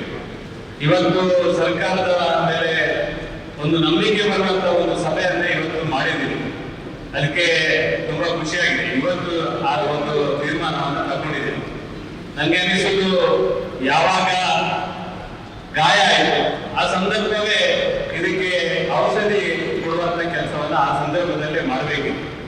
ಈ ರೀತಿಯ ಸಭೆಯನ್ನ ಆ ಸಂದರ್ಭದಲ್ಲೇ ಮಾಡಬೇಕಿತ್ತು ಅಂತ ನನ್ನ ಅಭಿಪ್ರಾಯ. ಯಾಕಂದ್ರೆ ನಮ್ಮ ಜಿಲ್ಲೆಯಲ್ಲಿರುವಂತಹ ಜನಪ್ರತಿನಿಧಿಗಳ, ಸಂಸದರು, ಶಾಸಕರ ಎಲ್ಲ ಸಭೆಯನ್ನ ಪ್ರಥಮವಾಗಿ ಈ ಜಿಲ್ಲೆಯಲ್ಲಿರುವಂತಹ ಜನಪ್ರತಿನಿಧಿಗಳ ಮಧ್ಯೆನೇ ಒಂದು ಸಮನ್ವಯತೆ ಮತ್ತು ಸಾಮರಸ್ಯ ತರುವಂತ ಕೆಲಸ ಸರ್ಕಾರದಿಂದ ಆಗದಿದ್ರೆ ಮುಂದೆ ಖಂಡಿತ ಇದನ್ನು ಕೆಳಗೆ ತಗೊಂಡು ಹೋಗ್ಲಿಕ್ಕೆ ಕಷ್ಟ ಆಗುವಂತದ್ದು ಅಂತ ನನ್ನ ಅನಿಸಿಕೆ. ಈ ಕೆಲಸ ಆಗ್ಲಿಲ್ಲ, ಇವತ್ತು ನೀವು ಮಾಡಿದ್ದೀರಿ. ಮುಂದಕ್ಕೆ ನನ್ನ ಅನಿಸಿಕೆ ಇರುವಂತದ್ದು, ಯಾವತ್ತೂ ಸಂದರ್ಭದಲ್ಲಿ, ಎಲ್ಲ ಸಂದರ್ಭದಲ್ಲಿ ಈ ಜಿಲ್ಲೆಯಲ್ಲಿ ಜನಪ್ರತಿನಿಧಿಗಳನ್ನ ವಿಶ್ವಾಸ ತಗೊಳ್ಳುವುದರ ಜೊತೆಗೆ ಈ ಜಿಲ್ಲೆಯಲ್ಲಿ ಇರುವಂತಹ ಇವತ್ತೆಲ್ಲ ಯಾರನ್ನೆಲ್ಲ ಕರೆದಿದ್ದೀರಿ ಅವರನ್ನೆಲ್ಲ ವಿಶ್ವಾಸಕ್ಕೆ ತಗೊಳ್ಳುವಂತ ಕೆಲಸವನ್ನ, ಸಣ್ಣ ಪುಟ್ಟ ಘಟನೆ ಆದ ತಕ್ಷಣ ಕೂಡ ಇದಕ್ಕೆ ಸ್ಪಂದನೆ ಮಾಡುವಂತ ಕೆಲಸವನ್ನ ಸನ್ಮಾನ್ಯ ಉಸ್ತುವಾರಿ ಸಚಿವರು ಮಾಡಿದ್ರೆ ಇದು ಒಳ್ಳೇದಾಗ್ತದೆ. ನಮ್ಗೆ ಕೂಡ ಬೇಕಾಗಿರುವಂತದ್ದು ಇಲ್ಲಿ ಶಾಂತಿ ಬೇಕು, ಸುವ್ಯವಸ್ಥೆಯನ್ನ ಕಾಪಾಡುವಂತ ಅಧಿಕಾರಿಗಳು. ಇವತ್ತು ಹಿಂದೆ ಇದ್ದ ಅಧಿಕಾರಿಗಳು ಕೂಡ ನೀವೇ ಕೊಟ್ಟದ್ದು, ಇವತ್ತು ಬಂದ ಅಧಿಕಾರಿಗಳು ಕೂಡ ನಮ್ಮ ಸರ್ಕಾರದ ಅಧಿಕಾರಿಗಳು. ಕೇವಲ ಒಂದು ಘಟನೆ ತೊಂದರೆ ಆದ ತಕ್ಷಣ ಅಧಿಕಾರಿಗಳ ವರ್ಗಾವಣೆಯಿಂದ ಸರಿಯಾಗುವಂತದ್ದಲ್ಲ. ನಿಮಗೆ ಗೊತ್ತಿದೆ, ಈ ಅಧಿಕಾರಿಗಳು ಬರ್ತಾರೆ, ಅವರು ಬೇರೆ ಜಿಲ್ಲೆಗೆ ಹೋಗ್ತಾರೆ. ಆದ್ರೆ ಇಡೀ ಜಿಲ್ಲೆಯಲ್ಲಿ ಇರಬೇಕಾದವರು ನಾವೇ. ನಮ್ಮ ಜಿಲ್ಲೆಯನ್ನ ಒಳ್ಳೆ ರೀತಿಯಲ್ಲಿ ತಕೊಂಡು ಹೋಗುವಂತ ಎಲ್ಲ ಆಲೋಚನೆಗಳನ್ನ ಮಾಡುವಂತವರು ನಾವೇ ಆಗಬೇಕು.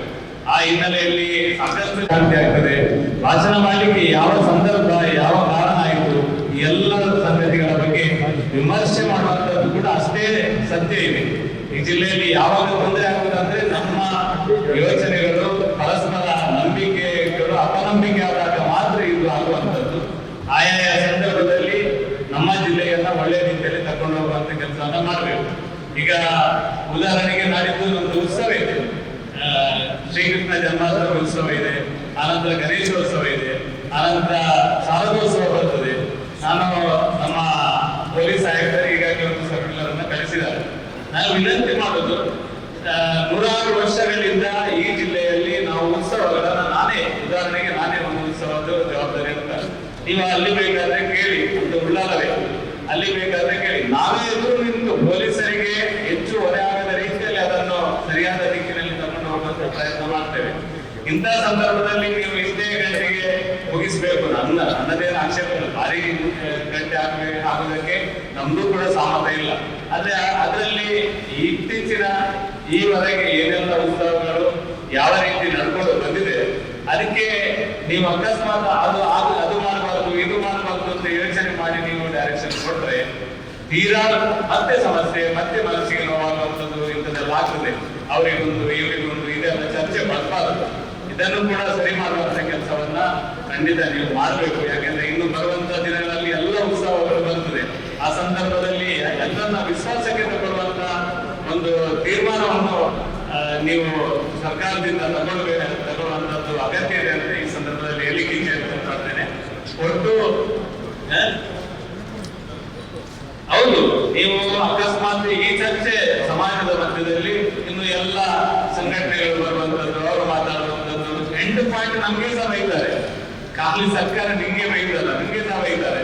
ನೀವೇನ್ ಮಾಡಿಲ್ಲ, ನೀವು ನಮ್ಮ ಮೇಲೆ ಸಹ ಇದು ಜನಪ್ರತಿನಿಧಿಗಳ ಮೇಲೆ ಸಹ ಬರ್ತದೆ, ನಮ್ಮ ಸ್ಪೀಕರ್ ಸಾಹೇಬರ ಮೇಲೆ ಬರ್ತದೆ, MLA ಅವರ ಬರ್ತದೆ, ಮಂತ್ರಿಗಳ ಮೇಲೆ ಬರ್ತದೆ. ಆದ್ರೆ ಇದೊಂದು ಧಾರ್ಮಿಕ ಉತ್ಸವ ನಿತ್ಯ ನಿರಂತರ ಮಾಡ್ಕೊಂಡು ಬಂದಿರುವಂತದ್ದು. ನಾನು ನಿಮ್ಗೆ ವಿನಂತಿಯನ್ನ ಮಾಡಿ ಇದನ್ನೊಂದು ಸರಿ ಮಾಡಬೇಕು ಅಂತ ವಿನಂತಿ ಅಲ್ಲ, ಇದಕ್ಕೆ ಕನೆಕ್ಟೆಡ್ ಸರ್, ಇದಕ್ಕೆ ಕನೆಕ್ಟೆಡ್ ಮತ್ತೆ ಅದು ಕಾನೂನಿನ ವಿಷಯ ಚರ್ಚೆ ಮಾಡೋದು.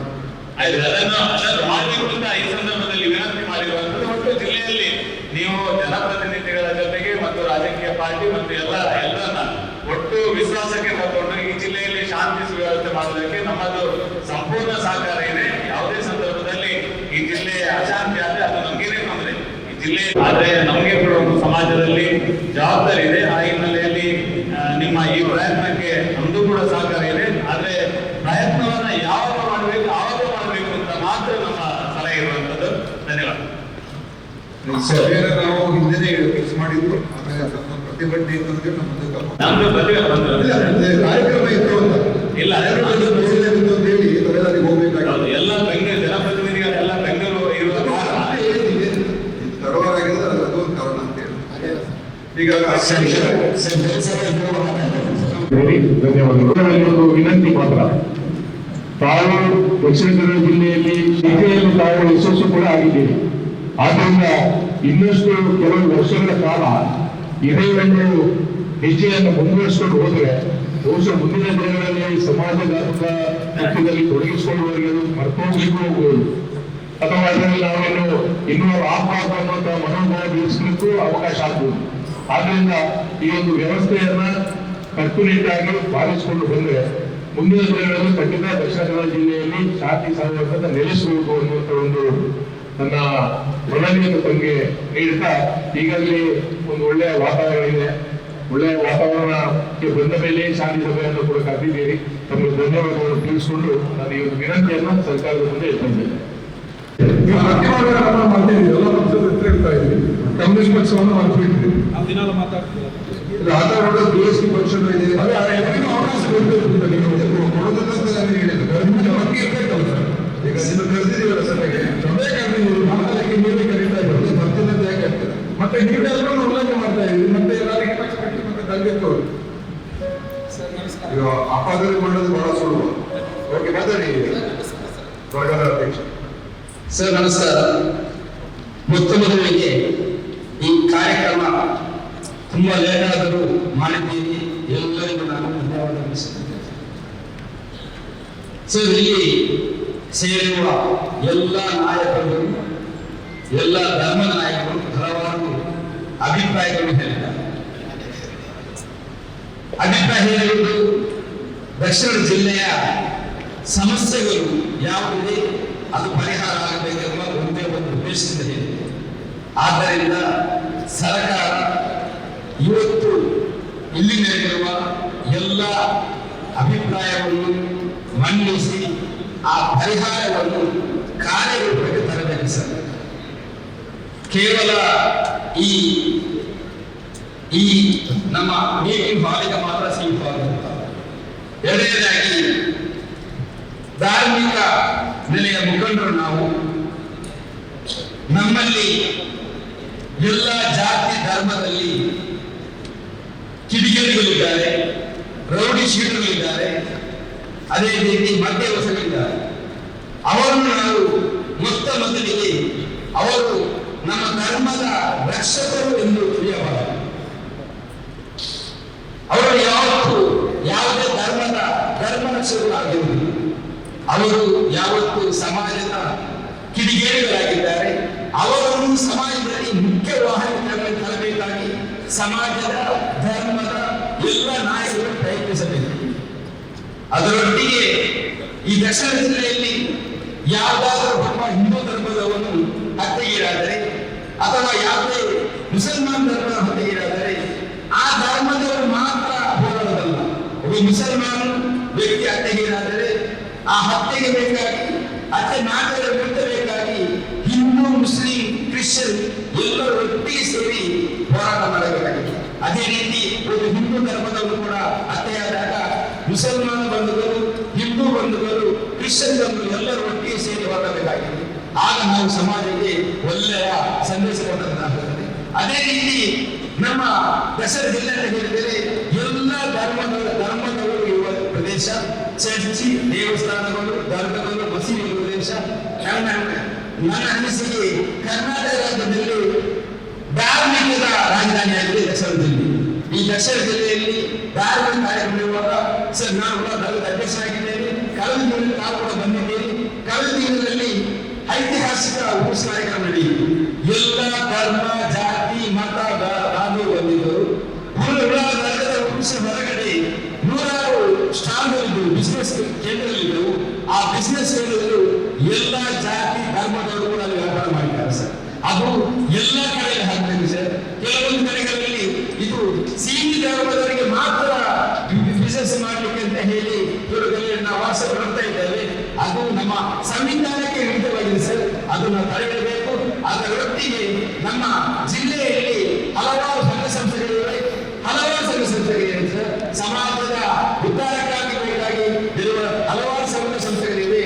ನಮ್ಮಲ್ಲಿ ಯಾವುದೇ ಸಂಘ ಸಂಸ್ಥೆಗಳು ಅದು ಸಂವಿಧಾನ ಬದ್ಧವಾಗಿರಬೇಕು ಸರ್.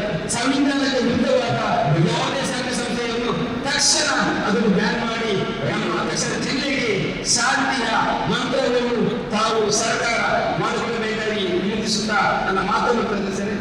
ಎಲ್ಲರಿಗೂ ನಮಸ್ಕಾರ, ಧನ್ಯವಾದಗಳು.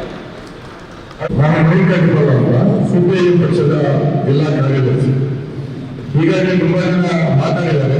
ಶಾಂತಿ ಸಭೆ ಕರೆದಿರೋದಕ್ಕಾಗಿ ಜಿಲ್ಲಾಡಳಿತಕ್ಕೆ ಧನ್ಯವಾದಗಳನ್ನು ಸಲ್ಲಿಸ್ತೇನೆ. ನಾನು ಇಲ್ಲಿ ಮಾತಾಡೋದ್ರಲ್ಲಿ ಬಹಳ ಪ್ರಧಾನವಾಗಿ ಲಕ್ಷ್ಮೀಶಯ ಕಬ್ಬರಾಜ್ ಅವರು ಆಡಿರುವಂತಹ ಮಾತುಗಳ ಬಗ್ಗೆ ನನಗೆ ಸಹಮತ ಇದೆ. ಜಿಲ್ಲಾಡಳಿತ ಆ ನಿಟ್ಟಿನಲ್ಲಿ ಸ್ವಲ್ಪ ಹೆಚ್ಚು ಮುತುವರ್ಜಿಯನ್ನು ವಹಿಸಬೇಕು ಅಂತ ನಾನು ಆಗ್ರಹಿಸ್ತೇನೆ.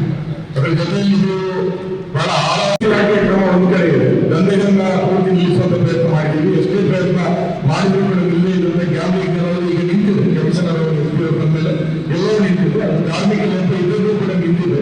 ಅದು ಮುಂದುವರಿದೆ. ಯಾಕಂದ್ರೆ ಕ್ರಿಮಿನಲ್ ಮತ್ತು ಈ ದಂಧೆಗಳ ಜಗತ್ತಿಗೆ ಒಂದು ದೊಡ್ಡ ರೀತಿಯಾದಂತಹ ಒಂದು ಅಂಡರ್ಸ್ಟ್ಯಾಂಡಿಂಗ್ ಇದೆ ಅನ್ನುವಂಥದ್ದು ಕೂಡ ಉಲ್ಲೇಖನೀಯ ಅಂಶ. ಅದನ್ನು ಮುಂದುವರಿಸಬೇಕು ಮತ್ತು ಅಧಿಕಾರಿಗಳಿಗೆ ಸರ್ಕಾರದ ವತಿಯಿಂದ, ಜನಪ್ರತಿನಿಧಿಯ ವತಿಯಿಂದ ಅದಕ್ಕೆ ಬೆಂಬಲಗಳು ಮುಂದುವರಿಬೇಕು ಅಂತ ನಾವು ಒತ್ತಾಯ ಮಾಡ್ತೀವಿ.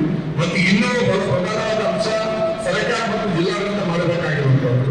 ಇಲ್ಲಿ ಸೌಲಭ್ಯತೆಯನ್ನು ತರಲಿಕ್ಕೆ ಮಾಡಬೇಕಾದಂತಹ ಕೆಲಸ. ಶಿಕ್ಷಣ ಸಂಸ್ಥೆಗಳಲ್ಲಿ ಸಂವಿಧಾನದ ಅರಿವಿನ ಕಾರ್ಯಕ್ರಮಗಳನ್ನ ಜಿಲ್ಲಾಡಳಿತ ಸರ್ಕಾರ ಹಮ್ಮಿಕೊಳ್ಬೇಕು ಅಂತ ನಾವು ಒತ್ತಾಯವನ್ನು ಮಾಡ್ತೀವಿ. ಮತ್ತು ಬೇರೆ ಬೇರೆ ಇಲಾಖೆಗಳು, ಇಲ್ಲಿ ನಮ್ಮ ಒಂದು 4-5 ಅಕಾಡೆಮಿಗಳಿದೆ. ತುಳು, ಬ್ಯಾರಿ, ಅರಣ್ಯಾಶ್ರಯ, ಕೊಂಕಣಿ, ಈ ರೀತಿ ಬೇರೆ ಬೇರೆ ಅಕಾಡೆಮಿಗಳಿವೆ. ಯೂನಿವರ್ಸಿಟಿಗಳಲ್ಲಿ ಬೇರೆ ಬೇರೆ ಪೀಠಗಳಿವೆ.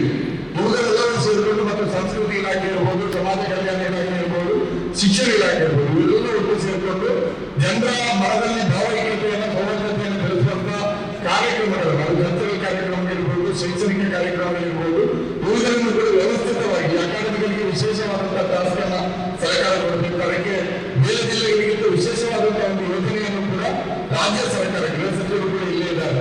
ಕ್ಯಾಬಿನೆಟ್ ಮೇಲೆ ಅದನ್ನು ಚರ್ಚೆ ಮಾಡಿ ಅದು ಸರಿ ಇಲ್ಲಿ ಒಂದು ಅಂತ ವಿಶೇಷ ಕಾರ್ಯಕ್ರಮವನ್ನು ಯೋಜಿಸಬೇಕು. ಅದರಿಂದಾಗಿ ಸೌಹಾರ್ದತೆಯನ್ನು ಬೆಳೆಸುವಂತದ್ದು ಮತ್ತು ಧರ್ಮಗಳ ಮಧ್ಯದ ಅಪನಂಬಿಕೆಯನ್ನು ದೂರ ಮಾಡುವಂತಹ ಕಾರ್ಯಕ್ರಮಗಳು. ಮತ್ತು ಇಲ್ಲಿ ಏನಾಗಿಲ್ಲ ಅಂದ್ರೆ ಬೇರೆ ಬೇರೆ ಜೊತೆಗೆ ಪೊಲೀಸ್ ಕಮಿಷನರ್ ಮಾತಾಡೋದನ್ನು ಕಲಿಸ್ತೇವೆ. ಮಕ್ಕಳು ನಮ್ಮ ಬೇರೆ ಬೇರೆ ಯಾವುದೇ ಆದ ಧರ್ಮದ ಶಾಲೆಗಳಲ್ಲಿ ಕಲಿತಾ ಇದ್ದಾರೆ. ಅದನ್ನ ಈಗ ಒಟ್ಟಿಗೆ ಕಲಿಯುವುದಕ್ಕೆ ತಕ್ಷಣಕ್ಕೆ ಅಂತದ್ದು ಅಸಾಧ್ಯ. ಅದರಿಂದಾಗಿ ಬೇರೆ ಬೇರೆ ಶಾಲೆಗಳಲ್ಲಿ ಬಿಡುವಂತ ಬೇರೆ ಬೇರೆ ಸಮುದಾಯದ ವಿದ್ಯಾರ್ಥಿಗಳು, ಧರ್ಮದ ವಿದ್ಯಾರ್ಥಿಗಳು ಒಟ್ಟಾಗಿ ಬೆಳೆಯುವಂತಹ ಕಾರ್ಯಕ್ರಮಗಳನ್ನು ಶಿಕ್ಷಣ ಇಲಾಖೆ ಮತ್ತು ಜಿಲ್ಲಾಡಳಿತ ಹಮ್ಮಿಕೊಳ್ಳಬೇಕು. ಅವರು ಒಬ್ಬರೊಬ್ಬರನ್ನ ಅರಿಯುವಂಥದ್ದು. ನಾನು ಸ್ವಲ್ಪ ಹೆಚ್ಚು ಮಾತಾಡೋದನ್ನು ಕ್ಷಮಿಸಬೇಕು. ಯಾಕಂದ್ರೆ ನಾನು ಒಬ್ಬ ಬ್ಯಾರಿ ಮನೆ ಮಾಡ್ತೀನವನು, ಮುಸ್ಲಿಂ ಸಮುದಾಯದಿಂದ ಬಂದ್ರೆ ಬ್ಯಾರಿ ಮನೆ ಮಾಡ್ತೀನವನು. ನಾನು ಕನ್ನಡವನ್ನು ಶಾಲೆಯಲ್ಲಿ ಕಲಿತಿರುವಂಥದ್ದು. ಆದರೆ ತುಳು ಮಾತ್ರ ನಾನು ಸಹಜವಾಗಿ ನನ್ನ ಮಾತೃಭಾಷೆ ಅಷ್ಟೇ ಸಹಜವಾಗಿ ಕಲಿತಿದ್ದೆ. ನನ್ನ ಜೊತೆ ಇದನ್ನು ಬೇರೆ ಬೇರೆ ಹಿಂದೂ ಸಮುದಾಯದ ನನ್ನ ಸ್ನೇಹಿತರು ಕೂಡ, ಬಾಲಕ ಸ್ನೇಹಿತರು ಬ್ಯಾರಿ ಭಾಷೆಯನ್ನು ಕೂಡ ಸಹಜವಾಗಿ ಕಲಿತಿದ್ದಾರೆ. ಅವರು ಕನ್ನಡವನ್ನು ಶಾಲೆಯಲ್ಲಿ ಕಲಿತಿರುವಂಥದ್ದು. ಆದರೆ ಈಗ ನಮ್ಮ ನಂತರದ ತಲೆಮಾರು ಅವರಿಗೆ ಪ್ರತ್ಯೇಕ ಮುಸ್ಲಿಂ ಸಮುದಾಯದ, ಬ್ಯಾರಿ ಸಮುದಾಯದ ಮಕ್ಕಳಿಗೆ ತುಳು ಭಾಷೆ ಬರ್ತಾ ಇಲ್ಲ. ಕನ್ನಡ ಇಂಗ್ಲಿಷ್ ಮೀಡಿಯಂ ಹೋದರೂ ಕೂಡ ಕನ್ನಡವನ್ನು ಅಲ್ಪ ಸ್ವಲ್ಪ ಮಾತಾಡ್ತಾರೆ. ಹಿಂದೂ ವಿದ್ಯಾರ್ಥಿಗಳಿಗೆ, ತುಳು ವಿದ್ಯಾರ್ಥಿಗಳಿಗೆ ಅದೇ ರೀತಿಯಲ್ಲಿ ಬ್ಯಾರಿ ಭಾಷೆ ಈಗ ಬರ್ತಾ ಇಲ್ಲ ಅನ್ನೋದು ಕೂಡ ಇದೆ. ಇಂಥ ಗಂಭೀರವಾದಂತಹ ಒಂದು ಬಿಕ್ಕಟ್ಟು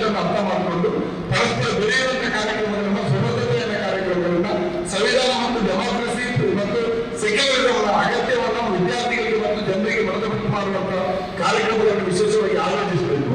ಇನ್ನೊಂದು ಹಬ್ಬಗಳು ಬರ್ತಾ ಇವೆ. ಹಬ್ಬಗಳು ಬರುವಾಗ ಅಂತ ಕಾರ್ಯಕ್ರಮಗಳನ್ನು ಎಲ್ಲ ನಿಲ್ತವೆ. ದೀಪಾವಳಿಗೆ ಸಂಬಂಧಪಟ್ಟದಿರ್ಬೋದು, ಅಷ್ಟಮಿಗೆ ಸಂಬಂಧಪಟ್ಟದಿರ್ಬೋದು, ಈದ್ಗಳಿಗೆ ಸಂಬಂಧಪಟ್ಟದಿರುವಂತದ್ದು, ಒಟ್ಟಿಗೆ ಬೆಳೆಯುವಂತಹ ಕಾರ್ಯಕ್ರಮಗಳನ್ನ ನಮ್ಮ ಹತ್ರ ರೆಡಿಮೇಡ್ ಐಡಿಯಾಗಳಿಲ್ಲ, ಸ್ವಲ್ಪ ಐಡಿಯಾ ಮಾಡಿಕೊಂಡು ಮಾಡಿದ್ರು. ಈದ್ಗಳಿಗೆ ಹಿಂದೂ ಸಮುದಾಯದವರು ಸಂಪತ್ತಿಗೆಲ್ಲ ಕೊಡ್ತಾರೆ, ಗಣಪತಿ ಮೆರವಣಿಗೆಗೆ ಮುಸ್ಲಿಂ ಸಮುದಾಯದವರು ಸಂಪತ್ತು ಸಿಹಿಗಳನ್ನು ಕೊಡ್ತಾರೆ. ಅದೇ ಒಂದು ಬಹಳ ಒಂದು ಓಎಸ್ಎಸ್ ತರ ಕಾಣುವಂತ ನಮ್ಮ ಜಿಲ್ಲೆಯಲ್ಲಿ ಇರುವಾಗ ಹಬ್ಬಗಳನ್ನ ಒಟ್ಟಾಗಿ ಸೌಹಾರ್ದದ ಹಬ್ಬಗಳನ್ನು ಆಚರಿಸಬೇಕೆಂದು ಕೂಡ ಕಾರ್ಯಕ್ರಮಗಳನ್ನು ಆಯೋಜಿಸಬೇಕು ಅಂತ ಒತ್ತಾಯ ಮಾಡುವ ಜೊತೆಯಲ್ಲಿ ಮತ್ತೆ ಇನ್ನೊಂದು ಬಹಳ ಪ್ರಧಾನವಾಗಿ ದ್ವೇಷ ಭಾಷಣ ಮಾಡುವವರು, ಒಂದೇ ಸರ್ ದ್ವೇಷ ಭಾಷಣ ಮಾಡುವವರು ಮತ್ತು ಮಧ್ಯ ಹಿಂಸೆ ಮಾಡುವವರು ಯಾರು ಅವರಿಗೆ ನ್ಯಾಯಾಲಯದಲ್ಲಿ ರಿಲೀಫ್ ಸಿಗದ ರೀತಿಯಲ್ಲಿ ಅತ್ಯಂತ ಎಚ್ಚರದಿಂದ ಸರ್ಕಾರ ನ್ಯಾಯಾಲಯದಲ್ಲೂ ಕೂಡ ಆ ನಿಟ್ಟಿನಲ್ಲಿ ಕಟ್ಟುನಿಟ್ಟಿನ ಕ್ರಮಗಳನ್ನು ಕೈಗೊಳ್ಳಬೇಕು ಅನ್ನೋ ಒತ್ತಾಯವನ್ನು ಮಾಡಿ ನನ್ನ ಮಾತುಗಳನ್ನು ಮುಗಿಸಿ ನಮಸ್ಕಾರ. ಸರ್, ದಲಿತ ಸಂಘಟನೆಯಿಂದ ಮಾತಾಡ್ತಾ ಇದ್ದೇನೆ. ದಲಿತ ಸಂಘಟನೆಯಿಂದ ಮಾತಾಡ್ತಾ ಇದ್ದೇನೆ. ಹರಿಯಪ್ಪ ಮುತ್ತೂರು ವೇದಿಕೆಯಲ್ಲಿರ್ತಕ್ಕಂಥ ಎಲ್ಲ ನಮ್ಮ ನಾಯಕರುಗಳು ಲೀಡರ್ಸ್ಗಳೆಲ್ಲ ಹಂಚಿಕೊಂಡಿದ್ದಾರೆ.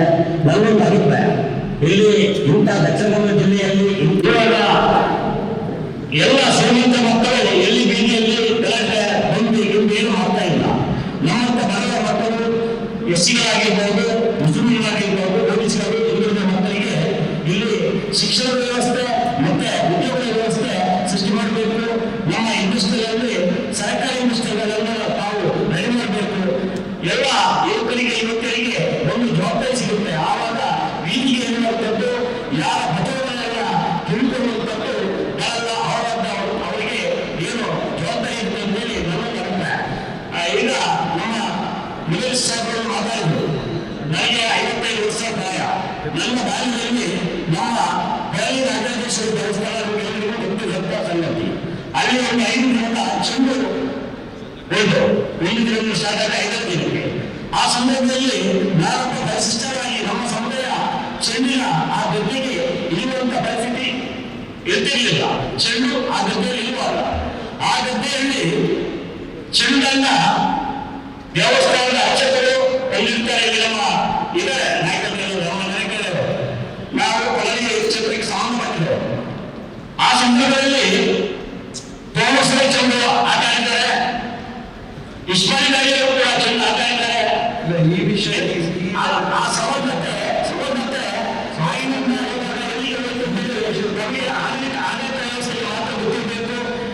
ನಾಷ್ಟೇ ಇಂಡಸ್ಟ್ರಿ ಓಪನ್ ಮಾಡಬೇಕು, ನಮ್ಮ ಬಡ ಮಕ್ಕಳಿಗೆ ಉದ್ಯೋಗ ಕೊಡಬೇಕು ಅಂತ ತಮ್ಮಲ್ಲಿ ಮನವಿ ಮಾಡ್ತಾ ಇದ್ದಾರೆ. DSS ನ ಹಿರಿಯ ಮುಖಂಡ ಮತ್ತು ಈ ಜಿಲ್ಲೆಯಲ್ಲಿ 1980ರಲ್ಲಿ ಪ್ರೊಫೆಸರ್ ಬಿ ಕೃಷ್ಣಪ್ಪನವರು ಸ್ಥಾಪಿಸಿದ ಸಂಘಟನೆಯನ್ನ ಏರ್ಪೋರ್ಟ್ ಆಗಿದೆ, ಎಲ್ಲ ರೀತಿಯ ಕಂಪ್ಯೂಟರ್ ಆಗಿದೆ, ಒಳ್ಳೆ ರೀತಿಯ ಅಭಿವೃದ್ಧಿ ಕಾರ್ಯಗಳು ನಡೆದಿದೆ. ಅಂಥದ್ರಲ್ಲಿ ಇವತ್ತು ಜೊತೆಗೆ ಇಲ್ಲಿ 40 ಶಿಕ್ಷಣ ಸಂಸ್ಥೆಗಳಿದೆ, ಎಲ್ಲ ರೀತಿಯ ಒಂದು ವ್ಯವಸ್ಥೆ ಇದೆ. ಆದ್ರೆ ಇಲ್ಲಿ ಸಾಮರಸ್ಯಕ್ಕೆ ಧಕ್ಕೆಯಾಗಿದೆ. ನಾವೀಗ ಜನರು ಯಾವುದರ ಅಡಿಯಲ್ಲಿ ಸೇರಿದ್ದೇವೆ? ಬಾಬಾ ಸಾಹೇಬ್ ಅಂಬೇಡ್ಕರ್ ಬಂದಂತ ಒಂದು ವಿಶ್ವಶ್ರೇಷ್ಠ ಸಂವಿಧಾನದ ಅಡಿಯಲ್ಲಿ ಸೇರಿದ್ದೇವೆ. ಯಾವುದು? ಧರ್ಮ ನಿರಾಪೇಕ್ಷಿತ ಮತ್ತು ಜಾತ್ಯತೀತ ಸಂಘಟನೆಯಲ್ಲಿ ಸೇರಿದ್ದೇವೆ. ಇಲ್ಲಿ ಹಿಂದೂಗಳಿದ್ದಾರೆ, ಮುಸಲ್ಮಾನರು ಇದ್ದಾರೆ, ಕ್ರಿಶ್ಚಿಯನ್ ಇದ್ದಾರೆ, ಜೈನರು. ಅಂತ ಸ್ಥಿತಿಯಲ್ಲಿ ನಾವು ಈ ದೇಶದ ಸಂವಿಧಾನವನ್ನು ಉಳಿಸುವ ಕಡೆ ಮೊದಲು ಗಮನ ಹಾಕಬೇಕಾಗಿದೆ. ಬಾಬಾ ಸಾಹೇಬ್ ಅಂಬೇಡ್ಕರ್ ಬರೆದ ಸಂವಿಧಾನ ಅದು ವಿಶ್ವಶ್ರೇಷ್ಠ ಸಂವಿಧಾನ. ಎಲ್ಲಿ ನಿಮಗೆ ಸಮಾನತೆ ಇದೆ, ಸ್ವಾತಂತ್ರ್ಯ ಇದೆ, ಸಮಾನತೆ ಇದೆ, ಸಹೋದರತೆ ಇದೆ. ಇವತ್ತು ಅದಕ್ಕೆ ಧಕ್ಕೆ ಪಾತಾಗಿ ಕೊಡ್ಕೊಳ್ಬೇಕು. ಮತ್ತೊಂದು ನಾವು ಒಂದೆರಡು ಮುಗಿಸ್ತೇನೆ. ಈ ಜಿಲ್ಲೆಯ ಇತಿಹಾಸದ ಕಡೆ ನಾವು ಗಮನಿಸಿದರೆ, ಈ ಜಿಲ್ಲೆಯಲ್ಲಿ ಕರ್ನಾಟಕ ರಾಜ್ಯದ 12% ಲಿಟ್ರಸಿ ಸ್ವಾತಂತ್ರ್ಯ ಪೂರ್ವದಲ್ಲಿ, ಇವತ್ತು 76-78% ಇದೆ. ಈ ದಕ್ಷಿಣ ಕನ್ನಡ ಜಿಲ್ಲೆಯಲ್ಲಿ 1848ರಲ್ಲಿ ಈ ಜರ್ಮನಿಯಿಂದ ಬಂದ ಕ್ರಿಶ್ಚಿಯನ್ ಮಿಷನರಿಗಳಿದ್ದಾರ, ಅವರು ಸ್ಕೂಲ್ಗಳನ್ನು ಪ್ರಾರಂಭಿಸಿದ ಮೂಲಕ ಯಾರಿಗೆ ಸಿಕ್ಕಿದ್ದು? ಇನ್ನೂರು ವರ್ಗದ ವಿದ್ಯಾಭ್ಯಾಸ ಸಿಕ್ಕಿದ್ದು. 1890ರಲ್ಲಿ ಬಾಬು ಯುರೋಪ್ ಕುಲ್ಮೂರು ರಂಗರಾಯರು ವಿದ್ಯಾಸಂಸ್ಥೆಯನ್ನು ಪ್ರಾರಂಭ ಮಾಡಿದ ಮೂಲಕ SC ST ವಿದ್ಯಾಭ್ಯಾಸ ಸಿಕ್ಕಿದ್ದು. ಇವತ್ತಿನ ನಮ್ಮ ಯುವಕರಿಗೆ ನಮ್ಮ ಪೂರ್ವಜರು ಯಾಕೆ ಓದಿಲ್ಲ, ಅವರಿಗೆ ಯಾರಿಂದ ಈ ತರ ಅಡ್ಡಿಯಾಗಿದೆ ಒಂದು ವಿಷಯ ಗೊತ್ತಿಲ್ಲ. ಇದನ್ನು ಈಗಿನ ಯುವಕರಿಗೆ ಅದು ಅವರು ಮನವರಿಕೆ ಆಗಬೇಕಾಗುತ್ತೆ. ಆ ಮನವರಿಕೆ ಆದಾಗ ಅವರು ಇಂಥ ಚಟುವಟಿಕೆಗಳಿಂದ ಕೋಮು ಚಟುವಟಿಕೆ ತೋರಿಸಿರ್ತಾರೆ. ಇದು ನಾನು ಹೇಳುವಂಥದ್ದು ಬಹಳ ಮುಖ್ಯ. ಈ ನಿಟ್ಟಿನಲ್ಲಿ ಸಂವಾದ ಸಭೆಯನ್ನು ಮಾಡಿದ್ದೀನಿ. ಜೊತೆಗೊಂದು ಹೇಳ್ತೇನೆ, ಈಗ ನಾವು ಈ ಜಿಲ್ಲೆಯಲ್ಲಿ ಈಗ 2 ದಕ್ಷ ಅಧಿಕಾರಿಗಳು ಬಂದಿದ್ದಾರೆ, ಕಮಿಷನರ್. ಇದೊಂದು ತಾತ್ಕಾಲಿಕ ಉಪಶಮನ ಹಾಕುವುದು. ಇದರ ಮೂಲ ಎಲ್ಲಿದೆ ಅಂತ ಅದನ್ನು ಪತ್ತೆ ಹಚ್ಚಿ ಅದು ಮುಂದಕ್ಕೆ ಈ ರೀತಿಯ ಒಂದು ಕೋಮು ಸೌಹಾರ್ದತೆಗೆ ಧಕ್ಕೆಯಾದ ನೋಡುವ ಸ್ಥಿತಿಯಲ್ಲಿ ನಾವು ಗೃಹ ಸಚಿವರಾದಂಥ ಉಸ್ತುವಾರಿ ಸಚಿವರು ಮತ್ತೆ ನಮ್ಮ ಯುವತಿಗಾದರಿದ್ದಾರೆ ಅವರು ಇದರ ಬಗ್ಗೆ ಗಮನ ಹರಿಸಬೇಕು ಅಂತ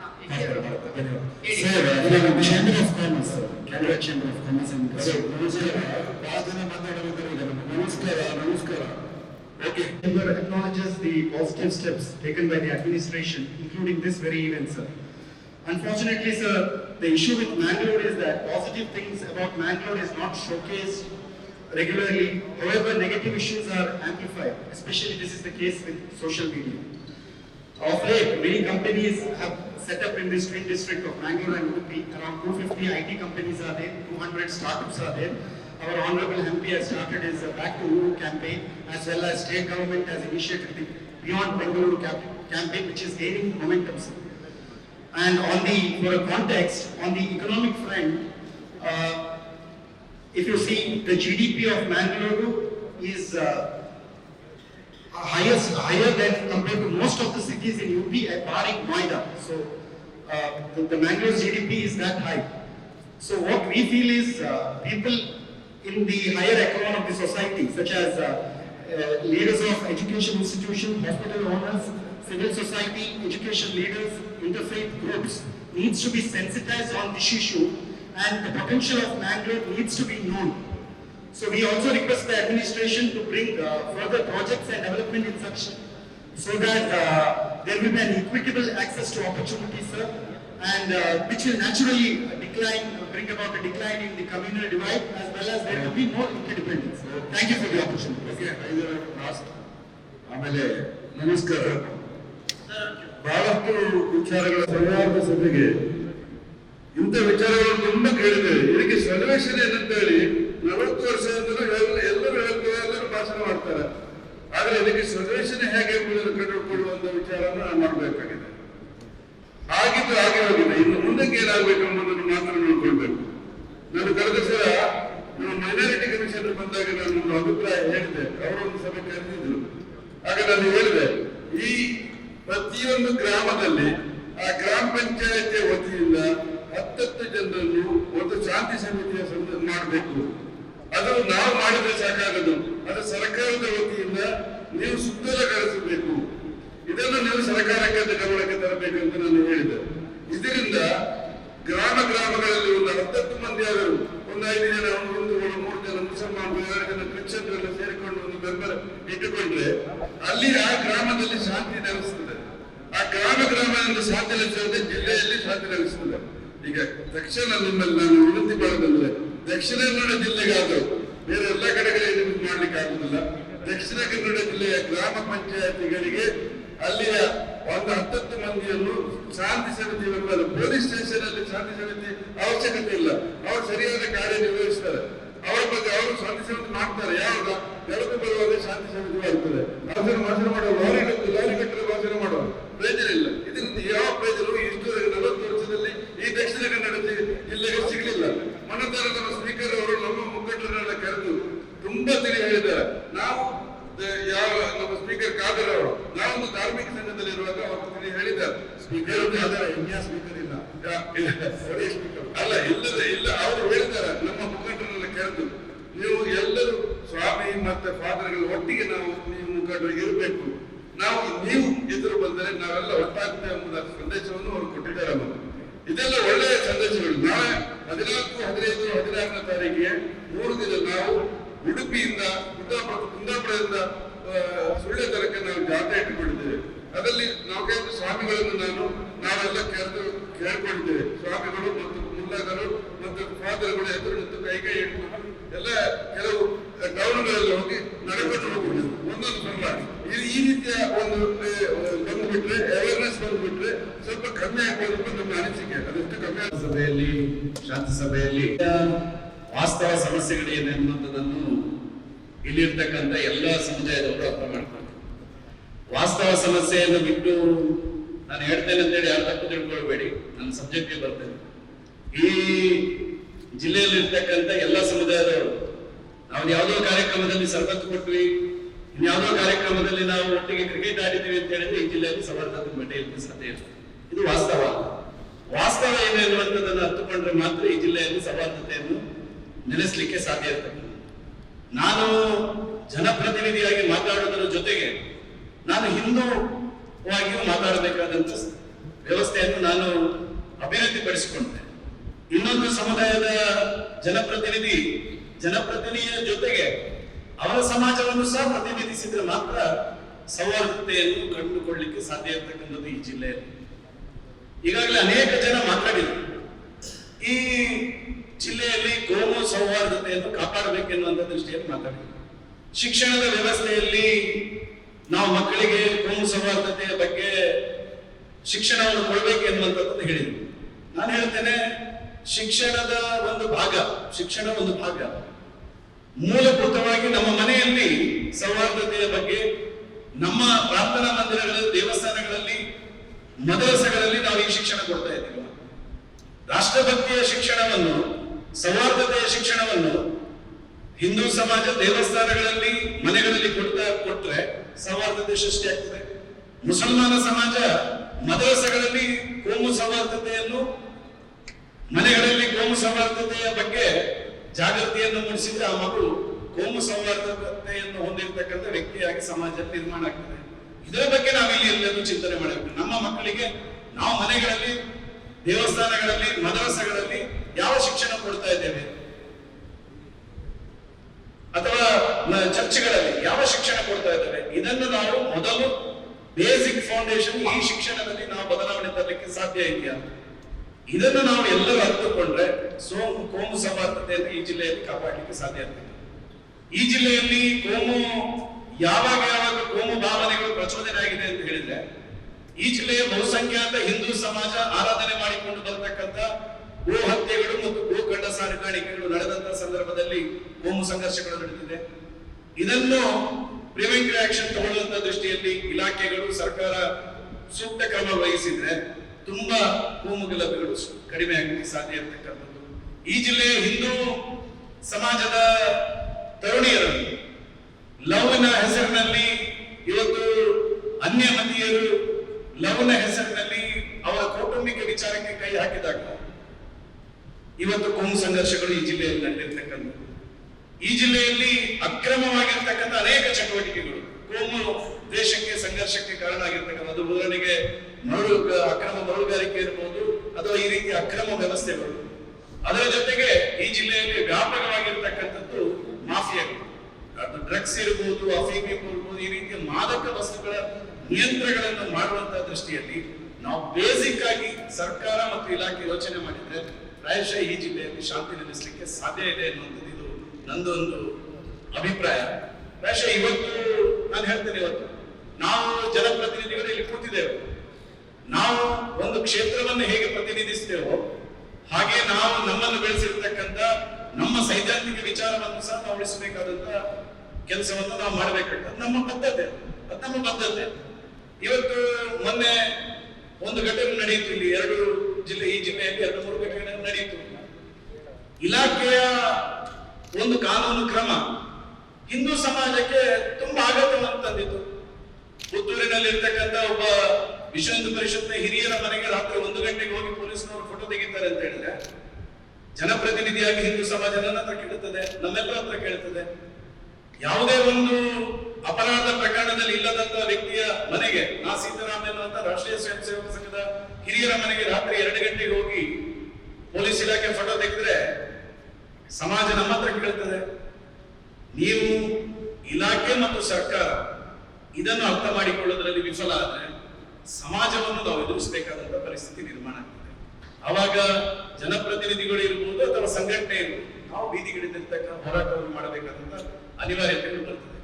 ಇವತ್ತು ಎಲ್ಲರ ಬಾಯಲ್ಲಿ ನಾನು ಕೇಳ್ಕೊಂಡೆ, ಕೋಮು ಭಾವನೆಯನ್ನು ಪ್ರಚೋದಿಸತಕ್ಕಂಥ ಭಾಷಣಗಳು ನಡೆದ ಕಾರಣಕ್ಕೋಸ್ಕರ ಇವತ್ತು ಈ ಜಿಲ್ಲೆಯಲ್ಲಿ ಕೋಮು ಸಂಘರ್ಷ ನಡೀತಾ ಇದೆ ಅಂತ ಹೇಳಿ ಒಂದು ವಿಚಾರ ನೆನಪಿಟ್ಕೊಳ್ಬೇಕು. ನಾವು ಯಾವತ್ತೂ ಹೇಳ್ತೇವೆ, ಬುದ್ಧಿವಂತರ ಜಿಲ್ಲೆ ದಕ್ಷಿಣ ಕನ್ನಡ, ಮಂಗಳೂರು ಅಂತ ಹೇಳಿ.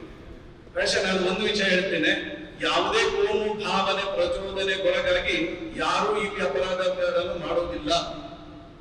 ಎಲ್ಲರ ಹತ್ರನೂ ಧಾರ್ಮಿಕ ಪ್ರಜ್ಞೆ ಇದೆ, ಕೋಮು ಸೌಹಾರ್ದತೆಯ ಪ್ರಜ್ಞೆನೂ ಇದೆ. ಅವನ ಮನಸ್ಸಿಗೆ ಆಘಾತ ಆದಾಗ ಪ್ರೇರಣೆಯಿಂದ ಇಲ್ಲಿ ಅನೇಕ ಪ್ರಕರಣಗಳು ನಡೆದಿರ್ತಕ್ಕಂಥದ್ದು. ಇದರ ಹಿಂದೆ ಯಾವುದೇ ರೀತಿಯಾಗಿರ್ತಕ್ಕಂಥ ಷಡ್ಯಂತ್ರಗಳಿರ್ಬೋದು, ಇದರ ಹಿಂದೆ ಯಾವುದೇ ರೀತಿಯಾಗಿರ್ತಕ್ಕಂಥ ಪ್ರೀ ಪ್ಲಾನ್ಗಳಿರ್ಬೋದು, ಅಥವಾ ಯಾವುದೇ ಒಂದು ಒಬ್ಬನ ಭಾಷಣದಿಂದಾಗಿ ಇಲ್ಲಿ ಕೋಮು ಸಂಘರ್ಷಗಳು ಸಂಭವಿಸುವಂತ ಉದಾಹರಣೆಗಳಿಲ್ಲ. ಇತಿಹಾಸವನ್ನು ನಮ್ಮ ಇಲಾಖೆಯವರಿದ್ದಾರೆ, ಹೋಮ್ ಮಿನಿಸ್ಟರ್ ಸಮರ್ಥರಿದ್ದಾರೆ.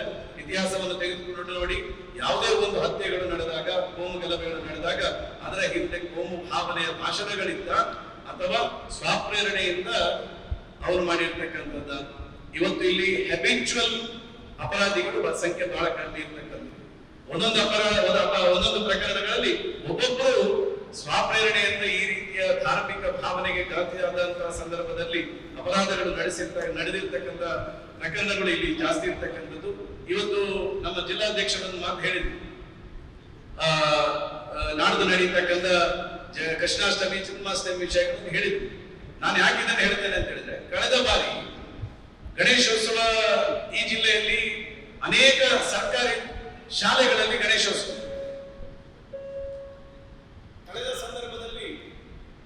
ಕಳೆದ ಸಂದರ್ಭದಲ್ಲಿ ಸರ್ಕಾರಿ ಶಾಲೆಯಲ್ಲಿ ಗಣೇಶೋತ್ಸವವನ್ನು ಮಾಡಬಾರದು ಅಂತ ಕೇಳಿದ್ರು. ನಾವು ಇವತ್ತು ಧಾರ್ಮಿಕ ಆಚರಣೆ ಯಾರ್ದು ವಿರೋಧನೇ ಇಲ್ಲ. ಅನೇಕ ವರ್ಷಗಳಿಂದ ಸರ್ಕಾರಿ ಶಾಲೆಗಳಲ್ಲಿ ಗಣೇಶೋತ್ಸವ ನಡೀತಿದೆ. ನೀವು ಅದಕ್ಕೆ ನಿರ್ಬಂಧ ಹಾಕಿದಾಗ ಯಾರಿಗೆ ಪ್ರಚೋದನೆ ಆಗ್ತದೆ? ಹಿಂದೂ ಸಮಾಜಕ್ಕೆ ಯಾವುದೇ ವ್ಯವಸ್ಥೆಯಲ್ಲಿ ಇಲ್ಲದಂತ ವ್ಯಕ್ತಿಗಳು ಪ್ರಚೋದನೆಗೊಳಗಾಗ್ತಾರೆ. ಸರ್ಕಾರದ ನಿಯಮ ಈ ಕಾನೂನನ್ನು ಅಳವಡಿಸಿದಾಗ ಈ ವರ್ಷ ಈಗ ಮತ್ತೆ 11ನೇ ಒಳಗಡೆ ನೀವು ಧಾರ್ಮಿಕ ಆಚರಣೆಗಳನ್ನು ನಿಲ್ಲಿಸಬೇಕೆನ್ನುವಂತ ಒಂದು ಕಾನೂನು ರೂಪಿಸಿದ್ರೆ, ಇಷ್ಟು ವರ್ಷ ನಮ್ಮಲ್ಲಿ ಅದಕ್ಕೆ ಯಾವುದೇ ಸಮಯದ ಮಿತಿ ಇಲ್ಲದೆ ಬರುವ 1 ದಿನದ ಗಣೇಶೋತ್ಸವನ, 2 ದಿವಸದ ಗಣೇಶೋತ್ಸವನ, 5 ದಿವಸದ ಗಣೇಶ ಮಾಡ್ತಾ ಇದ್ರು. ಇವತ್ತು ಅದಕ್ಕೆ ಮಿತಿಯನ್ನು ಹಾಕ್ತಕ್ಕಂಥ ಕೆಲಸ ಮಾಡಿದಾಗ ಧಾರ್ಮಿಕ ಭಾವನೆಗಳು ಇಲ್ಲಿ ಕೆರಳತಕ್ಕಂಥ ವ್ಯವಸ್ಥೆಗಳಾಗ್ತದೆ. ನಾನು ಈ ಸಂದರ್ಭದಲ್ಲಿ ಹೇಳ್ತಕ್ಕಂಥದ್ದು ಇಷ್ಟೇ, ಈ ಜಿಲ್ಲೆಯ ಶಾಂತಿಯನ್ನು ಉಳಿಸುವಂತ ನಿಟ್ಟಿನಲ್ಲಿ ಸರ್ಕಾರ ಮತ್ತು ಇಲಾಖೆ, ಅದರ ಜೊತೆಗೆ ಈ ಜಿಲ್ಲೆಯ ಜನಪ್ರತಿನಿಧಿಗಳು, ನಾನು ಗೃಹ ಸಚಿವರಿಗೆ ನಾನೊಂದು ವಿನಂತಿ ಮಾಡ್ತೇನೆ. ನೀವು ಈ ಜಿಲ್ಲೆಗೆ ಇದು 2-3ನೇ ಬಾರಿ ಬಂದಿದ್ದೀರಿ. ನೀವು ಬಂದ ತಕ್ಷಣ ಕಳೆದ ಒಂದು ಇನ್ಸಿಡೆಂಟ್ ಆದಂತಹ ತಕ್ಷಣವೂ ನಮ್ಮ ಜನಪ್ರತಿನಿಧಿಗಳ ಅಭಿಪ್ರಾಯವನ್ನು ಸಹ ನೀವು ಪಡಿಬೇಕು. ಮುಂದಿನ ದಿನಗಳಲ್ಲಿ ಕೇವಲ ಜನಪ್ರತಿನಿಧಿಗಳ ಜೊತೆನೂ ನೀವು ಒಂದು ಸಭೆಯನ್ನು ಮಾಡಬೇಕು. ಯಾಕಂತ ಹೇಳಿದ್ರೆ ಒಂದಷ್ಟು ವಾಸ್ತವ ಸತ್ಯಗಳನ್ನು ಎಲ್ಲರ ಎದುರಿಗೆ ಹೇಳೋದಾಗ್ಲಿ, ನಿಮ್ಮ ಎದುರಿಗೆ ವಾಸ್ತವ ಸತ್ಯಗಳನ್ನು ಹೇಳತಕ್ಕಂಥ ವ್ಯವಸ್ಥೆಗಳು ಸಹ ನಮಗೆ ಸಹ ಅವಕಾಶಗಳು ಬೇಕು. ಈ ವ್ಯವಸ್ಥೆಯಲ್ಲೂ ನೀವು ಈ ಜಿಲ್ಲೆಯ ದೃಷ್ಟಿಯಿಂದ ಯೋಚನೆ ಮಾಡಬೇಕು. ಮತ್ತೆ ಈ ಜಿಲ್ಲೆಯಲ್ಲಿ ಉದ್ಯೋಗದ ದೃಷ್ಟಿಯಿಂದ 100% ಈ ಜಿಲ್ಲೆಯ ಉದ್ಯೋಗದ ದೃಷ್ಟಿಯಿಂದ ನಾವು ಯೋಚನೆ ಮಾಡಬೇಕು. ಯಾಕೆ ಯೋಚನೆ ಮಾಡಬೇಕು? ಇವತ್ತು 6 ತಿಂಗಳಿಂದ ಸುಮಾರು 10,000ಕ್ಕಿಂತ ಹೆಚ್ಚು ಕೂಲಿ ಕಾರ್ಮಿಕರು ಕೆಲಸ ಇಲ್ಲದಿದ್ದಾರೆ. ಮರಳು ಮತ್ತು ಕೆಂಪುಗಳು ಸಿಗದಿಲ್ಲ ಅನ್ನೋ ಕಾರಣಕ್ಕೋಸ್ಕರ ಅವರ ಆ 10,000 ಜನರ ಯೋಚನೆಗಳು ಬದಲಾಗಿ ಬರಲ್ಲ. ಕೆಲಸ ಇದ್ರೆ ಕೆಲಸದಲ್ಲಿ ಮಗ್ನರಾಗಿರ್ತಾರೆ. ಇದಕ್ಕೇನು ತಕ್ಷಣ ಸರ್ಕಾರ ಸೂಕ್ತ ಕ್ರಮ ಕೈಗೊಳ್ಳಬಹುದು ಎನ್ನುವಂತ ಯೋಚನೆಯನ್ನು ಸಹ ಮಾಡಬೇಕಾಗ್ತದೆ. ಪ್ರಾಯಶಃ ಕಳೆದ 6 ತಿಂಗಳಿಂದ ಕಾನೂನು ಸುವ್ಯವಸ್ಥೆಯ ಬಗ್ಗೆ ಹೊಸ ನಮ್ಮ SP ಅವರು ಮತ್ತು ಹೊಸ ಕಮಿಷನರ್ ಬಂದಂತ ಕಾನೂನು ಸುವ್ಯವಸ್ಥೆಯನ್ನು ಹದಬಸ್ತಿಯಲ್ಲಿ ಇರ್ತಕ್ಕಂಥ ಕೆಲಸ ಕಾರ್ಯಗಳನ್ನು ಅವರು ಮಾಡಿದ್ದಾರೆ. ಆದ್ರೆ ಒಂದು ವಿಚಾರ ಹೇಳ್ತೇನೆ, ಹಿಂದೆ ಇರ್ತಕ್ಕಂಥ ಕಮಿಷನರ್ ಇರ್ಬೋದು, ಹಿಂದೆ ಇರ್ತಕ್ಕಂಥ SP ಅವರು ಇರ್ಬೋದು, ಇಲಾಖೆ ಒಂದೇ, ಸರ್ಕಾರ ಒಂದೇ. ಯಾಕೆ ನಾವು ಈ ರೀತಿಯ ಘಟನೆಗಳಾದಾಗ ಸರ್ಕಾರದ ಅಧಿಕಾರಿಗಳನ್ನು ಬದಲಾವಣೆ ಮಾಡ್ತಕ್ಕಂಥ ಪ್ರವೃತ್ತಿ ಇದನ್ನು ಬಿಡಬೇಕು. ನಾವು ಅವರಲ್ಲಿ ಯಾರೇ ಇರ್ಬೋದು, ನಾವು ಅವರಿಗೆ ಕಾನೂನು ಚೌಕಟ್ಟೊಳಗೆ ಕೆಲಸ ಮಾಡ್ತಕ್ಕಂಥ ನಿಟ್ಟಿನಲ್ಲಿ ಅವರಿಗೆ ಶಕ್ತಿಯನ್ನು ತುಂಬುವಂತ ಕೆಲಸವನ್ನು ನಾವು ಮಾಡಬೇಕು. ಇದರ ಜೊತೆಗೆ ಲಾಸ್ಟ್ ಒಂದು ಪಾಯಿಂಟ್ ಹೇಳಿ ನಾನು ಮುಗಿಸ್ತೇನೆ. ದಕ್ಷಿಣ ಕನ್ನಡ ಜಿಲ್ಲೆಯಲ್ಲಿ ಯಾವುದೇ ರೀತಿಯಾಗಿರ್ತಕ್ಕಂಥ ಬೇರೆ ಭಾವನೆ ಮೂಡತಕ್ಕಂಥ ಕೆಲಸಗಳು ಆಗಿಲ್ಲ. ಮತ್ತೆ ಅತ್ಯಂತ ಅಭಿವೃದ್ಧಿಯನ್ನು ಹೊಂದತಕ್ಕಂಥ ಈ ಜಿಲ್ಲೆ, ಇಲ್ಲಿ ಎಲ್ಲಿ ಯಾವ ಕೋಮು ಭಾವನೆ ಈ ರೀತಿ ಯಾವುದೇ ಪ್ರಚಾರಗಳು ಅಂತಾರಾಷ್ಟ್ರೀಯ ಮಟ್ಟದಲ್ಲಿ ಇರ್ಬೋದು, ದೇಶದಲ್ಲಿ ಆದ್ರೂ ಈ ಜಿಲ್ಲೆಯಲ್ಲಿ ಇವತ್ತು 9 ರಿಂದ 10 ಮೆಡಿಕಲ್ ಕಾಲೇಜುಗಳಿದೆ. ಸಾವಿರಾರು ವಿದ್ಯಾರ್ಥಿಗಳು ಈ ಜಿಲ್ಲೆಯಲ್ಲಿ ಶಿಕ್ಷಣವನ್ನು ಪಡೆಯಲಿಕ್ಕೆ ಬರ್ತಾ ಇದ್ದಾರೆ. ಇವತ್ತು ಸ್ಟಾರ್ಟ್ಅಪ್ಗಳಲ್ಲಿ ಸುಮಾರು 200-250ಕ್ಕಿಂತ ಹೆಚ್ಚು ಸ್ಟಾರ್ಟ್ಅಪ್ಗಳು ಈ ಜಿಲ್ಲೆಯಲ್ಲಿ ಪ್ರಾರಂಭ ಆಗಿರ್ತಕ್ಕಂಥದ್ದು. ಈ ಜಿಲ್ಲೆಯಲ್ಲಿ ಹೋಟೆಲ್ ಉದ್ಯಮಗಳಿರ್ಬೋದು, ಅಥವಾ ಶಿಕ್ಷಣ ಇರ್ಬೋದು, ಅಥವಾ ವ್ಯಾವಹಾರಿಕ ವ್ಯವಸ್ಥೆಯಲ್ಲಿ ಪ್ರಜ್ಞಾವಂತರಾಗಿರ್ತಕ್ಕಂಥ ಜಿಲ್ಲೆಯ ಜನ ಇವತ್ತು ರಾಜ್ಯ ರಾಷ್ಟ್ರ ಮೆಚ್ಚುವಂತ ಒಂದು ಸಂಸ್ಕೃತಿಯನ್ನು ಹೊಂದಿಕೊಂಡು ಎಲ್ಲರ ಜೊತೆ ಬೆಸೆಯತಕ್ಕಂಥ ಒಂದು ಜಿಲ್ಲೆಯ ಜನ ನನಗೆ ಹೆಮ್ಮೆ ಇದೆ. ಅದು ದಕ್ಷಿಣ ಕನ್ನಡ ಮಂಗಳೂರಿನ ಜನ ಎನ್ನುವಂಥದ್ದನ್ನು ನನಗೆ ಹೇಳಲಿಕ್ಕೂ ಸಹ ಹೆಮ್ಮೆ ಇದೆ ಎನ್ನುವಂಥದ್ದನ್ನು ಸಹ ನಾನು ಈ ಸಂದರ್ಭದಲ್ಲಿ ಗೃಹ ಸಚಿವರಿಗೆ ತಿಳಿಸ್ತಾ, ಈ ಜಿಲ್ಲೆಯ ಕೋಮು ಸೌಹಾರ್ದತೆ ಭಾವನೆಯ ದೃಷ್ಟಿಯಿಂದ ನೀವು ಇವತ್ತು ಕರೆದಿರ್ತಕ್ಕಂಥ ಸಭೆ ಚೆನ್ನಾಗಿ ಆಗಿದೆ. ವಾಸ್ತವತೆಯನ್ನು ಇನ್ನಷ್ಟು ಡೀಪಿಗೆ ಹೋಗಿ, ಇವತ್ತೇನು ಮೇಲಿಂದ ಮೇಲೆ ನಾವು ಮಾತಾಡಿದರೆ ವಾಸ್ತವತೆಯನ್ನು ಇನ್ನಷ್ಟು ಡೀಪಿಗೆ ಹೋಗಿ ಗ್ರಾಸ್ ರೂಟ್ ಅಲ್ಲಿ ಇರ್ತಕ್ಕಂಥ ಅದನ್ನು ಭಾವನೆಯನ್ನು ಆ ಕೋಮು ಸೌಹಾರ್ದತೆಯನ್ನು ಕಾಪಾಡ್ತಕ್ಕಂಥ ನಿಟ್ಟಿನಲ್ಲಿ ಯಾವ ರೀತಿಯ ಪ್ರಯತ್ನಗಳನ್ನು ಮಾಡಬಹುದು ಆ ಪ್ರಯತ್ನ ಮಾಡಲಿಕ್ಕೆ ಗೃಹ ಸಚಿವರು ಇನ್ನಷ್ಟು ಇದಕ್ಕೆ ಈ ಜಿಲ್ಲೆಗೆ ಶಕ್ತಿಯನ್ನು ಕೊಡಬೇಕೆನ್ನುವಂತ ವಿನಂತಿಯನ್ನ ಮಾಡ್ತಾರೆ. ಅವರು ಮಾತಾಡಿದ ಸಬ್ಜೆಕ್ಟನ್ನು ಪುನಃ ಟೆಕ್ಸ್ಟ್ ಮಾಡ್ಲಿಕ್ಕೆ ಹೋಗಲ್ಲ, ಯಾಕಂದ್ರೆ ಸಮಯದ ಅಭಾವ ಇದೆ. ನಮ್ಗೆ ಗೊತ್ತಿದೆ, ನಿಮ್ಗೂ ಅರಿವಿದೆ. ಈಗಾಗಲೇ ಅವರು ಗೋಹತ್ಯೆ ಬಗ್ಗೆ ಹೇಳಿದರು. ಸರ್, ಇಡೀ ಕರ್ನಾಟಕದಲ್ಲಿ ಗೋಹತ್ಯೆಗೆ ಅಧಿಕೃತವಾಗಿ ಸ್ಲಾಟರ್ ಹೌಸ್ ಇರುವುದು 2 ಹೆಸರು, ಒಂದು ಮಂಗಳೂರು, ಒಂದು ಹುಬ್ಬಳ್ಳಿಯಲ್ಲಿ. ಮಂಗಳೂರಲ್ಲಿ ಒಂದೇ ಇರುವುದು. ಆದ್ರೆ ಈಗ ಇಲ್ಲಿಗಲ್ಲಿ ಆಗಿ ಸ್ಲಾಟರ್ ಹೌಸ್ಗೆ ಅಂತ ಹೇಳುವಂತ ಇಲ್ಲಿಗಲ್ ಸ್ಲಾಟರ್ ಹೌಸ್ 100ಕ್ಕೂ ಅಧಿಕ ಇದೆ ನಮ್ಮ ಜಿಲ್ಲೆ. ಇದು ಇಲ್ಲಿಗಲ್ಲಿ ಆಗಿ ಸ್ಲಾಟರ್ ಹೌಸ್ಗೆ ಹೋಗುವಾಗ ಪೊಲೀಸ್ ಇಲಾಖೆ ತಡಿಲಿಲ್ಲ ಅಂತ ಹೇಳಿದ್ರೆ ನಮ್ಗೆ ಗೋ ಅಂತ ಹೇಳಿದ್ರೆ ತಾಯಿ ಅಂತ ಸಮಾನ. ನಾವು ತಡಿಲಿಕ್ಕೆ ಹೋಗ್ತೇವೆ, ನಿಲ್ಲಿಸ್ಲಿಕ್ಕೆ ಹೋಗ್ತೇವೆ ಸ್ವಾಭಾವಿಕವಾಗಿ. ನಾವು ನಂಬಿಕೆ ಇರುವಂತ ವಿಚಾರದಲ್ಲಿ ಯಾರೋ ಒಂದು ಕಡೆ ಅದಕ್ಕೆ ಕೈ ಹಾಕ್ತಾರೆ ಅಂತ ಹೇಳಿದ್ರೆ ಸಹಜವಾಗಿ ನಮ್ಗೆ ನೋವಾಗುತ್ತೆ. ಆ ನೋವಿನ ಪ್ರತಿಕ್ರಿಯೆ ಒಂದು ರೀತಿಯ ಕೋಮು ಸಂಘರ್ಷ ಆಗುತ್ತೆ. ಅವ್ರು ಹೇಳಿದಂತ ವಿಚಾರಕ್ಕೆ ಈಗ ಮಂಗಳೂರು, ಇಡೀ ಮಂಗಳೂರಿನಲ್ಲಿ ಈಗ ಕಳೆದ 3 ವರ್ಷ ಆಯಿತು ಸ್ಲಾಟರ್ ಹೌಸ್ ಒಂದೇ ಒಂದು ಸ್ಲಾಟರ್ ಹೌಸ್ ಬಂದಾಗಿದೆ. ಮಂಗಳೂರಿನ ಹೆಚ್ಚಿನ ಸ್ಟಾಲ್ಗಳಲ್ಲಿ ಸಿಗುತ್ತೆ. ಎಲ್ಲಿಂದ ಬರ್ತದೆ? ಕೆಲವು ಕೇರಳದಿಂದ ಮಾಂಸ ಮಾಡಿ ಬರ್ತದೆ ಅಂತ ಹೇಳ್ತಾರೆ, ಮಾಂಸ ಕಟ್ ಮಾಡಿ ಬರುತ್ತಾರೆ. ನಾನು ಪೊಲೀಸ್ ಇಲಾಖೆ ಹಿಂದೆ ಒಂದು ನನಗೆ ಸುಧೀರ್ ಕುಮಾರ್ ರೆಡ್ಡಿ ಸರ್ ಅವರು ಬಹಳ ಒಳ್ಳೆ ರೀತಿಯಲ್ಲಿ ಕೆಲಸ ಮಾಡ್ತಾ ಇದ್ದಾರೆ ಅಂತ ಹೇಳೋದು ನನಗೆ ಕೆಲವಾರು ದಿನಗಳು ತಿಳ್ಕೊಂಡೆ. ನಾನು ಅವ್ರ ಹತ್ರ ಮತ್ತು ಗೃಹ ಸಚಿವ ಕೇಳುವಂತ, ನೀವು ಈ ಹಿಂದೆ ಪೊಲೀಸ್ನ ಈ ಗೋಹತ್ಯೆ ವ್ಯವಸ್ಥೆಗೆ ಇಲ್ಲಿಗಲ್ ಆಗಿ ಸ್ಲಾಟರ್ ಹೌಸ್ಗೆ ಕೊಂಡೋಗುವಂತ ರೀತಿಯಲ್ಲಿ ಇಲ್ಲಿಗಲ್ ಸ್ಲಾಟರ್ ಹೌಸ್ ಕೊಂಡೋಗುವಂಥದ್ದು ಬೀಟ್ ರೀತಿಯಲ್ಲಿ ಬೇರೆ ರೀತಿಯಲ್ಲಿ ಪೊಲೀಸ್ ಸ್ಟೇಷನ್ ವ್ಯಾಪ್ತಿಯಲ್ಲಿ ಮಾಡ್ತಿದ್ದೆ. ಅದನ್ನು ನಿಲ್ಲಿಸಿದ್ದೆ.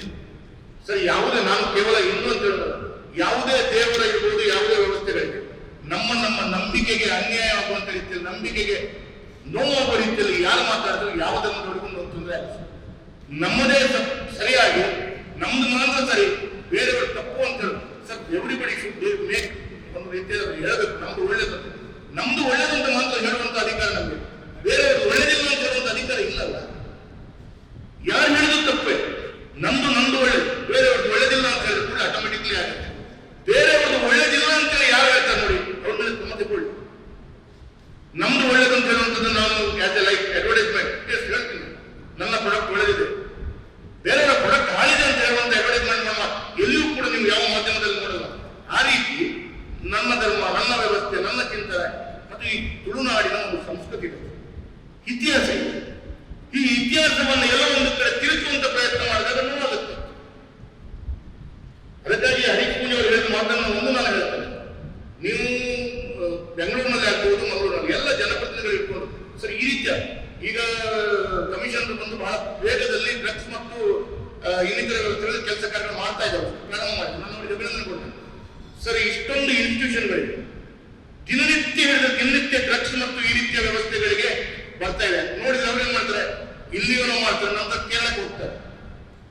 ಇದನ್ನು ತಡೆಯಬೇಕು ಅಂತ ಹೇಳಿದ್ರೆ ಡ್ರಗ್ಸ್ಗೆ ಒಂದು ಬಹಳ ದೊಡ್ಡ ರೀತಿಯ ಡ್ರಗ್ಸ್, ಗಾಂಜಾ, ಅಫೀಮಿಗೆ ನಾವು ಬಲಿಯಾಗುವಂತ ರೀತಿ, ಈ ಎಲ್ಲ ರೀತಿಯ ಮಾನಸಿಕತೆ, ಈ ರೀತಿಯ ಘಟನೆ ಮಾಡಲಿಕ್ಕೆ ಕಾರಣ ಏನು? ಅವರು ಆ ನಶೆಯಲ್ಲಿ ಇಟ್ಟುಕೊಂಡ ನಂತರ ಯಾರೋ ಹೇಳಿದನ್ನ ಕೇಳಿಕೊಂಡು ಒಂದು ಘಟನೆಗೆ ಹೋಗಿ ಮಾಡುವಂತ. ಅದಕ್ಕಾಗಿ ಇದನ್ನು ಒಂದು ತಡೆಯುವಂತ ಕೆಲಸ ಕಾರ್ಯಗಳು ಆಗಬೇಕು ಅಂತ. ಮತ್ತೆ ಇನ್ನೊಂದು ಅವರು ಹೇಳಿದ ಇಲ್ಲಿಗಲ್ ಮೈನಿಂಗ್ ನ ಹಣಗಳು ಬಹಳ ದೊಡ್ಡ ರೀತಿಯಲ್ಲಿ ನಮಗೆ ವ್ಯವಸ್ಥೆಗಳಾಗ್ತದೆ. ಈಗ ಎರಡು ವರ್ಷ ಆಯ್ತು CRZ ವ್ಯಾಪ್ತಿಯಲ್ಲಿ ಮರಳು ತೆಗೆದುಕೊಂಡು ಸರ್, 2 ವರ್ಷದಲ್ಲಿ ತೆಗೆದಂತ ಮರಳು ಎಷ್ಟಾಯ್ತು ಸರ್? ಸರ್ಕಾರಕ್ಕೆ ರಾಯಲ್ಟಿ ಇಲ್ಲ, ಆ ಮರಳಿನ ಹಣವನ್ನು ಸಂಪಾದನೆ ಮಾಡಿದರೆ ಯಾವ ರೀತಿ ಎಲ್ಲೆಲ್ಲಿ ಉಪಯೋಗಿಸ್ತಾರೆ? ನಾನು ಇದನ್ನು ಕೇಳುದು, ಇದು ಎಲ್ಲವೂ ಕಡಿವಾಣ ಆಗಬೇಕು. ಅದಕ್ಕಾಗಿ 2 ಪೊಲೀಸ್ ಆಫೀಸರ್ಗಳು ಅದನ್ನು ಮಾಡ್ತಾರೆ, 1 ಮಿನಿಟ್ ಅವರಿಗೆ ಹೇಳಿದ್ದಾರೆ, ಅದನ್ನೇ ಉದ್ದೇಶಪೂರ್ವಕವಾಗಿ ಹೇಳಿದ್ದಾರೆ. ಮತ್ತೆ ಎಲ್ಲಿಯೂ ಕೂಡ ಸರ್ಕಾರ ಅಂತ ಹೇಳಿದ್ರೆ ಒಂದು ವ್ಯವಸ್ಥೆ, ನಮ್ಮ ಸಂವಿಧಾನದ ಚಿಂತನೆಯಲ್ಲಿ ನಾವು ಒಂದು ತಾಯಿಯ ಸಮಾನ ಅಂತೇಳಿ ತಿಳ್ಕೊಳ್ತೇವೆ ಅಂತ ನೆನೆಸ್ಕೊಳ್ಳಿ. ಸರಿ, ಎಲ್ಲರನ್ನ ಒಂದೇ ರೀತಿ ಕಾಣಿಸಿ, ಎಲ್ಲರನ್ನ ಒಂದೇ ರೀತಿ ಕಾಣಿಸಿ. ಅದರಲ್ಲಿ ತಾರತಮ್ಯ ಆದಾಗ ಸಹಜವಾಗಿ ಪ್ರತಿಕ್ರಿಯೆ ಬರುತ್ತೆ. ನಾನು ಹೇಳ್ತಾ ಇದ್ದೇನೆ, ಯಾವ ಕಾರ್ಯಕ್ರಮಗಳಿದ್ರೂ ಕೂಡ ಯಾವುದೇ ಸಂದರ್ಭದಲ್ಲಿ ಎಲ್ಲರನ್ನ ಗಣನೆ ತೆಗೆದುಕೊಳ್ಳುವಂತ ಕೆಲಸ ಕಾರ್ಯಗಳು ಮಾಡಿದ್ದಾರೆ. ನನಗೆ ಹೇಳಬಾರ್ದು, ಇವತ್ತು ಆದ ADC ಅವರು ಹೇಳಿದ್ರು, ಡಿಸ್ಟ್ರಿಕ್ಟ್ ಇನ್ಚಾರ್ಜ್ ಮಿನಿಸ್ಟರ್ ಹೇಳಿದ್ರು, ಸರ್ ಇವತ್ತು ಸಭೆ ಮಾಡುವಾಗ ನೀವು ಪಟ್ಟಿ ಮಾಡಿದ್ದೀರಿ ಯಾರನ್ನ ಕರಿಬೇಕು ಅಂತ. ಅಲ್ಲದಂತವರು ತುಂಬಾ ಜನ ಇದ್ದಾರೆ, ತುಂಬಾ ಜನರಿಗೆ ಅವಕಾಶ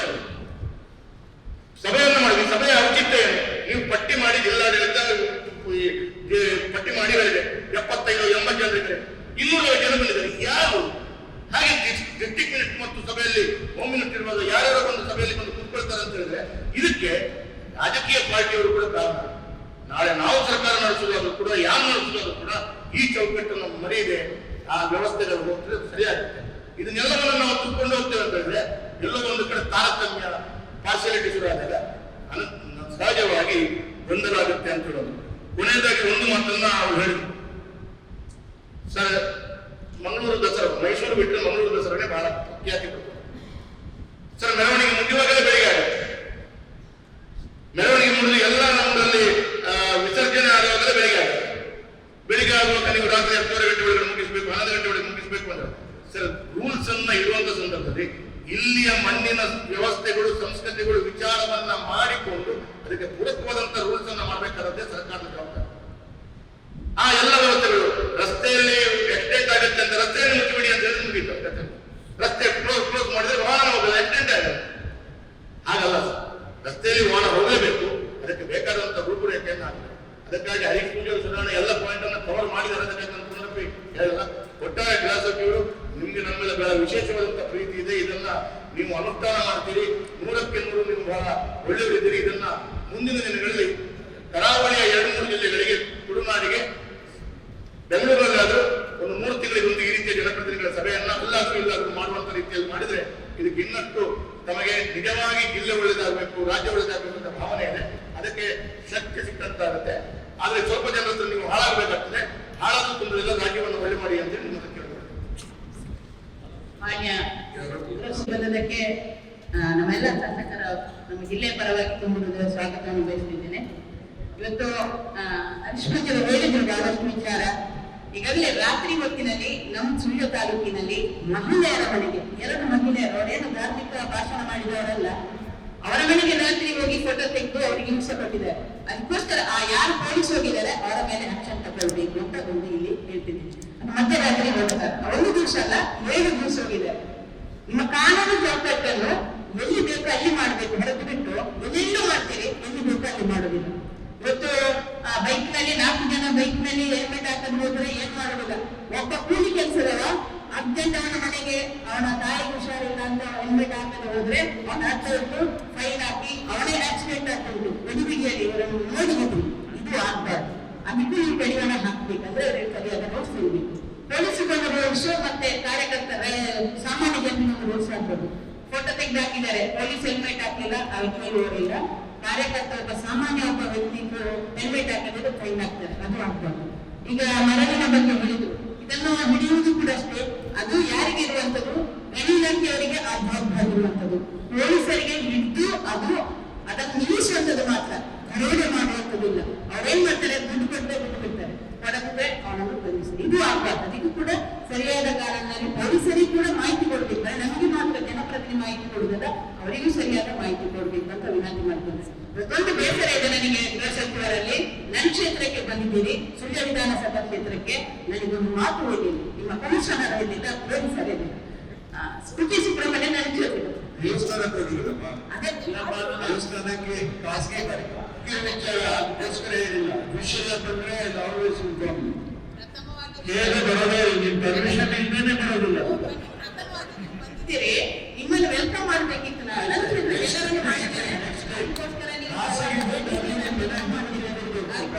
ಮೊನ್ನೆ ಯುಟಿಕಾದ್ರೆ ಅವರೆಲ್ಲ ಕಾರ್ಯಕ್ರಮ ಬಂದ್ರು ಕೂಡ ನಮ್ಮ ಸಭಾಪತಿ ನನಗೆ ಫೋನ್ ಮಾಡಿ ನಿಮ್ಮ ಕ್ಷೇತ್ರಕ್ಕೆ ಬಂದ್ಬಿಟ್ಟಿದ್ದೇನೆ, ನಾನು ಹೋಗ್ತಾ ಇದ್ದೇನೆ ಅಂತ ಹೇಳಿ.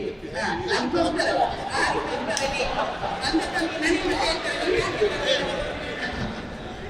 ಅಲ್ಲಿ ಕೂಡ ಸೌಹಾರ್ದತೆ ಬೇಕು. ಅಲ್ಲಿ ಬಿಜೆಪಿ ಕಾಂಗ್ರೆಸ್ ಅಂತ ಬರಬಾರ್ದು, ಅಲ್ಲಿ ಕೂಡ ಸೌಹಾರ್ದತೆ ಬರಬೇಕು ಅಂತ ವಿನಂತಿ ಮಾಡಿಕೊಳ್ತಿದ್ದೇನೆ. ಧನ್ಯವಾದ. ಸಭಾಧ್ಯಕ್ಷರು ಎಲ್ಲರೂ ಒಂದೇ ರೀತಿ ನೋಡ್ಕೋಬೇಕಲ್ಲ. ಯಾವುದೇ ಕ್ಷೇತ್ರ ವೇದರ್ಸ್ ಮತ್ತು ಹೇಳಿದ ವಿಷಯನ ರಿಪೀಟ್ ಮಾಡ್ಲಿಕ್ಕೆ ಹೋಗ್ತಿಲ್ಲ. ಶಾಂತಿ ಮತ್ತು ಸೌಹಾರ್ದತೆ ಇಂಟರ್ ಕನೆಕ್ಟೆಡ್, 2 ಬೇರೆನೇ ವಿಷಯ. ಶಾಂತಿಯನ್ನ ನೀವು ಲಾ ಅಂಡ್ ಆರ್ಡರ್ ಮೂಲಕ ಏನಾದ್ರು ತರಲಿಕ್ಕೆ ಪ್ರಯತ್ನ ಮಾಡಬಹುದು. ಸೌಹಾರ್ದತೆ ಇಡೀ ವಿಶ್ವದಲ್ಲಿ ಎಲ್ಲೂ ನೋಡಿದ್ರು ಸಹ it's A philosophical issue. Sudden ಆಗಿ ಮತ್ತೊಂದು ನಂಬಿಕೆಯವರ ಬಗ್ಗೆ ನಿಮ್ಗೆ ಭಾವನೆಗಳು ಒಳ್ಳೇದಿದ್ರೆ ಅವರ ನಂಬಿಕೆಗೆ ಗೌರವ ಕೊಟ್ಟರೆ ಮಾತ್ರ ಸೌಹಾರ್ದತೆ ಬರ್ಲಿಕ್ಕೆ ಸಾಧ್ಯ. ಇಲ್ಲದಿದ್ರೆ ಖಾಲಿ ಭಾಷಣದ ವಸ್ತುವಾಗಿ ನಿಮ್ಮ ಸೈದ್ಧಾಂತಿಕ ವಿಚಾರಕ್ಕೆ ನಾವು ಹೋಗೋದಿಲ್ಲ. ನಿಮ್ಮ ಸಿದ್ಧತೆ ವಿಷಯ ನಾನು ಮಾತಾಡ್ತಾ ಇಲ್ಲ. ನಾನು ಹೇಳೋದಿಷ್ಟೇ, ಸೌಹಾರ್ದತೆ ಅನ್ನುವಂಥ ವಿಷಯ ಇಟ್ಸ್ ಅ ಫಿಲಾಸಫಿಕಲ್ ಮೆಂಟಲಿ ನಾವು ಒಳಗಾಗ್ಬೇಕು ವಿನ ಶಾಂತಿ ವಿಷಯ ಬಂದಾಗ ವಾಟ್ಸ್ಆಪ್ ನೋಡಿ ಯಾರು ಮಾಟರ್ ಮಾಡ್ಲಿಲ್ಲ. ಅವ್ರು ಹೇಳಿದ್ರು ಈಗ ಇಬ್ರು ಸಹ ಯಾರೋ ಭಾಷಣ ಕೇಳಿ ನೀವು ಎಷ್ಟು ಜನ ತೆಗೆದ್ರು ಗೊತ್ತಾಗ್ತದೆ. ಹೋಗಿ ಭಾಷಣ ಕೇಳಿ ಮತ್ತೊಂದು ಮಾಟರ್ ಮಾಡ್ಲಿಕ್ಕೆ ಹೋಗ್ಲಿಲ್ಲ.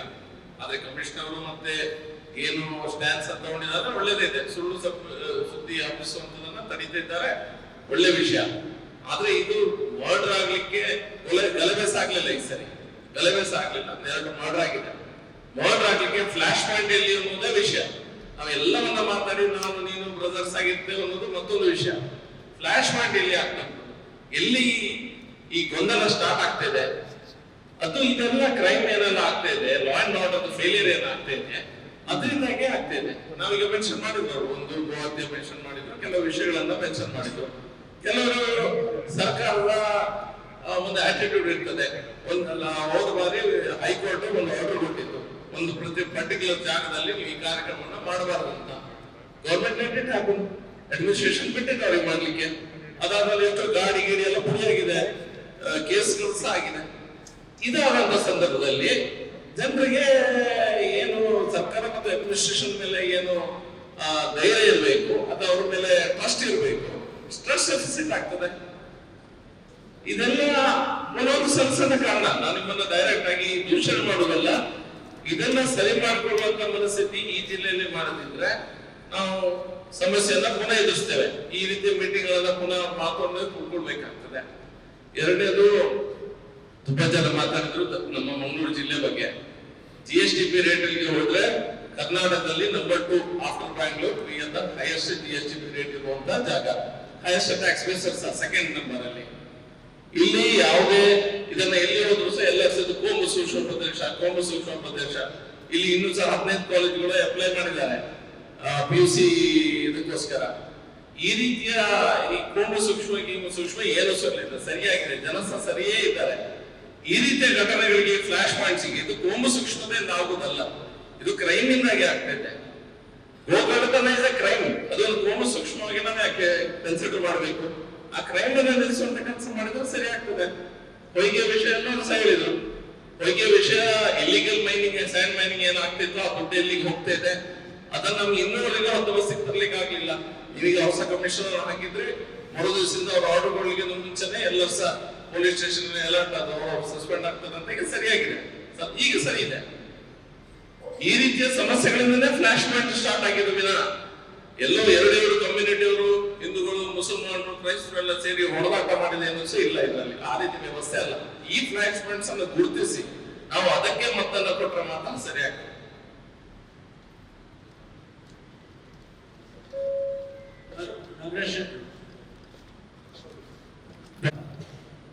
ಸಭಾಧ್ಯಕ್ಷರೇ ಹಾಗೂ ಹಿರಿಯರಾದ ಗೃಹ ಮಂತ್ರಿಗಳೇ, ನನ್ನ ಪಾರ್ಲಿಮೆಂಟ್ ಸದಸ್ಯರೇ ಹಾಗೂ ಅಧಿಕಾರಿಗಳೇ, ಸೇರಿರುವಂತಹ ಆತ್ಮೀಯ ಬಂಧುಗಳೇ, ನಾವು ವಿಶೇಷ ಸಂದರ್ಭದಲ್ಲಿ ಸೇರಿದೆವು.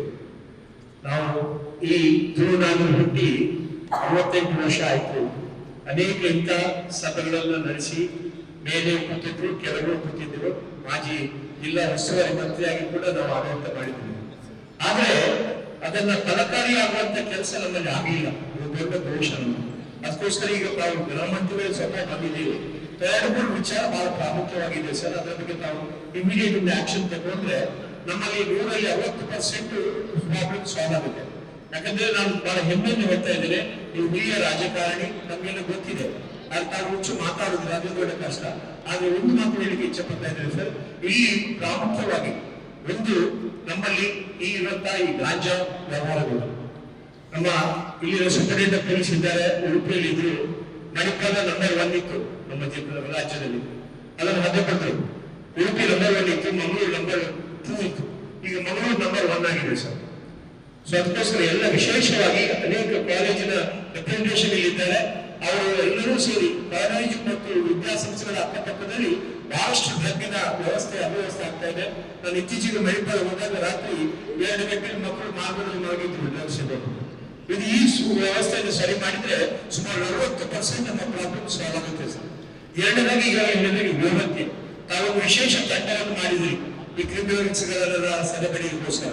ಅದೇ ನಿಮ್ಮ ಸಂಘಟನೆಗೆ, ಅದೇ ಒಂದು ವ್ಯವಸ್ಥೆಗೆ ಪೂರಕವಾಗಿ ಈ ಗೋಹತ್ಯೆ ಮತ್ತು ಈ ಡ್ರಗ್ಸ್ ಮತ್ತು ಈ ಒಂದು ವಿಶೇಷವಾದಂತ ನಮ್ಮ ಹುಡುಗಿ ವ್ಯಾಪಾರ, ಈ ಮೂರನ್ನು ಅದಕ್ಕೆ ಜೋಡಿಸಿದ್ರೆ 190% ನಮ್ಮ ಪ್ರಾಬ್ಲಮ್ ಸಾಲ್ವ್ ಆಗುತ್ತೆ ಸರ್. ಇಲ್ಲಿ ಸಾಯ್ತಾ ಇದೆ. ನನ್ನ ತಂದೆಯವರು ನನ್ನೊಟ್ಟಿಗೆ ಶಾಸಕರಾಗಿದ್ದರು. ಸೊ ಈ ರೀತಿಯಲ್ಲಿ ನನಗೆ ಬಹಳ ಹೆಮ್ಮೆ ಅಂತ ಅನೇಕ ಹುಡುಗಿಯರ ಹೆಸರನ್ನು ಬಿಟ್ಟಿದ್ದೀರಿ ನಾವು 2004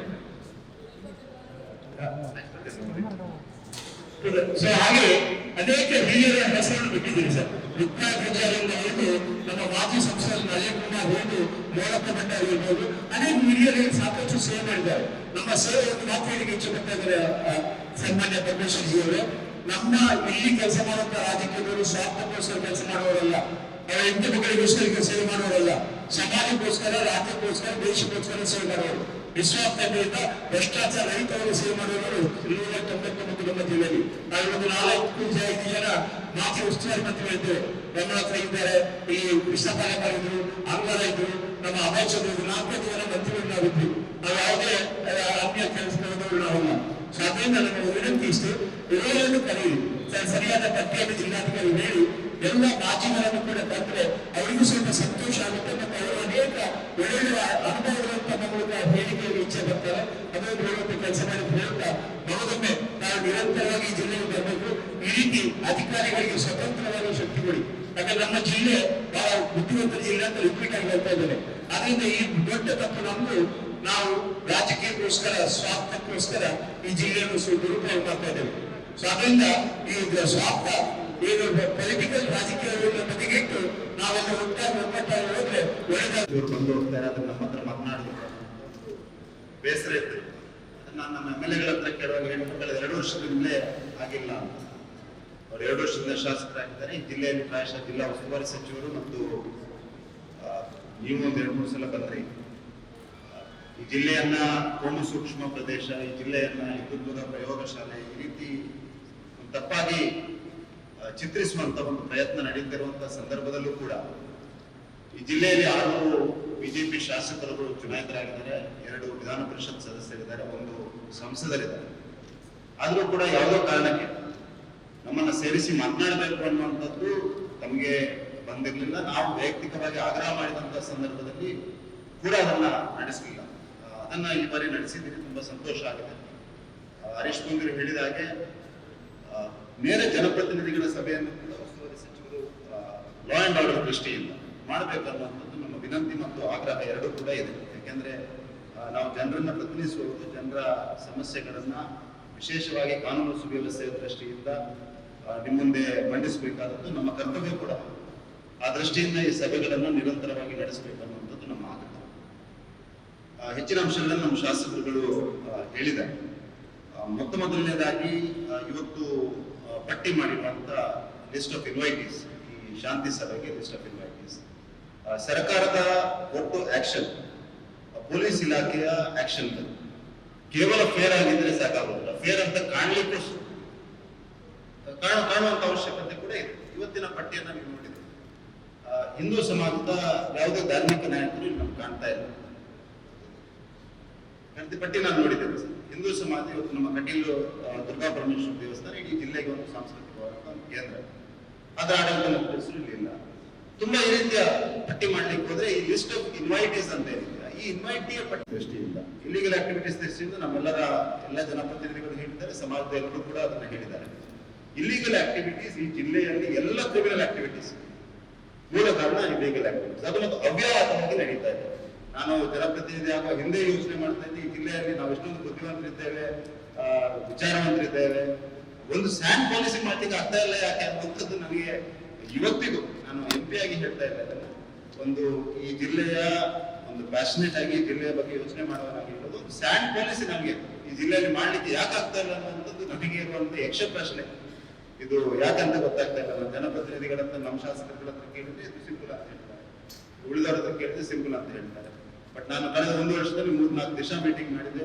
ನಮ್ಮ ಮೈನಿಂಗ್ ಅಧಿಕಾರಿಗಳು ಎಷ್ಟು ಭ್ರಷ್ಟರಿದ್ದಾರೆ ಅಂದ್ರೆ, ನಾನು ಓಪನ್ ಆಗಿ ಹೇಳ್ತೇನೆ, ನನಗೇನು ಇದಿಲ್ಲ. ಮೈನಿಂಗ್ ಅಧಿಕಾರಿಗಳು ಕನಿಷ್ಠ ಒಂದು ಡಿಸ್ಟ್ರಿಕ್ಟ್ ಮಿನರಲ್ ಫಂಡ್ ಅಂತ ಇದೆ, ಅದನ್ನು ನಮ್ಮ ಗಮನಕ್ಕೆ ತರದೆ ಮಾಡುವಂತ ಕೆಲಸ ಈ ಜಿಲ್ಲೆಯಲ್ಲಿ ನಡೀತಾ ಇದೆ. ಹಾಗಾಗಿ ಇಲ್ಲಿಗಲ್ ಆಕ್ಟಿವಿಟೀಸ್ ದೃಷ್ಟಿಯಿಂದ ನೀವು ಸರ್ ನಿಮ್ಮ ಮೇಲೆ ಮಾತ್ರ ಈಗ ಸದ್ಯಕ್ಕೆ ಭರವಸೆ ಇರುವಂತದ್ದು ನಮಗೆ. ಇದನ್ನ ಅತ್ಯಂತ ಸ್ಪಷ್ಟವಾಗಿ ಈ ಜಿಲ್ಲೆಯಲ್ಲಿ ಯಾವುದೇ ಇಲ್ಲಿಗಲ್ ಆಕ್ಟಿವಿಟೀಸ್ 2 ಜನರ ಲಾಭಕ್ಕೋಸ್ಕರ ಇಡೀ ಜಿಲ್ಲೆಯ 2% ಜನರ ಲಾಭಕ್ಕೋಸ್ಕರ ಇಡೀ ಜಿಲ್ಲೆಯ ಜನರನ್ನು ತಪ್ಪಾಗಿ ಚಿತ್ರಿಸುವಂಥದ್ದು ನಿಲ್ಲಬೇಕಾದ ಈ ಒಂದು ಇಲ್ಲಿಗಲ್ ಆಕ್ಟಿವಿಟೀಸ್ ನಿಲ್ಲಬೇಕು ಸರ್. ಕೊನೆಗೆ ಪೊಲೀಸ್ ಆಕ್ಷನ್ 2 ಸರ್ ಇಲ್ಲಿಗಲ್. ಕೊನೆಗೆ ಸರ್ಕಾರದ ಒಟ್ಟು ನಡವಳಿಕೆ, ಇಲಾಖೆಗಳ ಆಕ್ಷನ್ಗಳು ಕೇವಲ ಫೇರ್ ಅಂತ ಅವರು ಹೇಳಿದ್ರೆ ಸಾಕಾಗೋದಿಲ್ಲ, ಫೇರ್ ಅಂತ ಸಮಾಜಕ್ಕೆ ಅನಿಸ್ಬೇಕು. ಆ ರೀತಿಯಾಗಿ ನೀವು ಕೆಲಸವನ್ನು ಮಾಡ್ತೀರಿ ಅನ್ನುವಂಥ ವಿಶ್ವಾಸ ಇದೆ. ಇವತ್ತಿನ ಸಭೆ ಕರೆದಿದ್ದಕ್ಕಾಗಿ ಧನ್ಯವಾದಗಳು. ಇನ್ನು ಮುಂದೆ ಕೂಡ ಈ ರೀತಿಯ ಸಭೆಗಳನ್ನು ನಿರಂತರವಾಗಿ ಜನಪ್ರತಿನಿಧಿಗಳ ಜೊತೆ ಮತ್ತು ಸಮಾಜದ ಜೊತೆ ಕರಿತೀರಿ ಅನ್ನುವಂಥ ವಿಶ್ವಾಸ ಇದೆ. ಸೊ ಒಂದು ಕ್ಲಾರಿಫಿಕೇಶನ್ ಅವರು ಹೇಳಿದ್ರು, ನಾವು ಜೈನ್ ಗುರುಗಳನ್ನು ಒಬ್ಬರು ಕರೆದಿದ್ದೀವಿ, ಕ್ರಿಶ್ಚಿಯನ್ ಬಿಷಪ್ ಒಬ್ಬರು ಕರೆದಿದ್ದೀವಿ, ಹಿಂದೂ ಗುರುಗಳೊಬ್ಬರು ಕರೆದಿದ್ದೀವಿ, ಮುಸಲ್ಮಾನನ ಒಬ್ಬರು ಕರೆದಿದ್ದೀವಿ, ಆಮೇಲೆ ಬಂಡ್ ಸಮುದಾಯ, GSB ಸಮುದಾಯ, DSA ಸಮುದಾಯ, ಮರಾಠಿ ಸಮುದಾಯ, ಕೊರಗ, ಬಿಲ್ಲವ, ಜೈನ್, ಮೊಗವೀರ, ಗೌಡರು ಎಲ್ಲ, ಸಲಾಫಿ, ಕುಲ, ಕುಲಾರಿ, ಎಲ್ಲ ಪ್ರತಿಯೊಂದು ಪಟ್ಟಿಯನ್ನು ನಾವು ಪ್ರಶ್ನೆ ಮಾಡ್ಬೋದು.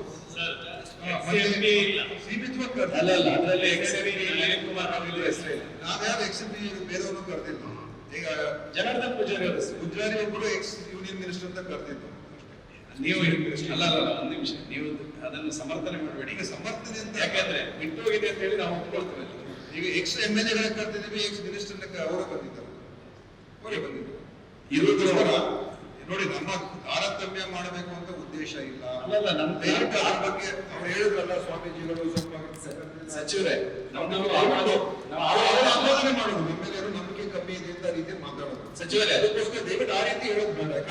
ಫಾರ್ ಎಕ್ಸಾಂಪಲ್ ಆದಷ್ಟು ಮಟ್ಟಿಗೆ ಎಲ್ಲ ಬೇರೆ ಬೇರೆ ಸಂಘ ಸಂಸ್ಥೆಯವರು, ಬೇರೆಯವರು ಎಲ್ಲರೂ ಕೂಡ ಕರೆದಿದ್ದೀವಿ, ಎಲ್ಲರೂ ಕೂಡ ಆದಷ್ಟು ಕರೆದಿದ್ದೀವಿ. ಮಂತ್ರಿಗಳೇ, ಯಾವುದೇ ಪಟ್ಟಿ ಮಾಡಿದ್ರೆ 1-2 ಲೋಕದೋಷಗಳು ಇರ್ಬೋದು, ಇಲ್ಲ ಅಂತ ಹೇಳೋದಿಲ್ಲ.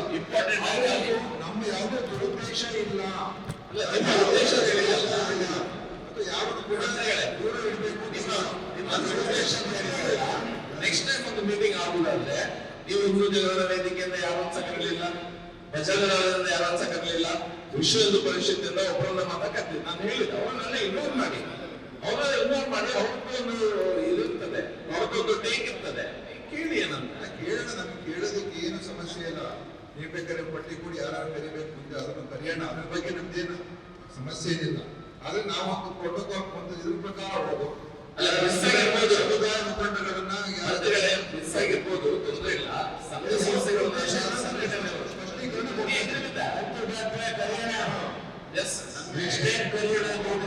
ಮೊಸರಲ್ಲಿ ಬೇಕಾದ್ರೆ ಹುಡುಕ್ಬೋದು,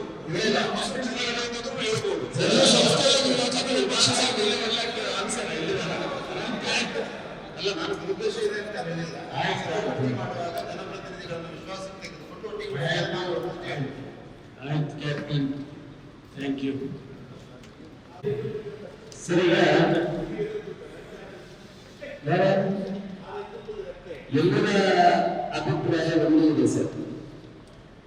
ಇಲ್ಲಿ ಸೇರಿದವರು ಎಲ್ಲ ಅಭಿಪ್ರಾಯ ವೇದಿಕೆಗಳನ್ನು ನಿಲ್ಲಬೇಕು, ಶಾಂತಿ ಕಾಪಾಡಬೇಕು, ಶಾಂತಿ ಬೆಳೆಸಬೇಕು. ಒಳ್ಳೆಯ ಒಂದು ಸಭೆಯನ್ನು ಕರೆದಿದ್ದೀವಿ ಸರ್, ಧನ್ಯವಾದ. ಆದ್ರೆ ಇದರಿಂದ ಎಷ್ಟು ಪ್ರಯೋಜನ ಅಂತ ನನಗೆ ಗೊತ್ತಿಲ್ಲ. whether it is effective or not for the communal violence. ಇಲ್ಲ ಶಾಸಕ ನೇತೃತ್ವದಲ್ಲಿ ಇನ್ನಷ್ಟು ಸಲಹೆಗಳನ್ನು ಕೊಟ್ಟರು. ನನ್ನ ಪ್ರಕಾರ ಈಗ ಕೆಲವರು ಅಭಿಪ್ರಾಯ ವ್ಯಕ್ತಪಡಿಸಿದ್ದಾರೆ, ಇದರಿಂದ ಇಲ್ಲಿ ಬಿಸ್ನೆಸ್ಗೆ ಎಫೆಕ್ಟ್ ಆಗುವುದಿಲ್ಲ, ಇಲ್ಲಿಂದ ಯಾವುದೇ ತೊಂದರೆಗಳಾಗುವುದಿಲ್ಲ, ಅವರ ಅಭಿಪ್ರಾಯಗಳನ್ನು ಹೇಳಿದ್ದಾರೆ. ನನ್ನ ಅಭಿಪ್ರಾಯ ಪ್ರಕಾರ ಈ ಕೋವಿಡ್ ಬೆಳಕಿನಿಂದ ಡಿಫೆಕ್ಟ್ ಆಗಿದೆ. ವೈಯಕ್ತಿಕವಾಗಿ ನಾನು 1 ಲಕ್ಷ ಸ್ಕ್ವೇರ್ ಫೀಟ್ ಒಂದು ಬಿಲ್ಡಿಂಗ್ ಕಟ್ತಾ ಇದ್ದೀನಿ ಸರ್.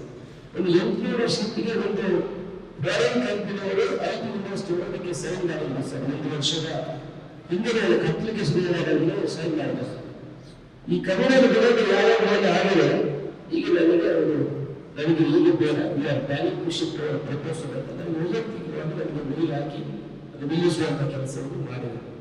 ನೀವು ಸುಬ್ರಹ್ಮಣ್ಯ ಮತ್ತು ಧರ್ಮಸ್ಥಳಗಳೆಲ್ಲ ನೋಡ್ಬೋದು, ಆ ಕಠಿಣ ಗಲಭೆ ಆಗಿನ ಸಮಯದಲ್ಲಿ ಅದು ಯಾರು ಭಕ್ತಾದಿಗಳು ಇಲ್ಲ, ಒಂದು 10-15 ದಿವಸ ಅಲ್ಲಿ ಭಕ್ತಾದಿಗಳು ಇಲ್ಲ.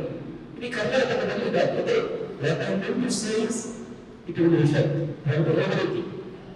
ಆನಂತರ ಇನ್ನೊಂದು ಹೇಳಿದಂತೆ ಹೇಳಿದ್ರೆ ಕೆಲವರು ಹೇಳಿದ್ರು ಶಾಂತಶಬ್ದಗಳನ್ನು ಮಾಡಬೇಕು, ಪಂಚಾಯತಲ್ಲಿ ಮಾಡಬೇಕು, ಇಲ್ಲಿ ಮಾಡಬೇಕು, ಸೇರಿಸಬೇಕು, ಗಲಾಟೆ ಮಾಡುವುದಿಲ್ಲ. ಕೆಲವರು ಸ್ವಯಂ ಘೋಷಿತ ಭಾಷಣ ಮಾಡುವುದಿದ್ದಾರೆ. ಸ್ವಯಂ ಘೋಷಿತವಾಗಿ ಭಾಷಣ ಮಾಡುವ ಎಲ್ಲಿಂದ ಬರ್ತಾರೆ, ಏನೇ ಬರ್ತಾರೆ, ಇಲ್ಲಿ ಓದಿಬಿಟ್ಟು ಬರ್ತಾರೆ. ಆಗ ಈ ಅನ್ಎಜುಕೇಟೆಡ್ ಎಜುಕೇಶನ್ ಸ್ವಲ್ಪ ಕಡಿಮೆ ಇರುವಂತವರು, ಈ ಕೆಲವರು ಧರ್ಮದ ಬಗ್ಗೆ ಆದಷ್ಟು ಆಸಕ್ತಿ ಇದ್ದವರು ಪ್ರೈವೇಟ್ ಕಡೆ ಆಗ್ತಾರೆ. ಅದಕ್ಕೆ ಉತ್ತೇಜನ ಕೊಡುವವರಿದ್ದಾರೆ ಸರ್. ಧರ್ಮಕ್ಕೆ ಅಂತ ಮಾತ್ರ ಮಾಡಲ್ಲ, ನೀವು ತಿಳ್ಕೊಳ್ಬೇಕು. ಇದಕ್ಕೆ ಫೈನಾನ್ಸ್ ಮಾಡೋರು ಕೆಲವರು ಇರ್ತಾರೆ, ಇವರ ಹಿಂದೆ ದುಡ್ಡು ಮಾಡೋರು ಕೆಲವರು ಇರ್ತಾರೆ, ದುಡ್ಡು ಕಲೆಕ್ಷನ್ ಮಾಡೋರಿಗೆ ರೆಕಾರ್ಡ್ ವಿಚಾರಗಳನ್ನು ತಿಳ್ಕೊಳ್ಳೋರಿದ್ದಾರೆ. ಇದನ್ನು ಮೂಲದಿಂದ ಕಿತ್ತು ಹಾಕಬೇಕಿದ್ರೆ ಯಾರಿಗೆ ಫೈನಾನ್ಸ್ ಮಾಡ್ತಾರೆ, ಯಾರು ಇಂಡಿಯಾ ಪ್ಲೀಸ್. ಸೊ ಆ ಮೂಲದಿಂದ ಕಿತ್ಕೊಳ್ಳುವಂತ ಕೆಲಸವನ್ನು ಮಾಡಬೇಕು. ಸಫರ್ ಮಾಡೋರು ಯಾರು? ಅವ್ರು ಏನಾಗ್ತದೆ, 20-25 ವರ್ಷ ಇರ್ತದೆ, ಅವ್ರಿಗೇನು ಗೊತ್ತಿರಲಿಲ್ಲ. 5 ತಿಂಗಳು 7 ತಿಂಗಳು ಜೈಲಲ್ಲಿ ಕೂತ್ರೆ ವಾಪಸ್ ಬರ್ತಾರೆ. ನಿಲ್ಲಿಸಲಿಕ್ಕೆ ಸಾಧ್ಯ ಇಲ್ಲ. ನಾನು ಓದಿದ್ದು ಪ್ರತಿದಿನ ಕಾರಣಗಳನ್ನು ಪ್ರೇರಿಸಬೇಕು, ಈಗ ಮಾಡಿಕೊಂಡು ಕಂಟಿನ್ಯೂ ಮಾಡಬೇಕು. ಯಾರು ಪ್ರಚೋದನಕಾರಿ ಭಾಷಣಗಳನ್ನು ಕೊಡ್ತಾರೆ, ಸಮಾಜದಲ್ಲಿ ಮುಕ್ತ ವಿಚಾರಗಳನ್ನು ಮಾಡ್ತಾರೆ, ಇವರನ್ನು ವೇದಿಕೆ ಮೇಲ್ಕೊಂಡಂತ ಕೆಲಸವನ್ನು ಮಾಡಬೇಕು. ರಾಜಕೀಯ ನಾವೆಲ್ಲ ಇದ್ದೀವಿ, ಲಕ್ಷಾಧಿಕ ನಾವೆಲ್ಲ ನಮ್ಮ ಪೊಲೀಸರಿಗೆ ಬೇರೆಲ್ಲ ಹೇಳ್ತೀವಿ. ಮಂಗಳೂರು ಅಭಿವೃದ್ಧಿ ಆಗಬೇಕು, ನಮ್ಮ ಮುಂದಿನ ಪೀಳಿಗೆಗೆ ನಮ್ಮನ್ನು ಜನರಾಗಿ ಆಯ್ಕೆ ಮಾಡ್ತಾರೆ, ಈ ಬಡಬಡ ವರ್ಷಕ್ಕೆ ಆಯ್ಕೆ ಮಾಡ್ತಾರೆ, ಈ ಭಾಗಕ್ಕೆ ಅಭಿವೃದ್ಧಿ ಆಗಬೇಕಂತ ಕನಸೆಟ್ಟು ಮಾಡ್ತಾರೆ. ಅದಕ್ಕೆ ನಾವೆಲ್ಲ ಒಂದಾಗಬೇಕು. ಇಂಥ ವಿಚಾರಗಳಿಂದ ಪಕ್ಷ ಪಕ್ಷವೇ ಹೋಗ್ಬೇಕಂದ್ರೆ ನಾವು ಅವ್ರು ತಗೋತೀವಿ, ನಾವು ತಗೋತೀವಿ. ಇದನ್ನು ನಾವು ಅರ್ಥ ಮಾಡ್ಕೊಂಡು ಹೇಳಿದ್ರೆ ಮತ್ತೆ ಈ ಸಂಘಟನೆಗಳು, ಬೇರೆ ಬೇರೆ ಸಂಘಟನೆಗಳು ಪ್ರಚೋದನಕಾರಿ ಭಾಷಣಗಳನ್ನು ನಿಲ್ಲಿಸಬೇಕು. ಹೇಳುವುದಕ್ಕೆ ಕಟ್ಟುನಿಟ್ಟಿನ ಕ್ರಮವನ್ನು ತಗೊಳ್ಬೇಕು. ಅದೇ ಕಟ್ಟುನಿಟ್ಟಿನ ಕ್ರಮವನ್ನು ತಗೊಂಡು ಅಲ್ಲಿ ಜಾತ್ರೆಯನ್ನು ನಿಲ್ಲಿಸಿದ್ರು, ಕೋಲಾರಗಳನ್ನು ನಿಲ್ಲಿಸಿದ್ರು, ಆ ಕೆಂಪು ಬೆಂಗಳೂರನ್ನು ನಿಲ್ಲಿಸಿದ್ರು. ಅವರು ಮಾತ್ರ ಹೋಗಿದ್ದಾರೆ, ಅವರು ಕಟ್ಟು ಮಾಡಿ ಅಂತ ಹೋಗಿಲ್ಲ. ಸ್ವಲ್ಪ ಒಮ್ಮೆಲೆ ಅವರನ್ನು ಕಡಿಮೆ ಕಾಕುವಂತ ಕೆಲಸವನ್ನು ಮಾಡುವಂಥದ್ದು ತಪ್ಪು. ಕೆಲವಿಲ್ಲ, ಹೋಗುದು ನನ್ನ ಕುದುರೆ ಜಾತ್ರೆ, ಇಂಥ ಜಾತ್ರೆಗಳನ್ನೆಲ್ಲ 12 ಗಂಟೆಗೆ ನಿಲ್ಲಿಸಲಿಕ್ಕೆ ಸಾಧ್ಯ ಇಲ್ಲ. ನಮ್ಮ ಮಾರುಮೇಶ್ವರ ಜಾತ್ರೆ ಇದೆ, ಅದು ನನಗೆ 3 ದಿವಸದ ಬೆಳಿಗ್ಗೆ ನಡೆಸ್ತೇವೆ. ಯಾರ ಅಧಿಕಾರಿಗಳಿಗೆ ನಾವು ನಿಲ್ಲಿಸುವುದಿಲ್ಲ. ಸೊ ಅದರಿಂದ ಧರ್ಮ ಹಿಂದೆ ಹೊರಗಡೆ ಮಾಡುವಂಥದ್ದು ನಾವೆಲ್ಲದ ಮೇಲೆ ಅಂತ ಹೇಳುದಿಲ್ಲ.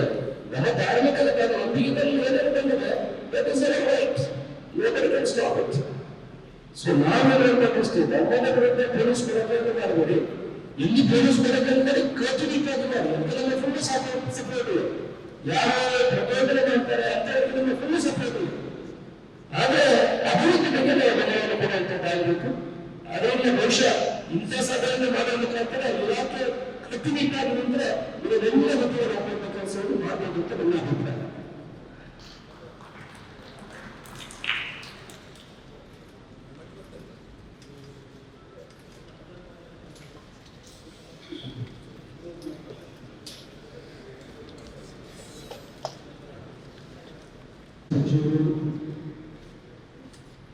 ಆತ್ಮೀಯರಾಗಿರ್ತಕ್ಕಂಥ ಮಾನ್ಯ ದಿನೇಶ್ ಗುಂಡೂರಾವ್ ಅವರೇ,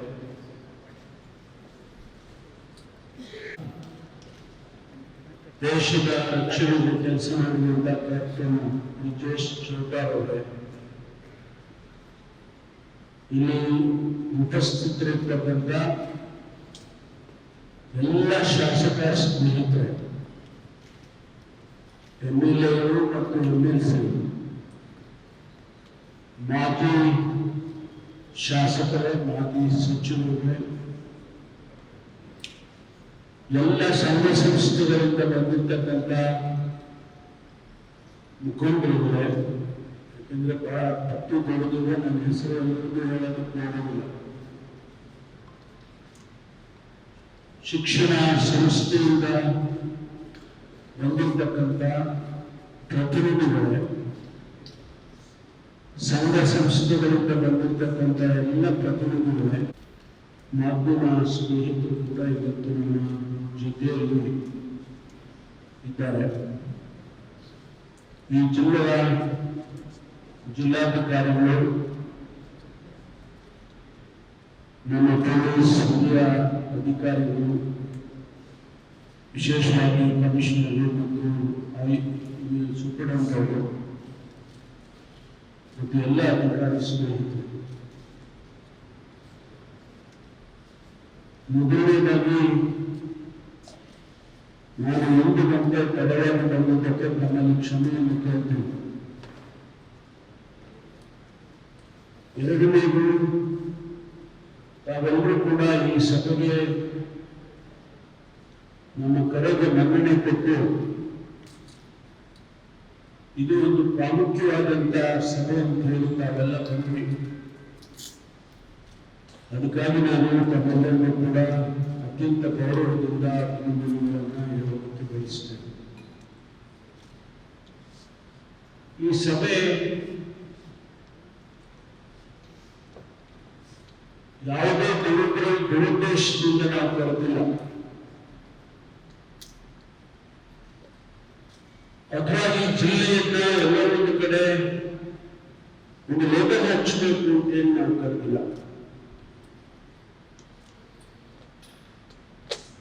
ಇತಿಹಾಸ ತಾವು ಗಮನಿಸಿದ್ರೆ ಈ ಜಿಲ್ಲೆಯಂತ ಜಿಲ್ಲೆ ಬಹುಶಃ ಇಡೀ ರಾಜ್ಯದಲ್ಲೇ ಮತ್ತೊಂದಿಲ್ಲ. ನಾವೆಲ್ಲ ಬೆತ್ತದ ಮೇಲಿರೋರು. ನಾವೇನು ಅನ್ಕೊಳ್ತೇವೆ ಅಂತ ಹೇಳಿದ್ರೆ ಪದೇ ಪದೇ ಇದನ್ನು ಹೇಳ್ತೀವಿ ಅಂತ ಬೇಜಾರು ಮಾಡ್ಕೊಳ್ತೀವಿ. ಇವೆಲ್ಲ ಬಹಳ ಬುದ್ಧಿವಂತರು ಅಂತ ಅನ್ಕೊಳ್ತೀವಿ, ಅಲ್ಲೇ ಅನ್ಕೊಳ್ತೀವಿ.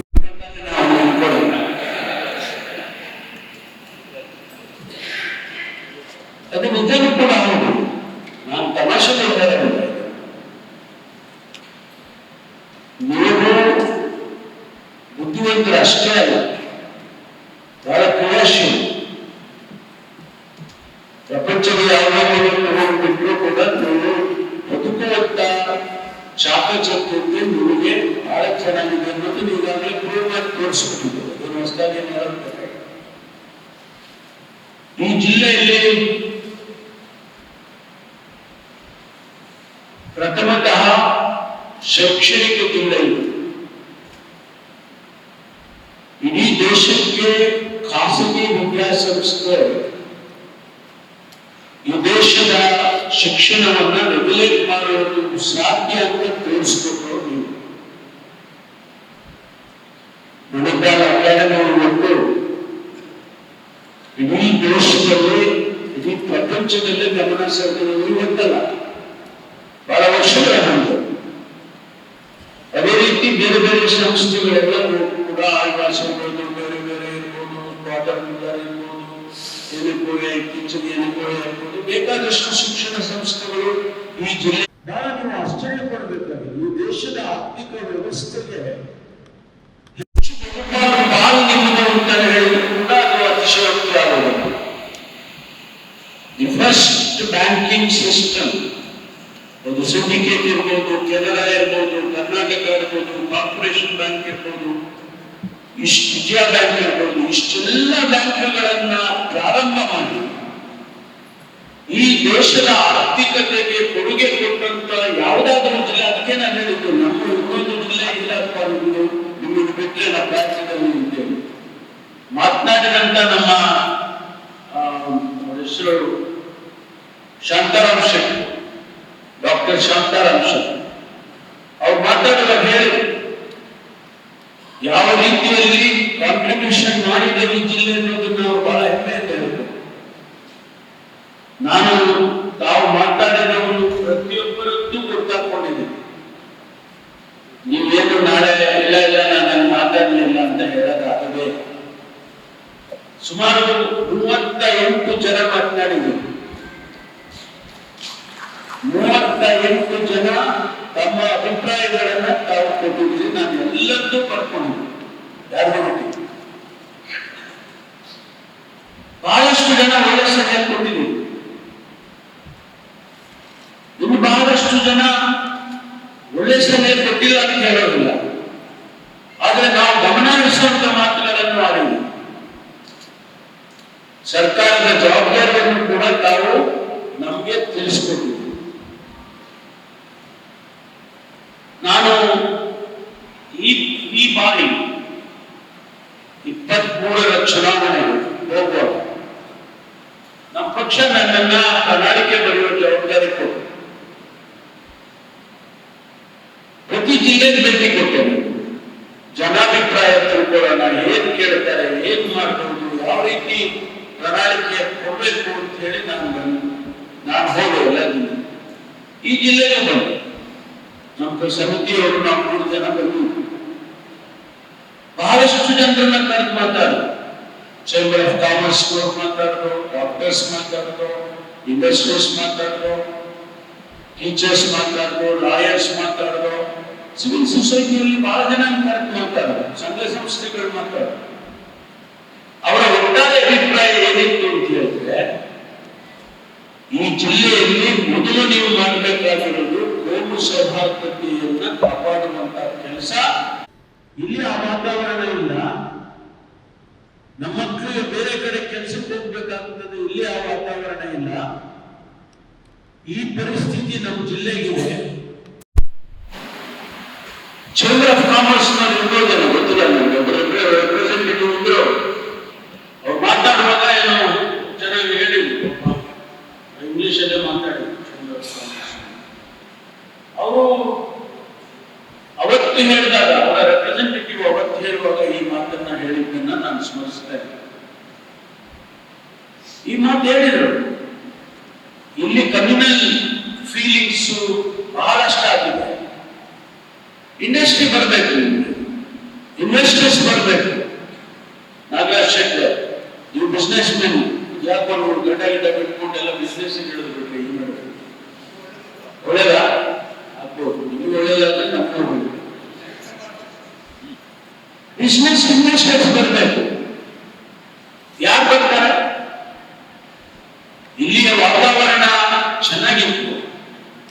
ನಾನು 10 ರೂಪಾಯಿ ಹಾಕಿದ್ರೆ 20 ರೂಪಾಯಿ ಗಳಿಸ್ತೇನೆ ಅಂತಂದ್ರೆ ಬರ್ತಾನೆ. ಇಲ್ಲೇ ಇಲ್ಲಿ ಯಾಕೆ ಬರ್ತಾನೆ? ಆದ್ರಿಂದ ವಾತಾವರಣ ಇಲ್ಲಿ ಸರಿಯಾಗಬೇಕಲ್ಲ. ಇಬ್ರು ಅಧಿಕಾರಿಗಳು ಬದಲಾವಣೆಯನ್ನ ತರೋದಾದ್ರೆ ಬಹಳ ಸುಲಭ. ನಾವು ಒಳ್ಳೆ ಪ್ರಾಮಿಸಸ್ ಹಾಕಿದೀವಿ, ಅವ್ರಿಗೆ ಬಿಟ್ಬಿಡ್ತೀವಿ ಜವಾಬ್ದಾರಿ. ನಾವ್ಯಾರು ಇಂಟರ್ಫಿಯರ್ ಆಗಬೇಕು, ದಿನೇಶ್ ಆಗಲಿ, ನಾನಾಗಲಿ, ಖಾದರ್ ಸಾಹೇಬರಾಗಲಿ, ನಾವು ಯಾರು ಇಂಟರ್ಫಿಯರ್, ಒಂದು ಫೋನ್ ಕಾಲ್ ಮಾಡೋದಿಲ್ಲ ಅವರು. You will not call them even once. ಅಷ್ಟು ಸುಲಭ ಇರ್ಬೋದು. ಡಾಕ್ಟರ್ ಭರತ್ ಶೆಟ್ಟಿ ಇರ್ಬೋದು, ಕಾಮತ್ ಅವರು ಇರ್ಬೋದು, ವೇದ್ಯಾಸ್ ಕಾಮತರು ಅವರು ಚೆನ್ನಾಗಿ ಹೇಳಿದ್ರು, ಸತ್ಯ ಹೇಳಿದ್ರು, ಹುಡುಗನ ಸತ್ಯ ಹೇಳಿದ್ರು. ಇದು ಸೈದ್ಧಾಂತಿಕವಾದಂತದ್ದು ವಿಚಾರ ಅನ್ನುವ ಮಾತನ್ನ ತಾವು ಹೇಳಿದ್ವಿ. It is A fact, I don't deny. ಆದ್ರೆ ಹಂಗೆ ಹೇಳ್ಕೊಂಡು ನಾವು should we live in fear always? Should our children live in fear? Should our community live in fear? ಯಾರಾದ್ರೂ ಹಿಂದೂ, ಮುಸಲ್ಮಾನ್, ಕ್ರಿಶ್ಚಿಯನ್, ಮುಸ್ಲಿಂ, ಯಾರಾದ್ರೂ ಎಂತ ವಾತಾವರಣ ಇದ್ರಿ? ಜನ ಬಂದು ಮಂಗಳೂರು, ನಾನು ಚಿಕ್ಕನ್ನಲ್ಲಿರುವ ಮಂಗಳೂರು ಬೀಚ್ ನೋಡಕ್ ಬರ್ತಾ ಇದ್ರು. ನಾನು ಅಥ್ಲೆಟ್, ನಾನು 7 ಮೈದಾನದಲ್ಲಿ ಇಂಟರ್ ಯೂನಿವರ್ಸಿಟಿಯ ಚಾಂಪಿಯನ್ಶಿಪ್ ಬಂದಿದ್ದೆ. ಮಣಿಪಾಲದಲ್ಲಿ ಫುಟ್ಬಾಲ್ ಆಡ್ತಾ ಇದ್ದೆ ಬಂದು ನಾನು. ಅದಕ್ಕೆ ನಾವು ಈಗ ಸರ್ಕಾರಗಳಾಗ್ಲಿ, ಜನಪ್ರತಿನಿಧಿಗಳಾಗ್ಲಿ ಆತಂಕ ಪಡಬೇಕಾಗಿರೋದು ಏನಪ್ಪಾ ಅಂತ ಹೇಳಿದ್ರೆ, let us correct it, let us come back to normalcy. ಹಿಂದಿನ ದಕ್ಷಿಣ ಕನ್ನಡ ಜಿಲ್ಲೆಯನ್ನ ಸ್ಮರಿಸ್ಕೊಳ್ಳಿ, ನೀವು ಇತಿಹಾಸ ಸ್ಮರಿಸ್ಕೊಳ್ರಿ, ಇತಿಹಾಸ ಸ್ಮರಿಸ್ಕೊಳ್ಳಿ. ಹೌದು, ಇವತ್ತು ಆಧುನಿಕ ಜಗತ್ತಿನಲ್ಲಿ ಹೆಚ್ಚಿನ ಅಂಶ ನಮ್ಮ ರಾಜ್ಯದ ಆರ್ಥಿಕ ವ್ಯವಸ್ಥೆಗೆ ಕಾಂಟ್ರಿಬ್ಯೂಷನ್ ಇರೋದು ಸೆಕೆ ಬೆಂಗಳೂರು ಬಿಟ್ರೆ ನಿಮ್ದೆ. GST ಕಾಂಟ್ರಿಬ್ಯೂಷನ್ 6% ಇದೆ ದಕ್ಷಿಣ ಕನ್ನಡ ಜಿಲ್ಲೆಯಲ್ಲಿ. ಇವತ್ತು ನಾವು ಅದನ್ನ ಬೆಳೆಸಬಾರ್ದ? ನಮ್ಮ ಮಕ್ಕಳು ಶಾಂತಿಯಿಂದ ಇರಬಾರ್ದ ಇಲ್ಲಿ? ಅದಕ್ಕಾಗಿ ಇವತ್ತು ನಾವು ಈ ಸಭೆಗಳನ್ನು ಮಾಡಿದ್ದು. ಯಾಕೆಂದ್ರೆ ನಮ್ಮ ದಿನ 2-3 ಘಟನೆ ಆದಾಗ ಇಡೀ ರಾಜ್ಯ ಅಲ್ಲ, ಇಡೀ ದೇಶ ಗಮನ ಹರಿಸ್ತು. ತಾವು ಗಮನ ಹರಿಸಿದ್ರೆ ಏನ್ ಕೊಡ್ತೀನಿ ನಾನು. ನಮ್ಮ ಚಾನೆಲ್ನವರು, ನ್ಯಾಷನಲ್ ಟೆಲಿವಿಷನ್ ಅವರು ಏನಂತ ತೋರಿಸಿದ್ರು? ದಕ್ಷಿಣ ಕನ್ನಡ ಜಿಲ್ಲೆಯನ್ನ, ಕರಾವಳಿ ಪ್ರದೇಶವನ್ನ ಬೇರೆ ರೂಪನೇ ಕೊಟ್ಬಿಟ್ರು. ಅದಾಗ್ಬೇಕಾ, ಕಂಟಿನ್ಯೂ ಆಗ್ಬೇಕಾ? ನಾವು ಆ ಸಂದರ್ಭದಲ್ಲಿ ನಾನು ಮತ್ತೆ ದಿನೇಶ್ ಗುಂಡೂರಾಯರು ನಾವಿಲ್ಲಿ ಬಂದಾಗ, ಹೌದಪ್ಪ ಏನಾದ್ರೂ ಕ್ಷಮೆ ಇರಲಿ, ನಾವು ಜನಪ್ರತಿನಿಧಿಗಳನ್ನ ಯಾಕೆ ನಾವು ಮಾತಾಡಕ್ ಹೋಗ್ಲಿಲ್ಲ ಅಂದ್ರೆ ಆ ಸಂದರ್ಭದಲ್ಲಿ ಬೇರೆ ಬೇರೆ ವಾತಾವರಣ ಇತ್ತು ಅಂತ ಮಾತಾಡೋದಕ್ಕೆ ಹೋಗ್ಲಿಲ್ಲ. ಅಷ್ಟೇ ಬಿಟ್ರೆ ಖಂಡಿತವಾಗಿ ನಿಮ್ಮನ್ನೆಲ್ಲ ವಿಶ್ವಾಸಕ್ಕೆ ತಗೊಂಡೇ ನಾವೇನಾದ್ರೂ ಕೆಲಸ ಮಾಡ್ತೀವಿ. ಬಿಟ್ರೆ ನಾವು ಒನ್ ಸೈಡೆಡ್ ಮಾಡೋದಿಲ್ಲ. ಮುಂದಿನ ದಿನಗಳಲ್ಲಿ ನಿಮ್ಮ ಸಭೆಯನ್ನು ಪ್ರತ್ಯೇಕವಾಗಿ ಕರೀತೀವಿ.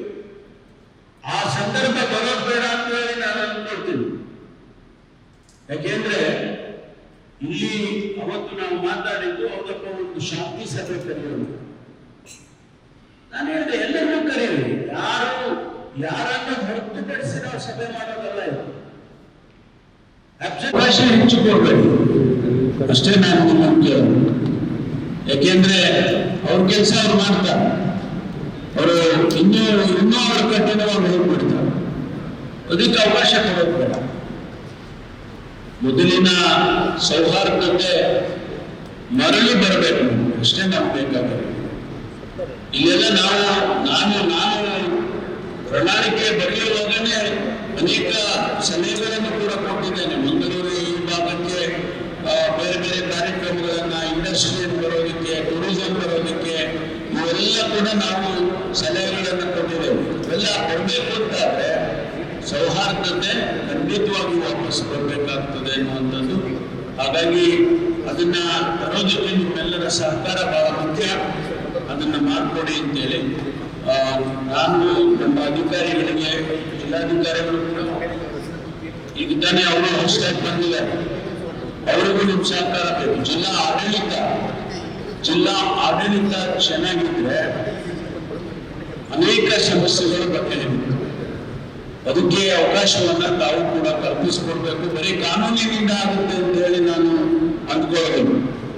ಬರೀ ಕಾನೂನು ನಾವು ಇಂಪ್ಲಿಮೆಂಟ್ ಮಾಡಿದ್ರೆ ಕಾನೂನಿನಿಂದಲೇ ಸಮಸ್ಯೆ ಬಗೆಹರಿಸ್ತೀವಿ ಅನ್ನೋದಾದ್ರೆ ಆಗೋದಿಲ್ಲ. ನಿಮ್ಮ ಸಹಕಾರ ಬೇಕಾಗ್ತದೆ, ನಿಮ್ಮ ಸೌಹಾರ್ದತೆ ಬೇಕಾಗ್ತದೆ ಅನ್ನುವಂಥ ಮಾತನ್ನ ಈ ಸಂದರ್ಭದಲ್ಲಿ ಹೇಳ್ತೇನೆ. ಮತ್ತು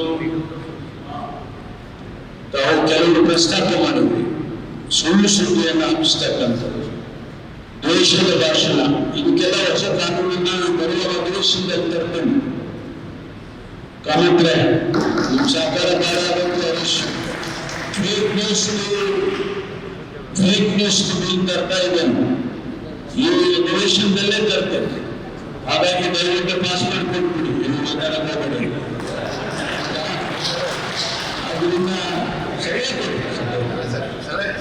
ಸಲಹೆ ಕೊಡ್ಬೇಕು. ಅಲ್ಲಿ ಸದನದಲ್ಲಿ ಇಲ್ಲಿ ಇದಕ್ಕೆಲ್ಲ ಅದು ದ್ವೇಷ ಭಾಷಣ ಇರ್ಬೋದು, ಗೋಹತ್ಯೆ ಇರ್ಬೋದು, ಅಥವಾ ಫೇಕ್ ನ್ಯೂಸ್, ಇವೆಲ್ಲ ರಿಲೇಟ್ ಮಾಡುವಂತ ಕಾನೂನುಗಳು ಇರ್ತಕ್ಕಂಥವನ್ನ ಉಪಯೋಗ ಮಾಡೋಣ. ಇಲ್ಲ ಅಂತ ಹೇಳಿದ್ರೆ ಅದನ್ನ ಹೊಸದಾಗಿ ಕಾನೂನು ಅಗತ್ಯತೆ ಇದ್ರೆ ಅದನ್ನ ತರೋಣ, ಏನ್ ತೊಂದರೆ. ಯಾಕೆಂದ್ರೆ ಕೆಲವರು ಬೇರೆ ಬೇರೆ ಅಭಿಪ್ರಾಯ ಇರುತ್ತೆ, ಅದನ್ನ ನಾನು ಹೇಳಕ್ ಹೋಗೋದಿಲ್ಲ. ಈಗ ದ್ವೇಷ ಭಾಷಣದಿಂದನೇ ಏನು ಆಗೋದಿಲ್ಲ ಅನ್ನೋದು ಒಬ್ಬ ಅಭಿಪ್ರಾಯ, ಅಥವಾ ಆಗುತ್ತೆ ಅನ್ನೋ ಅಭಿಪ್ರಾಯ, ಇವೆಲ್ಲ ಬೇರೆ ಬೇರೆ ರೀತಿಯಲ್ಲಿ ಇದೆ. ಅದಕ್ಕೋಸ್ಕರ ಅವುಗಳ ಬಗ್ಗೆ ಚರ್ಚೆ ಈಗ ಸದ್ಯಕ್ಕೆ ಬೇಡ. ಅವೆಲ್ಲ ಕಾನೂನಿನ ಹೊಸದಾಗಿ ತರ್ತೇವೆ. ಮತ್ತು ಮತ್ತೊಂದು ಬಾರಿ ತಾವೆಲ್ಲ ಇಷ್ಟುವರೆಗೆ ನನಗೆ ಆಶ್ಚರ್ಯನೂ ಆಗ್ತಾ ಇದೆ, ಜೊತೆಗೆ ಸಂತೋಷನೂ ಆಗ್ತಾ ಇದೆ. ಯಾಕೆಂದ್ರೆ ಇಂಥ ಒಳ್ಳೆ ಜನ ಏನಪ್ಪ ನೀವು ಹೇಗೆ ಇದಾದ್ರೆ ಹೆಂಗೆ ಅಂತ ಅನ್ಸುತ್ತೆ.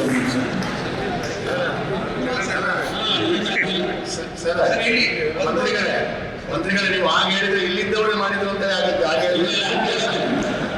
ನಿಮ್ಮೇಲೆ ಯಾವತ್ತೂ ನಾನು ಅಕ್ಯೂಸ್ ಮಾಡೋದಿಲ್ಲ ಅಂದ್ರೆ ಸಣ್ಣ ಜನಪ್ರತಿನಿಧಿಗಳ ಹೆಸರು ಮತ್ತು ದಸ್ಕತ್ ಟೆಲಿಫೋನ್ ನಂಬರ್ ತೆಗೀರಿ ಸರ್. ಯಾರು ಬಂದಿದ್ದಾರೆ ಅಂತ ಗೊತ್ತಾಗಬೇಕು. ಶಾಸಕರು ಮಾತ್ರ ವಿಧಾನಸಭೆ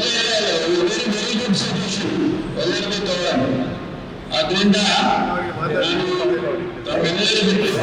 ವಿಶೇಷವಾಗಿ ನಮ್ಮ ಸ್ಪೀಕರ್ ಅವರು ಫ್ಲೈಟಿಗೆ ಹೋಗೋದುಂಟು. ನಾವು ಹೇಳಿದ್ವಿ ಇಲ್ಲ ನೀವು ಸ್ವಲ್ಪ ನೆಕ್ಸ್ಟ್ ಫ್ಲೈಟಿಗೆ ಹೋಗ್ಬೋದು ಪರವಾಗಿಲ್ಲ ಅಂತ ಹೇಳಿದ್ಮೇಲೆ ಅವರು ಬಿಟ್ಟಿದ್ದಾರೆ. ಉಸ್ತುವಾರಿ ಸಚಿವರು ತಂಗಿಯವರು ಮತ್ತು ತಾವೆಲ್ಲರೂ ಕೂಡ ಇಷ್ಟುವರೆಗೆ ಈ ಸಭೆಯಲ್ಲಿ ಭಾಗವಹಿಸಿ ತಮ್ಮ ಅಮೂಲ್ಯವಾದ ಸಲಹೆಗಳನ್ನು ಕೊಟ್ಟಿದ್ದೀರಿ. ನಾನು ತಮ್ಮೆಲ್ಲರಿಗೂ ಧನ್ಯವಾದಗಳನ್ನು ಹೇಳಿ ಈ ಸಭೆಯನ್ನು ಮುಕ್ತಾಯ ಮಾಡುವುದಕ್ಕೆ ಸಚಿವರ ವಿನಂತಿ ನನ್ನ ಸಚಿವರ